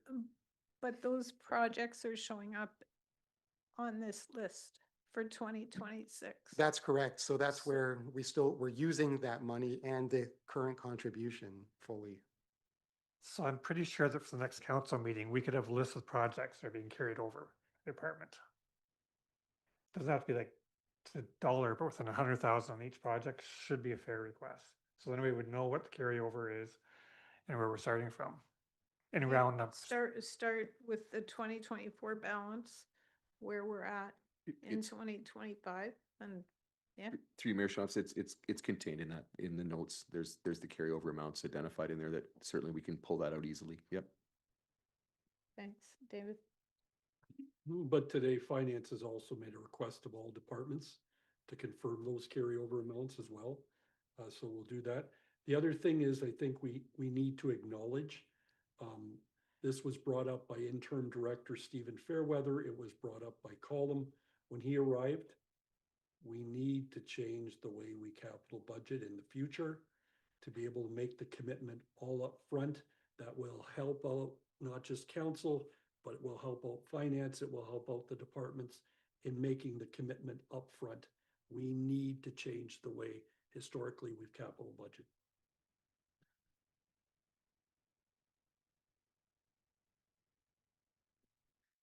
Okay, we beat that one pretty good. Are we done with roads and bridges, or is there more there? Yep, I can move on to the next item. No. Sorry, the bridge and culverts, we got 3.9 million. Can we have a bit more information on that? Yeah, certainly. Through you, Mayor Shantz, to Councillor Schmidt. So the Capital Bridge Program contains the Randall Drain Culvert lowering, the East Side lands, and that has already been awarded based on the tender. So that's something we've already accounted for, and that is caught. Those full costs are caught up in this, and that's the largest chunk of this 3.9. I'll remind council that there is a funding partner in the region of Waterloo for that particular project as well, and that is confirmed through their council resolution. So that is the largest piece of this. Cox Creek is a road, is a replacement that we are looking to do. The cost for that is about $600,000 that we're estimating on that. We're looking to tender that this year. The low-level bridge that recently went through council to award the engineering. We're looking to do an environmental assessment on the low-level bridge. The story behind the low-level bridge is it is failing, and we did use emergency funds a number of years ago now, I believe 2019-ish, to reinforce the piers. They are continually washing out there. We're doing underwater inspections annually to keep on top of that one. That is an unfortunate situation, and it is an important crossing for the horse and buggy community. We also know that. So that we're just looking to go through the environmental assessment process. Pine Creek is a load-limited structure on a low-volume roadway, and we are looking to construct that this year. That is about I think we're estimating that to be about $1.4 million to replace that. So if that doesn't happen, or Cox Creek doesn't happen, we will have to continue to monitor those, and likely what would happen is there would be a further reduction to the load limit and ultimately closure. That's generally how that works, but we would have to stay on top of those inspections. Randall Drain I mentioned. Southfield Drive culvert, unfortunately, was a bit of a surprise to us this year. That is a challenging location. That is right there at the rail crossing that the region owns. It's right adjacent to the rail crossing, and it is not doing well, so we're watching that currently. But we will have to address that at some point here. We're still unclear on exactly what that treatment is, but we needed to identify that in a capital program for certainly ongoing monitor at this stage, and then we'll report back to council on what that decision is as far as how we remediate that structure. That would be a difficult one to remove and replace, and we're hoping there might be some other option for us, like a lining program or something like that, to maybe strengthen that until it needs replacement. That's a difficult one, unfortunately, and that is one that just propped up the problem. We talk about Ontario Structural Inspection Manual mandatory requirements. They're biennial inspections. Every 2 years you need to do inspection on culverts or bridges that are greater than a 3-meter span. The problem most municipalities have, you got a lot of structures that don't meet that. So what Woolwich has been doing is trying to identify structures that are close or large enough that would have impacts and still do inspections on them. But unfortunately, you don't always get them at the same time. We had been watching this one, so I want council to know that. It just appears to be deteriorating a little quicker than we'd anticipated. So that's an important piece. And the Weisenberg Road Bridge, this is a bit of a horse trade between us and Center Wellington. So we had looked at the, I'm going to get the Middlebrook, thank you, Carter. Middlebrook Road, we did that environmental assessment. That's a closed steel truss structure. There is another structure, unfortunately, there that supports a residential property there that's also in disrepair that we will need to replace at some point. So how this worked through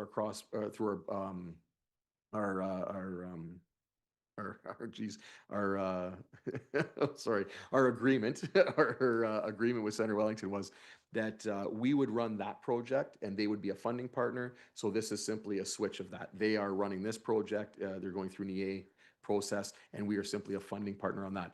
We attend meetings, we do all those sorts of things, but it's really their process that is happening. So we have shown some dollars in there to support that work as well, and that's to the tune of about $125,000 for that they expect to spend in 2026.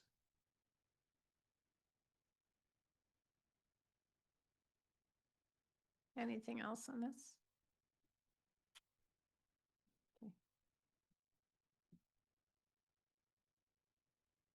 So the next major project that's in the capital list, and this is probably worthy of discussion, it's our largest capital project in 2026. It's the Breslau wet well. It's $7.3 million in total project cost. It's fully growth related, so it'd be 100% DC funded, but it'll be 100% funded from wastewater DCs. There's a negative $2 million currently in the wastewater DC account. So in order to fund the $7.3 million project with the deficit in the reserves, we would have to debenture and debt finance this wet well. So preliminary calculations over a 10-year time frame would be $900,000 in annual repayments from wastewater DCs. Currently, we received about $900,000 in wastewater DCs in 2025. So we would need to maintain this for at least the next 10 years, at least this level of growth or a higher level of growth to afford the debt. There's always changes to the existing legislation, current deficits, cash flow, changes like related to occupancy. And this does not include the East Side Lands project. That's a different item. This is just related to the wet well. And I believe Director Freeze and Director Poupé could probably speak more towards the need for this. I could start. Sorry, through you, Mayor Schatz. This is our only wastewater outlet for Breslau. So that's important to note. That is in the north section, is cross-border servicing agreement with City of Kitchener. They own and operate the Victoria North Sanitary Pumping Station, but we have purchased 50% capacity.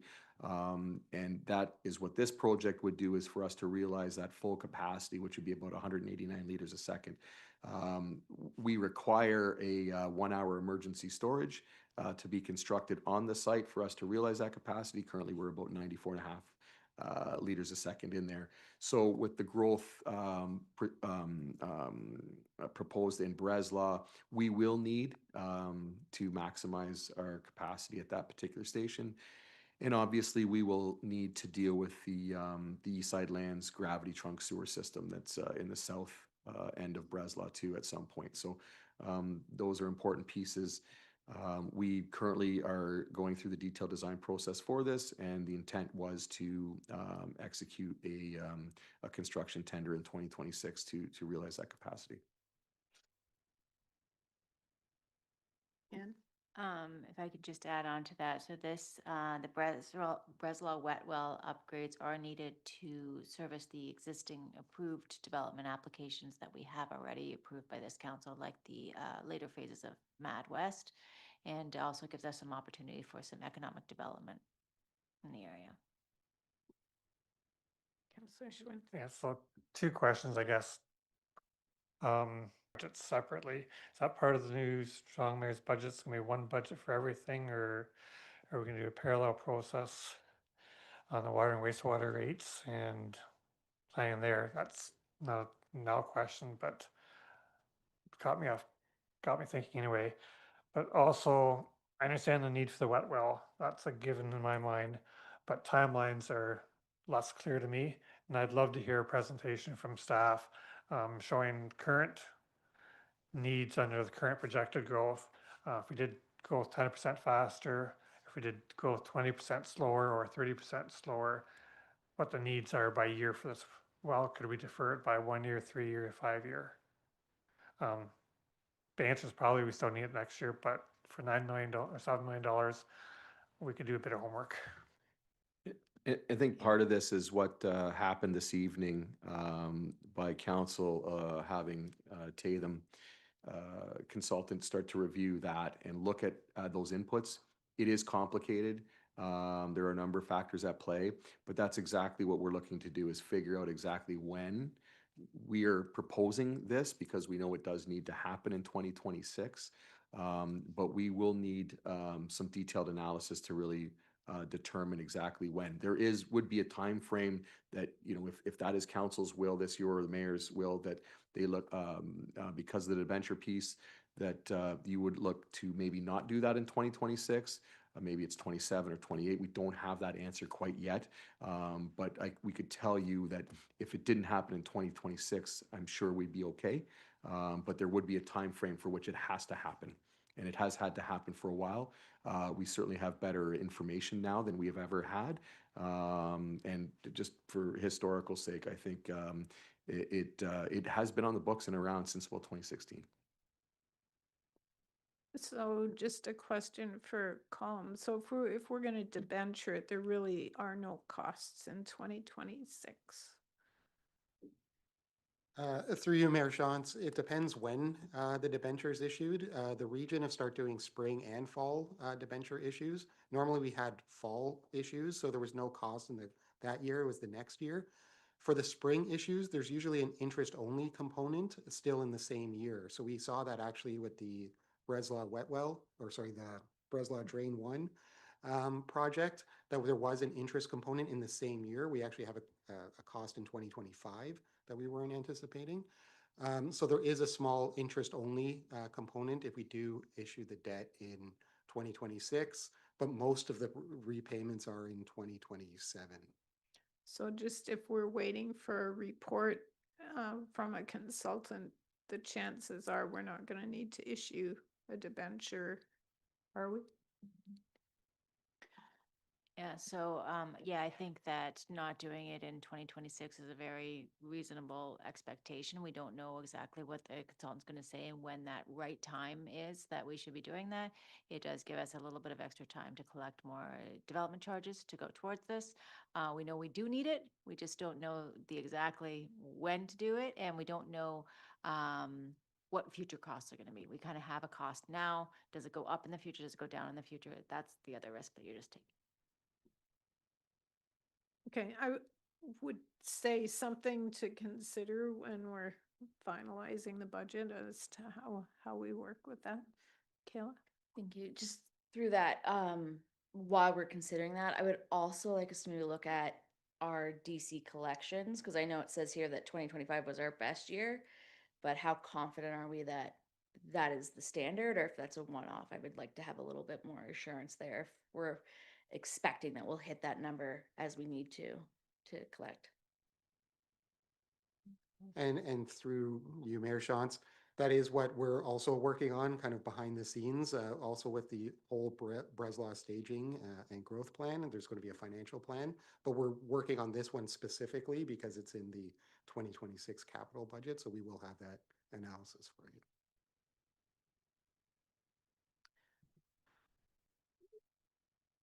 So again, these are just the major ones that we wanted to, sorry. Sorry to slow you down. But still on water and sewer, we've got $2 million for sanitary lining and $300,000 for water meter replacements. Both have to happen are necessary projects. I need to understand kind of the context of how much that much money does. What percentage of water meters will we get done in 26 with that budget? And where are we spending the money on the sanitary sewer linings? And is this going to be an ongoing $2 million a year? Is it going to be a one-shot deal? Where are we at? Yeah, through you, Mayor Shantz, to Councillor Schmidt. So it is currently, I would call it a placeholder. Council recall that we initiated the good work to do the CCTV sewer inspections to determine our I&I issues in Elmira. That is, we are now moving on to doing the lateral lining. So we're trying to determine what that actual plan is. So in past, we have done a lining project anywhere between $500,000 to $1 million. We're expecting that is probably going to cost us more because we're going to find out a lot more things, I think, in Elmira, and we have been. We've been finding out some stuff. So we're trying to prioritize what that work program can look like, and it will be a multi-year. I can't just give you a definitive number right now, unfortunately, but we thought we'd put a bit of a higher placeholder number on that while we're working on that plan. So this would also deal with the little bit that's left in St. Jacobs, but the predominant portion of this will all be in Elmira. And then on the water meter replacement program, that's another part of that initiative to do better on the water and sewer reserves. So we haven't had a water meter replacement program. This amount, we're expecting to be able to replace about 500 meters with that number, and that will be ongoing at that threshold unless council is going to authorize more. But certainly we needed to put something in there, and that will be an ongoing program for sure. And the $2 million is coming out of the wastewater capital reserve, which is a negative balance right now. Through you, Mayor Shantz, again, we'll definitely get those reserve balances for you. I know, That I seemed to gotta be a ask. common question. The one item too is we get regular contributions. So there's a reserve charge on every water bill. So we get roughly $1.7, $1.8 million annually. And we have consciously reduced our wastewater capital program, non-DC related wastewater capital program, to try to build up those reserves. So it's still kind of in flux, especially on the water side should be pretty good, but the wastewater side, because we have been funding those deficits, operating deficits from that, it's still probably close to a negative balance. If I could, I know that we are coming back in Q1 of 2026 with a more fulsome reporting on our findings and where we are, but the past few bills we've seen for the better. So there has been an improvement made for sure.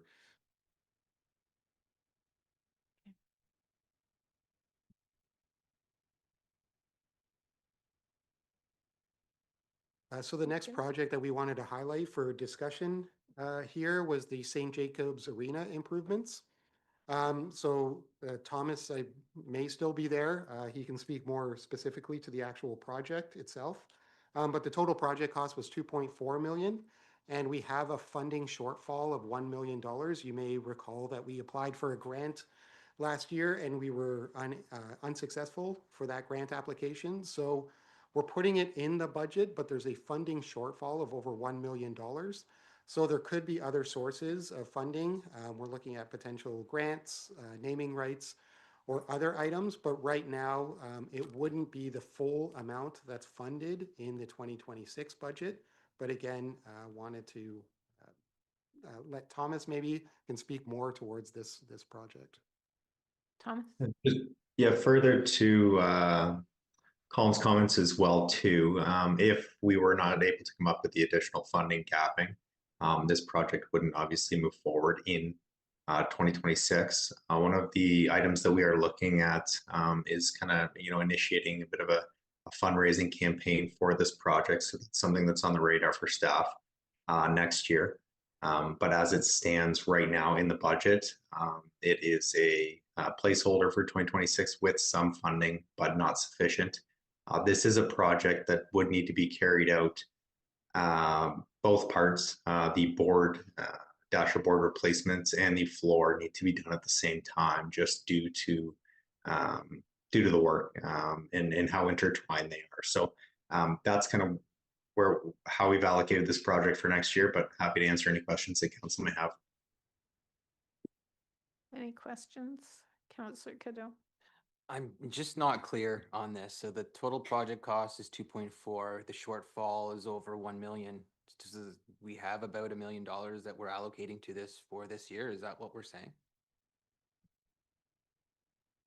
Yeah, that's correct. So currently, I believe, just pulling it up quickly here, we have $1 million in 1.1 million in infrastructure reserve funding allocated, and then 300,000 in CCBF for the Canadian Community Building Fund.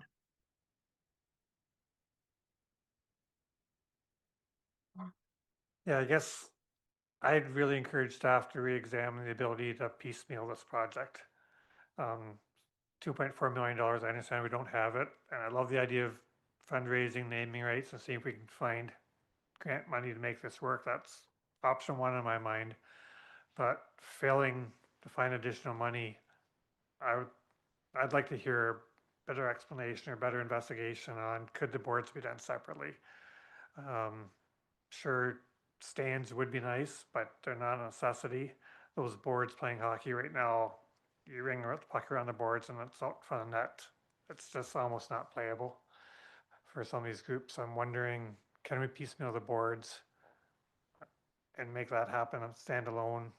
Is it quite as efficient? Probably not, but I can't believe it's impossible to do.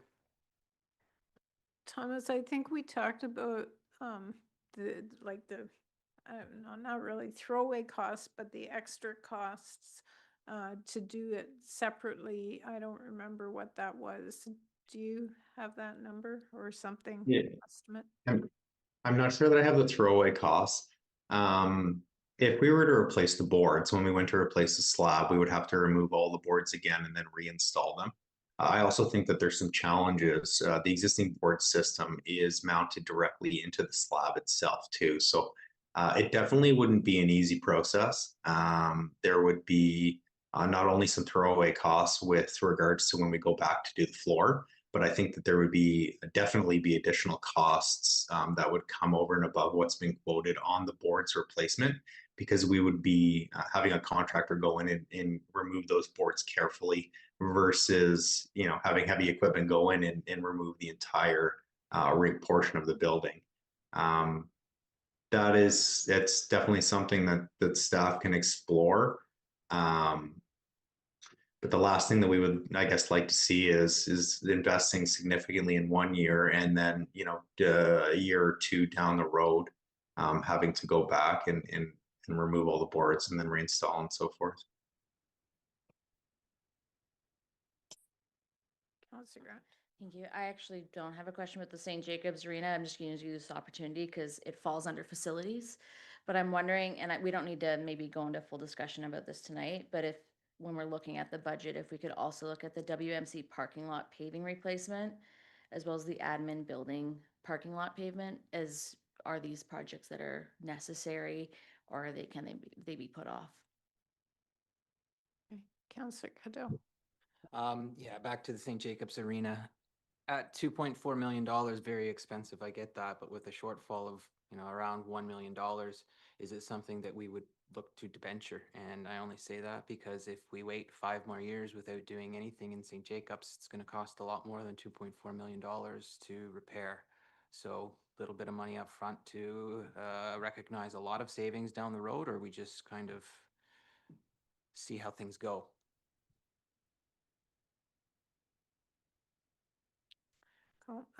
I'm thinking that I know there's only a couple of items left on here, but I think we also want to get back together, and there's some information that I think council would like to hear for further discussions. So I wonder if we can just sort of wrap up this piece and sort of finish the rest of the agenda.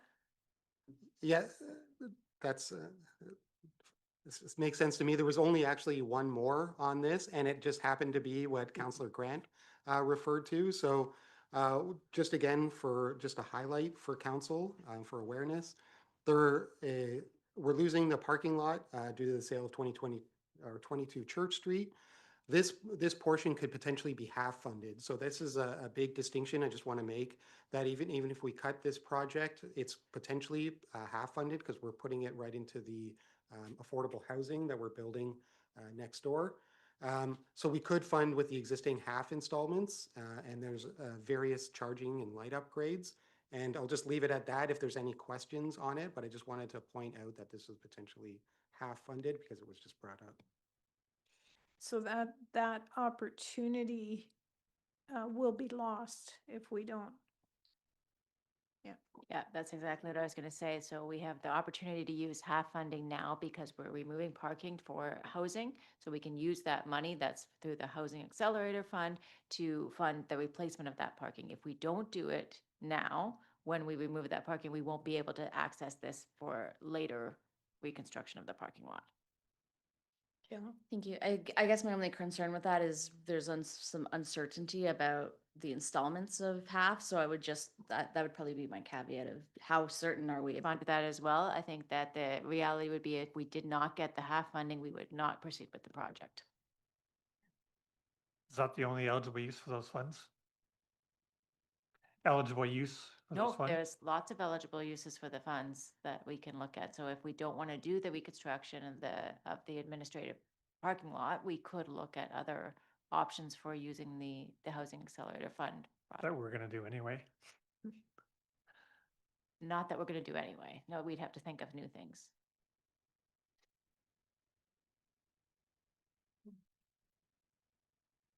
Okay. Cool. Yeah. I think it's been a long day for me. It's been a long evening for you. Councillor, so we'll look to try to get another meeting next week, and we'll figure out a way to do that scheduling. Councillor Bryant, you had a motion. I do, thank you. I've had a number of residents in Breslau, request that they would want to see a budget town hall. They're not looking for a full council meeting with it going on YouTube and the full council coming out. They want us to come out They want to have an opportunity to sit and talk to council, ask questions, and we don't have to get back to them immediately, but they want to give their input on the budget, but they do not want to drive to Elmira to do it. They want us to come to them. That's been the request. So I've put together a motion. Whereas residents of Breslau have requested a town hall meeting for 2026 budget input, and whereas this request was denied, and whereas public input is important for the budget process, now therefore be it resolved, direct staff to hold a town hall in Breslau for public input for the 2026 budget. So, thank you. Is there a seconder? And I'd like a recorded vote on this one as well, please. So I have a question for the clerk. So if we are all at a meeting, is it a council meeting? In my opinion, if you are at a meeting but you are not advancing business, if you are listening to residents, that is not a council meeting. You don't need formal minutes, and we wouldn't live stream it like we do here. There are other municipalities that do treat them as formal meetings, but if this is a listening exercise, I believe you can all be in the same room and do that. Okay. I had another question and it's gone. Councillor Cadeau found it. Thanks. This is a question for the clerk. Does anything preclude any member of council from holding their own town hall? Like if I wanted to do one in Elmira, I could go ahead and do one. So through you, Mayor Shantz, any member of council could hold a town hall meeting. If you're looking for staff staff support, I think that's where we do need either consensus from council or a vote around the table. If you're looking at allocating staff time to either schedule or attend the event. But I do know of councillors in other municipalities that have coffee with a councillor, budget input with the councillor, those type of events, and those can be fully done by individual councillors. great. And just as a follow-up to that, nope, I'm pulling a Nathan. But I remember what I was going to say. I just wanted to, if I haven't said this to anybody that's listening, that I did seriously consider holding one of our budget meetings in Breslau, but for a complete meeting that's web live streamed, etc. It was going to cost about $5,000 to get the equipment and to make it all happen. And so in light of the fact that it's all live streamed and anyone can see it and anyone can delegate remotely, I made that choice to save the money and let people do it remotely.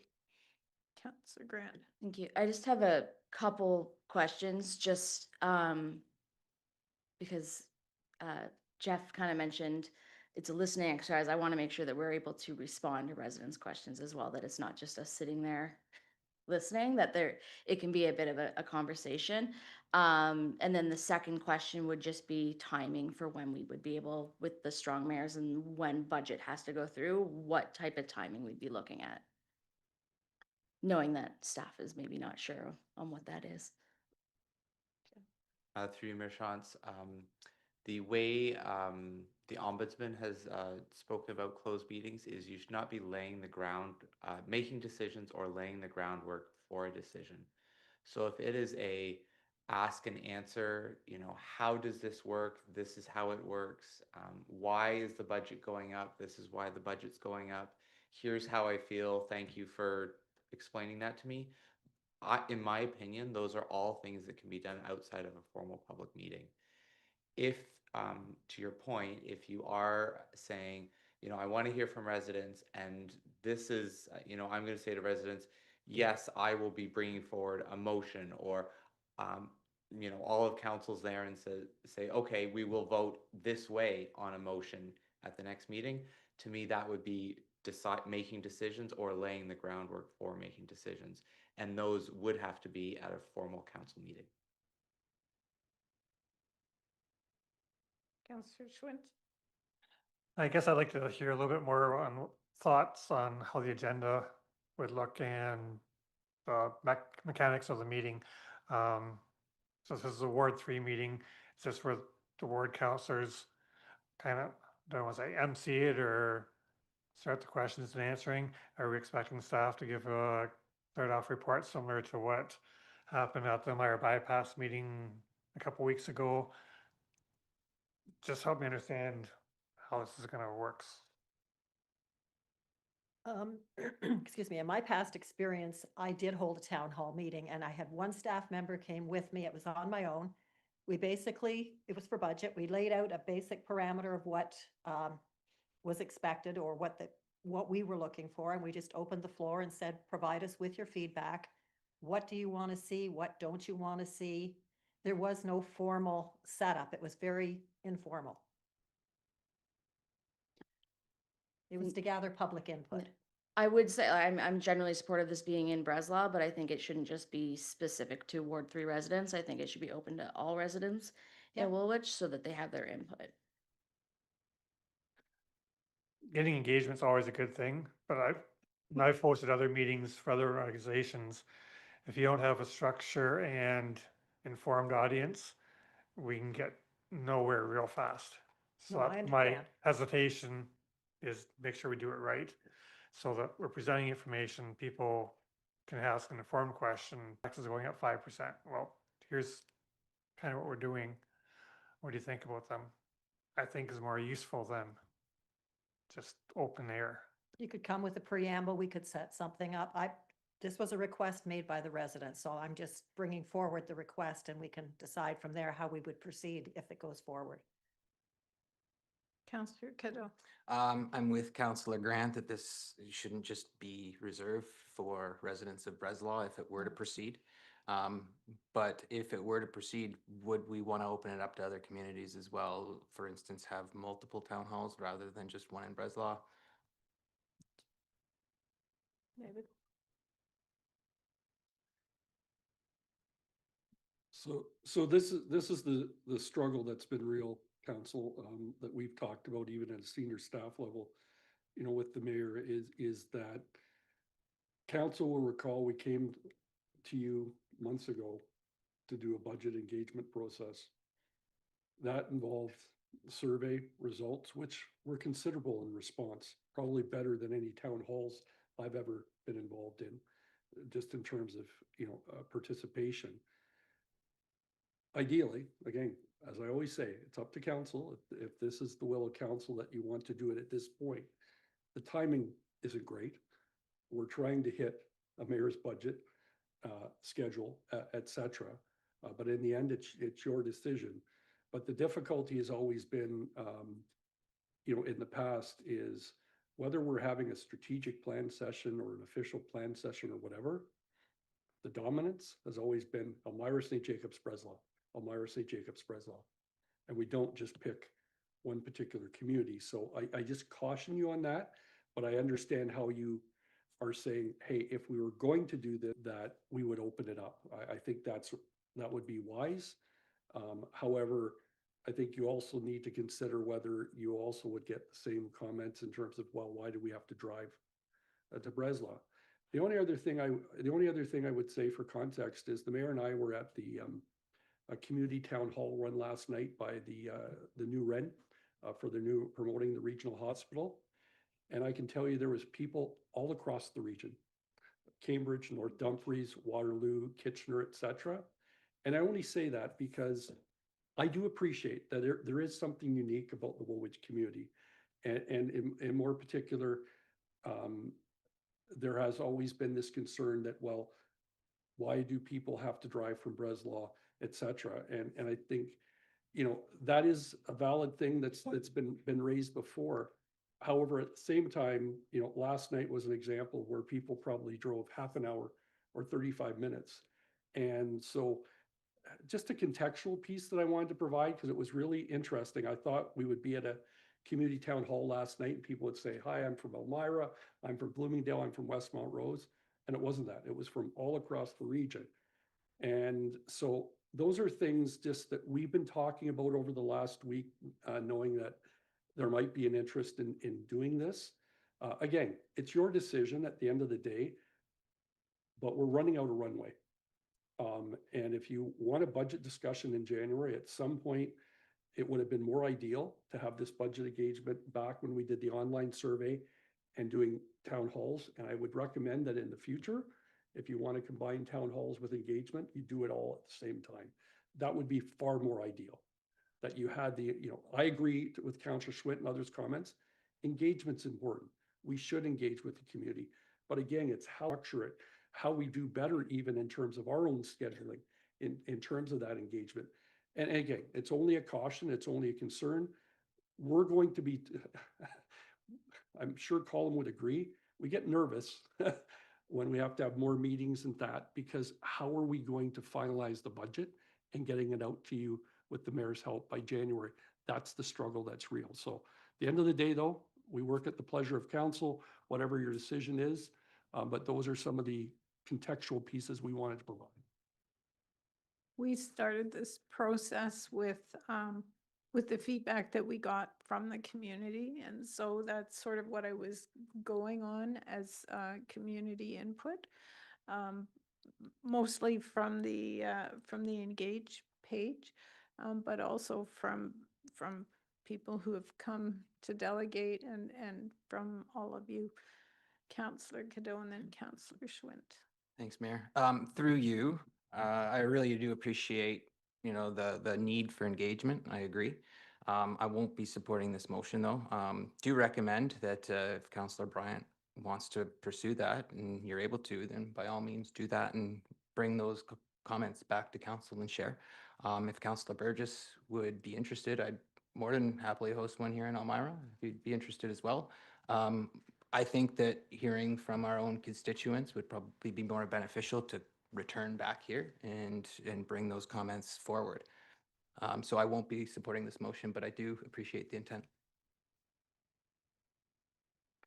So I think I'm on Councillor Cadeau's page with a question. Do we as councillors have a budget for coffee and donuts if we put on a meeting like this? To me, it's just one of those touch points. Like, there's a couple $100 each board could have, and a walk before we run, and trying to host one for all the council in Breslau. With, I think Mr. Brenneman's right, there's not enough time to do it well. We could have a couple trial runs on a small scale and find out what works and doesn't work. If Mr. Smith has a couple $100 he could throw for a couple of these meetings. I think we do have a budget. Through you, Mayor Shantz, your meeting expenses budget is flexible. So, it's costs that are associated with council meetings, but it's also costs when the mayor hosts the other regional mayors, or if any members of council wanted to do a donuts with the councillor kind of, donuts and coffee with the councillor kind of event. And would there be any staff support available? Like if one person there to take notes, or like, can we work with staff to find something, or is that kind of outside the box? So if you're asking me, yes, we can do that. I would just look for support around the council table that you want staff to spend their time doing this. Because as to Mr. Brenneman's point, if you're looking for finance staff or clerk staff, we have, other things on our work plan, but we can always move that to accommodate if that's the will of council. I would be more concerned with like the tech pieces, not so much with taking notes, etc., because I find that I could probably do that. I don't know. Sorry, may I ask, what tech were you thinking would be involved? Audio. Okay. Potentially. I mean, it depends on the venue. Sorry, and Mayor Shantz, the reason I'm asking is because if we're looking at a meeting like this room's all set up very well. We've invested a lot of meetings to live stream and all that kind of stuff. If you're looking for something like what we've done with the Mayor's State of the Township address, which is a higher production value, I would say, live stream still with audio and video, that costs about $5,000 to put that on. If we're talking about, I've held a public meeting on a Breslau drain in the Breslau Community Center. I haven't had audio. Just put chairs out, Maybe I did get coffee and donuts for one of those. Sometimes you print off a one pager and you just stand in front of the community and say, here's what I need to explain to you, and here's some options, and I'm looking for feedback. And I haven't done that with a mic, but again, it depends, I guess, on what you're looking for. Anyone else? I have no evenings available in the next 2 weeks. So as much as I have no, I wish we would have come to this sooner. So yeah, I'm not sure. I don't think I can participate, at least not if you're doing it in the next couple of weeks. And if it's not in the next couple of weeks, we're not going to get a budget in time. So yeah, any other, but that's not to say that you can't do that, but this is asking for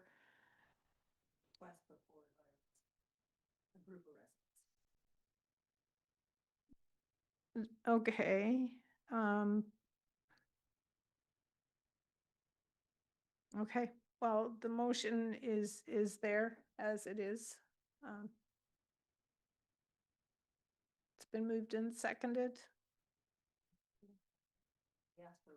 Yeah.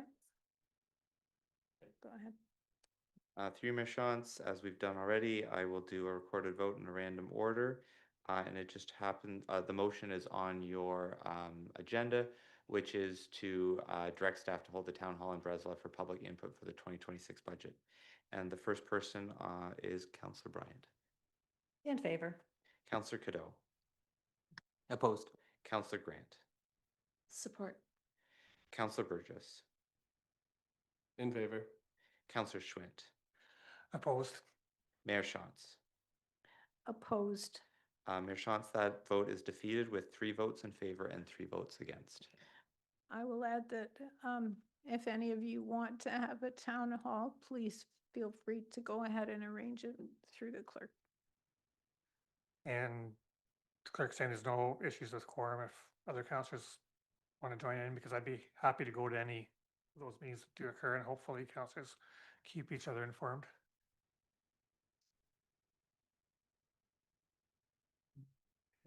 May I? The ombudsman says you may not make decisions or materially advance council business at the meeting. If the purpose is feedback from members of the public, I think you can have more than 3 members of council or all of council in that room. The concern would be if you start committing to making decisions, voting in certain ways. That would be where I would say you are starting to come into that definition of a meeting.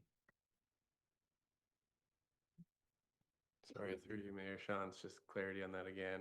Sharing facts for your answers versus sharing your thoughts. Where does that play out? Because you're not advancing in the agenda, but you're kind of saying, well, this is kind of where I'm thinking and going. Because that could get tricky with all us there and stuff. Really putting me on the spot tonight, Council. I think it does not matter if you share your opinion. What I would recommend again is I support the intent of what you're asking. This is something I'll be looking into or bringing forward. I think it would be different if you're saying I will move a motion at the next council meeting to do this, and 5 members of council all say, yeah, I'll vote that way. Essentially, now you've started to have a meeting outside the council chambers, and that's what the legislation is trying to avoid. It'll be a tricky sharing role, Councillor Cadeau. What happens if there's differing opinions and maybe you want to make that known, Mr. Clerk? If it helps council, maybe I could send you some guidance by email. Good answer. I think it would help. Oh, we need a resolution to approve an extension of the meeting to 11:45 if we're gonna stay. Councillor Schwint, Councillor Grant, all those in favor? That's carried, David. I think it would help Clerk Smith and the rest of us as well to know whether you're looking for just somebody to take notes, to record additional staff support. So there's one thing to hold a town hall and you want to record in terms of admin support, and another thing to say you want finance staff there, or you want senior staff there, et cetera, because I mean, I think that's the other thing I'd like to talk through is I think it's good if you want to record the meeting and make sure it's accurate from that. The more staff support, as Clerk Smith note, the more you're taking away from, the finalization of the budget. So what are you looking for if you're holding a town hall? Admin support or broader support? I can chime in if I may. Booking space, getting that set up. Don't need to be there for a town hall. If I'm running it, I'd be quite content to drive that myself, but I'm not speaking for everybody else. So I guess if you're asking for a town hall, be clear on what you're asking from the staff. And Mayor Shantz, I think what I'm seeing from around the council table is at least from the clerk's office, booking space, setting up tables and chairs, taking meeting notes. If any member of council asks, the whole of council is supportive that we provide that service to council. Thank you. I see the nods. That's yeah. Okay. Excuse me, we have a consent agenda. If someone would like to move it or pull something. Excuse me, to the Grand River Source Protection Plan. The Grand River Source Protection Plan. Excuse me. Okay. Moving the rest, second by Councillor Cadeau. All those in favor? And that's carried. Go ahead. This may be a little bit nitpicky, but this came to us a little bit last minute. And based on our big contentious discussion earlier this evening, I struggle supporting putting limitations on properties within the township without consulting with the residents who own those properties. When I read through the appendixes, I didn't understand what we're actually supporting in terms of other than its source water and GRCA's interest. And to me, that's not enough information to just blindly support them because the region supports it. So I'd like to just get some more information at a future meeting before we adopt it. So excuse me, I did ask some questions about this at regional. And do I remember the answers? The net result of the answer I got was that it didn't sound like there was really an impact on our residents. So I can respond to that. So it's a very small area of the city of Guelph and the Guelph Aramosa Township source water protection area that would impact those few properties. But what source water protection is in the purview of the region, so they set the policies out, and what this requirement is for them to set policies out for water taking that would impact the water table. So in that small portion of those properties that are identified, they couldn't do significant water taking.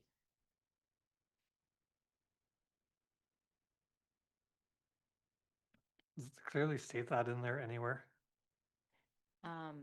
I can give you more documents if you'd like that have more information on the edits, but that's the result of it. And then there's some like smaller typo things and crossing out of definitions and things like that. But I can give That's more. why I'm not happy with this process, and it's gonna be hard for me to support it tonight because of that. Yeah, I think that they said that we could have till December 2nd. Yeah, we can give council more information, but I would advise that we're not experts on this either. So I'm kind of taking the information that I'm getting as well, so. But I can send you some more information that they've sent us and give you the breakdown. Thank you. Question for Deanne. Are they talking about golf courses and that type of organizations for water taking or residents in general? So no, it would be, sorry, through you, Madam Mayor, it would be for those specific 8 properties. There's a tiny sliver that's identified that just goes a little bit over the road. And in that tiny sliver, they would be limited on significant water taking on those spots. Okay, thank you. Evan? Through you, Mayor Shantz, I had the exact same comments as Councillor Schmidt, and was talking to Deanne before the meeting. But if I'm correct from our conversation, it's not expanding the protection area at all for those 6 places. So it's not like it's hindering any farmer from getting his land cropped or anything like that. And also that the changes in all the wording is, again, only for that sliver. It's not affecting the GRCA and the whole rest of the township. But those, however many landowners are still our residents and constituents, and we even consulted with them.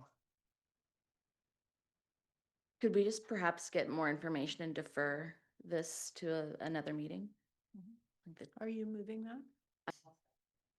Okay, all those in favor of deferring, that needs to come back before December 2nd, you said, Deanne? That was my understanding, right, Jeff, that we got an extension to December 2nd if we needed it. That's correct. Okay, can we do that? Very good. We have, didn't we vote? Yeah,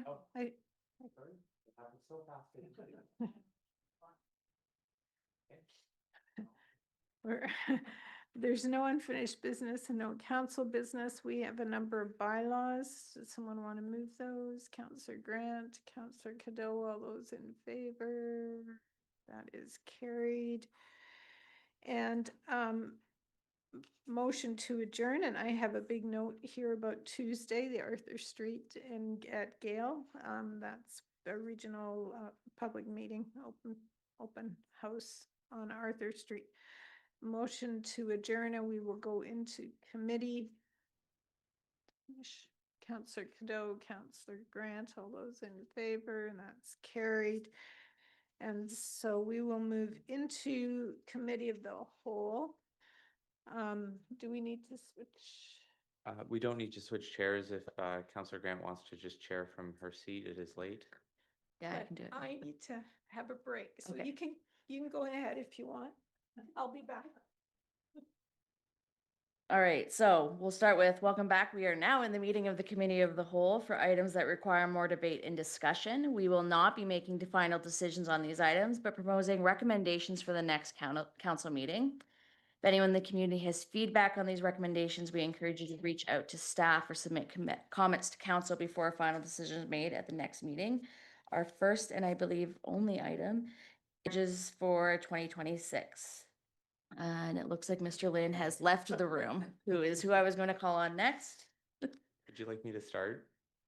Sure. Is that Yeah. sense? Why don't we'll go to Jeff to start us off. I'll do my best.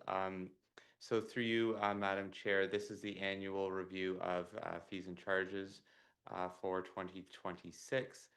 Typically, most of our fees are set annually, and then we review them around this time of year to inform the budget process. The report outlines some highlights.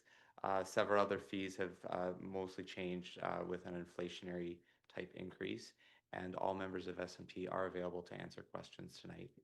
With that, I'd be happy to answer any questions from the clerk's office, or sorry, from corporate service.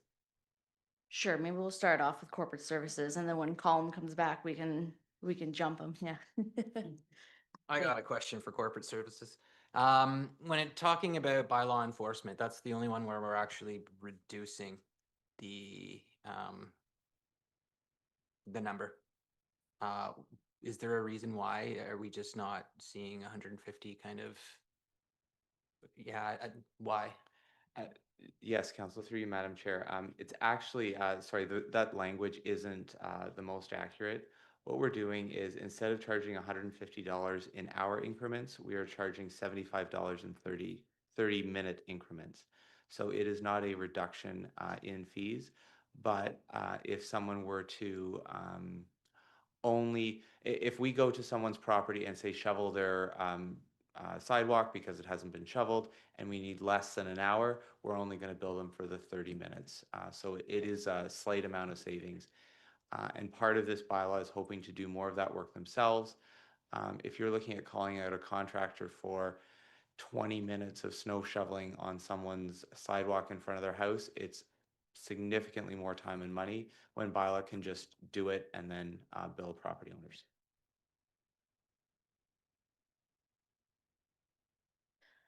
Does anyone have any other questions for corporate services, or are we gonna sit quietly and wait for Director Lim? Yeah. Is there any other departments besides? Any other fee and charges question? Councillor Bryant? I have one that was asked by a resident. This will go to Mr. Poupet. You've reduced the cost for the driveway replacement. What the resident asked me, if they replace their driveway, but they don't touch the municipal property at the end of the road, is that fee applicable to them? I don't know why that question, but that's what was asked.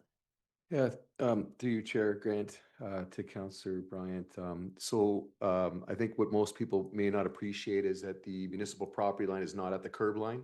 Right. So where there is no sidewalk, typically sidewalk can help delineate the difference between public space and the private space, but in the absence of sidewalk, it's often confusing or challenging to understand where that is. General rule of thumb, you could look for your water box, or if there is a telecommunications pad or something like that, even a fire hydrant can help indicate that's not the property line, but it would at least say that is likely on public space. So anybody who is doing a driveway like for like replacement without widening or expanding, we've reduced the fee. That was something that we had endeavored to help. It's all about compliance. It really is protecting the public with respect to proper liability and that sort of thing. So we did look to redeem that, but it is likely if you were doing your driveway, you're not going to stop midpoint. You're going to go right to the curb line, and therefore you would be, yes, required to pull a $125 permit. They were questioning there's a sidewalk in front, so if they left the portion below the sidewalk, they wouldn't have to get a fee, only the part above they could do. So yeah, and there is a commandeering component too. If you are commandeering the road allowance, doing any kind of traffic control, if you've got equipment there on the road, you would still require the permitting. Okay, thank you.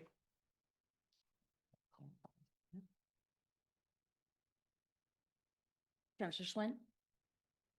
On the rec services side of things, ice time rentals, thought we had an agreement for a 3-year period or something coming out of COVID with our major user groups. When does that expire? And if it's for the August 1st starting next year, have we done our homework on what rates should be? Through you, Chair, to Councillor Schwinn. So the approved fees are for 4 years. So the last term is 2026, August 2026, the new ice season. So that would cover the 2026-2027 ice season. So based on the proposed fees within the fees and charges was taking account what the pre-approval of the rate was, which was the 2% increase.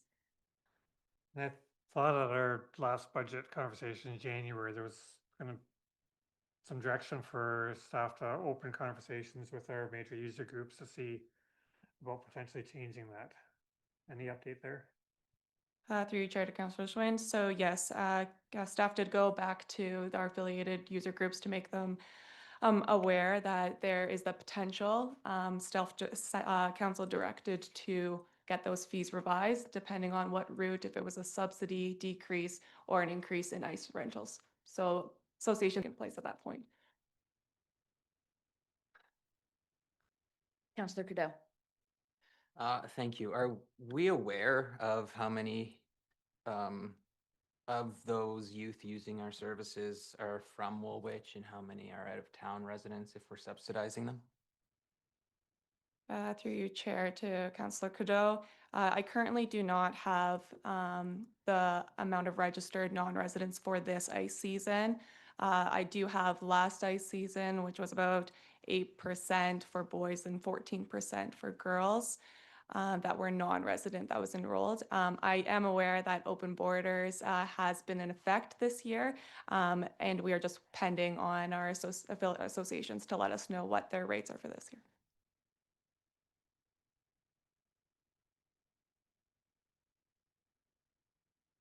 Is there any other questions, or do we want to maybe toss it to Director Lim to let us know if there's anything in the report? Or I am getting a deer in the headlight look when it comes to the fees and charges. Through you, Chair Grant. Sorry, I wasn't here to introduce the report. Really, I would have suggested if you had any specific questions that you just reach out to the individual department heads, which I think you already did. Most of the fees and charges you'll find in the report were generally either increased with inflation 2 to 3%, or in the finance department, for example, we try to use whole numbers. So instead of doing, say, $20.53, we might wait until it gets to $25 or $21 to keep it at a more round number instead of just doing an inflationary increase. But most of those increases are usually with inflation, with some of the highlighted items highlighted in the report, and the individual department director be better able to speak to any of those fees, which I think they already did. Yeah, thank you, Mr. Lim. Are there any other questions on this item? Councillor Schmidt? I guess I'm struggling proving this tonight at 11:15. I'm not at my best, but I know this was a big issue back in January about our ice rates. I thought we had wanted to open the conversation about going above and beyond that base increase for next season. And I'd hesitate to pass this tonight without, I guess, pushing our user groups a little bit on this, having that conversation to see what opportunities there are, because we're short on funds. And at the same time, though, I don't know how our rates compare to Waterloo or Drayton. Let's see if we're in line or not. Mr. Vanderhoff. Through you, Chair. I think what we can add is that we do review our fees and charges annually. Marie and the team does look at all the surrounding municipalities, look at subsidy rates as well too. She might be able to add a little bit more there. But really on this item, our minor organization groups have been made aware of the potential for change, but that would need to come at council direction. Otherwise, we would suggest that we stick with the 4-year previous agreement, and then we can look at changes after that date. There are some other options as well too. As Councillor Cadeau has raised, with open borders now with hockey, we may be seeing an increase in non-resident use. So that's something that we could explore, reducing the subsidy rate or the subsidy amount, or increasing the rates for those that are non-residents of the township. So there are a few different ways in which we can go about this. I guess that what we would look for, which is still on the table for the 2026-2027 season, is some direction from council, if that's what you would like us to explore in advance of the next meeting.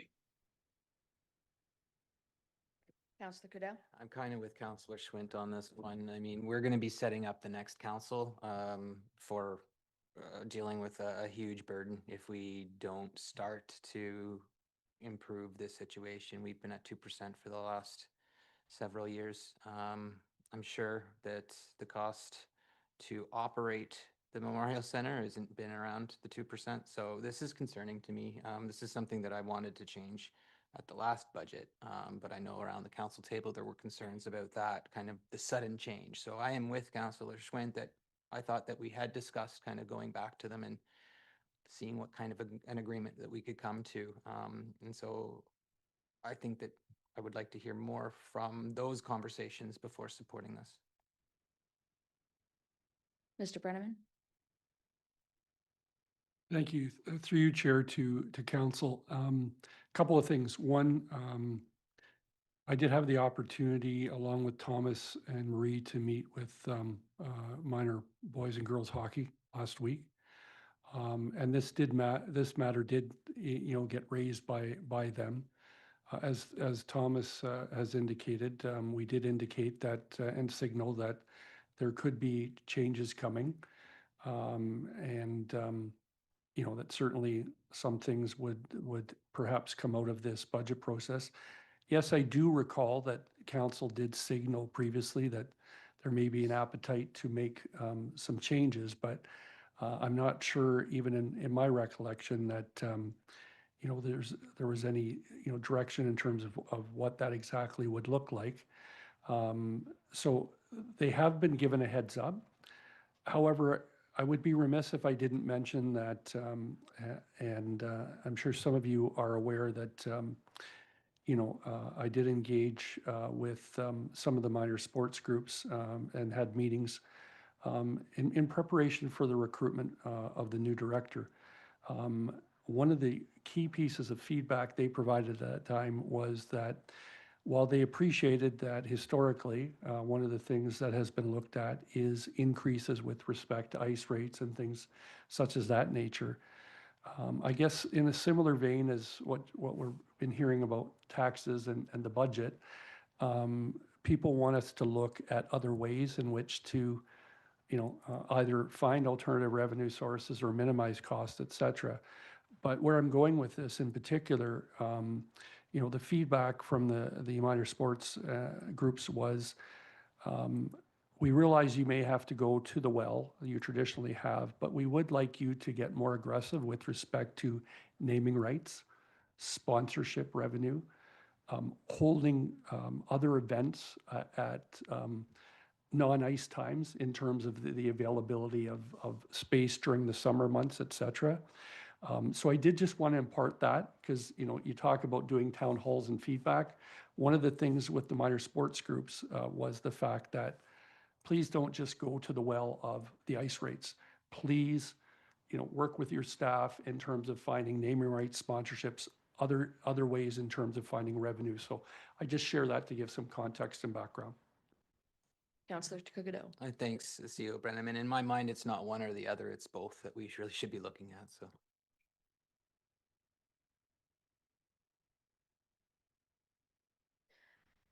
Any, Councillor Schmidt? So I guess I'm torn here. I can't support these suggested rates and bylaws because I think that conversation still needs to happen with the user groups. And it's going to include, yes, sponsorships and all those other things Mr. Brennan talked about. And we're running out of time because those user groups, I think, will want to have a deal in place early January as they set their rates for the next season. So the runway is kind of short on this one too.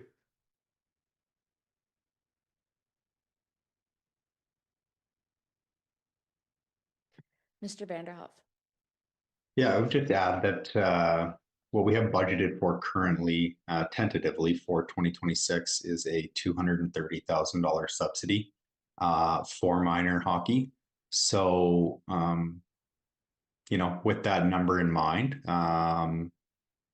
be good for staff to get an idea of where council is looking and you know, what kind of revenue they would like to see. And that's at 33%. Councillor Schmidt. So I guess I don't think we want to negotiate that number here in an open council session. I'd like us to go back to the user groups and together can we develop a sustainable plan for them as an organization and us, which includes all those things. And can that be something we have in place by the end of January? Councillor Kukado. I'll just add, based on our conversation last year, and sorry if my recollection's fuzzy, but it was, oh, it is fuzzy now. Trying to think of, it's too late for me. I will say, I think this is an issue I also brought up around this time, and if my less fuzzy memory, although it may still be pretty fuzzy, was that we felt at the time it would be a sudden change for those user groups. So I think the expectation of council was that we would go back and have those discussions with them. It sounds like those discussions are maybe still underway and need to be kind of fully fleshed out. So. Thank you. I remembered my thought. It was based on my recollection. I think North Dumfries was around a 20% subsidy rate. We were around somewhat on the higher range at the 33. So if we're looking at a range, it would be 20 to 33%, somewhere in and around there. I think it's prudent that we go back to the user groups and negotiate that with them and not just kind of thou shalt pay this. But yeah, I guess we'll see how things flow. Thomas? The alternative that we could look at as well too is just an increase. There's a few different things we could look at, right? We could just look at an increase to the fee, keeping the subsidy the same, but that would impact other users as well too. And then we could also look at and explore the amount of non-resident use as well too, if that's something that council would like us to look at. Councillor Cadell? I would be in support of looking at every avenue that we can look at to save money here.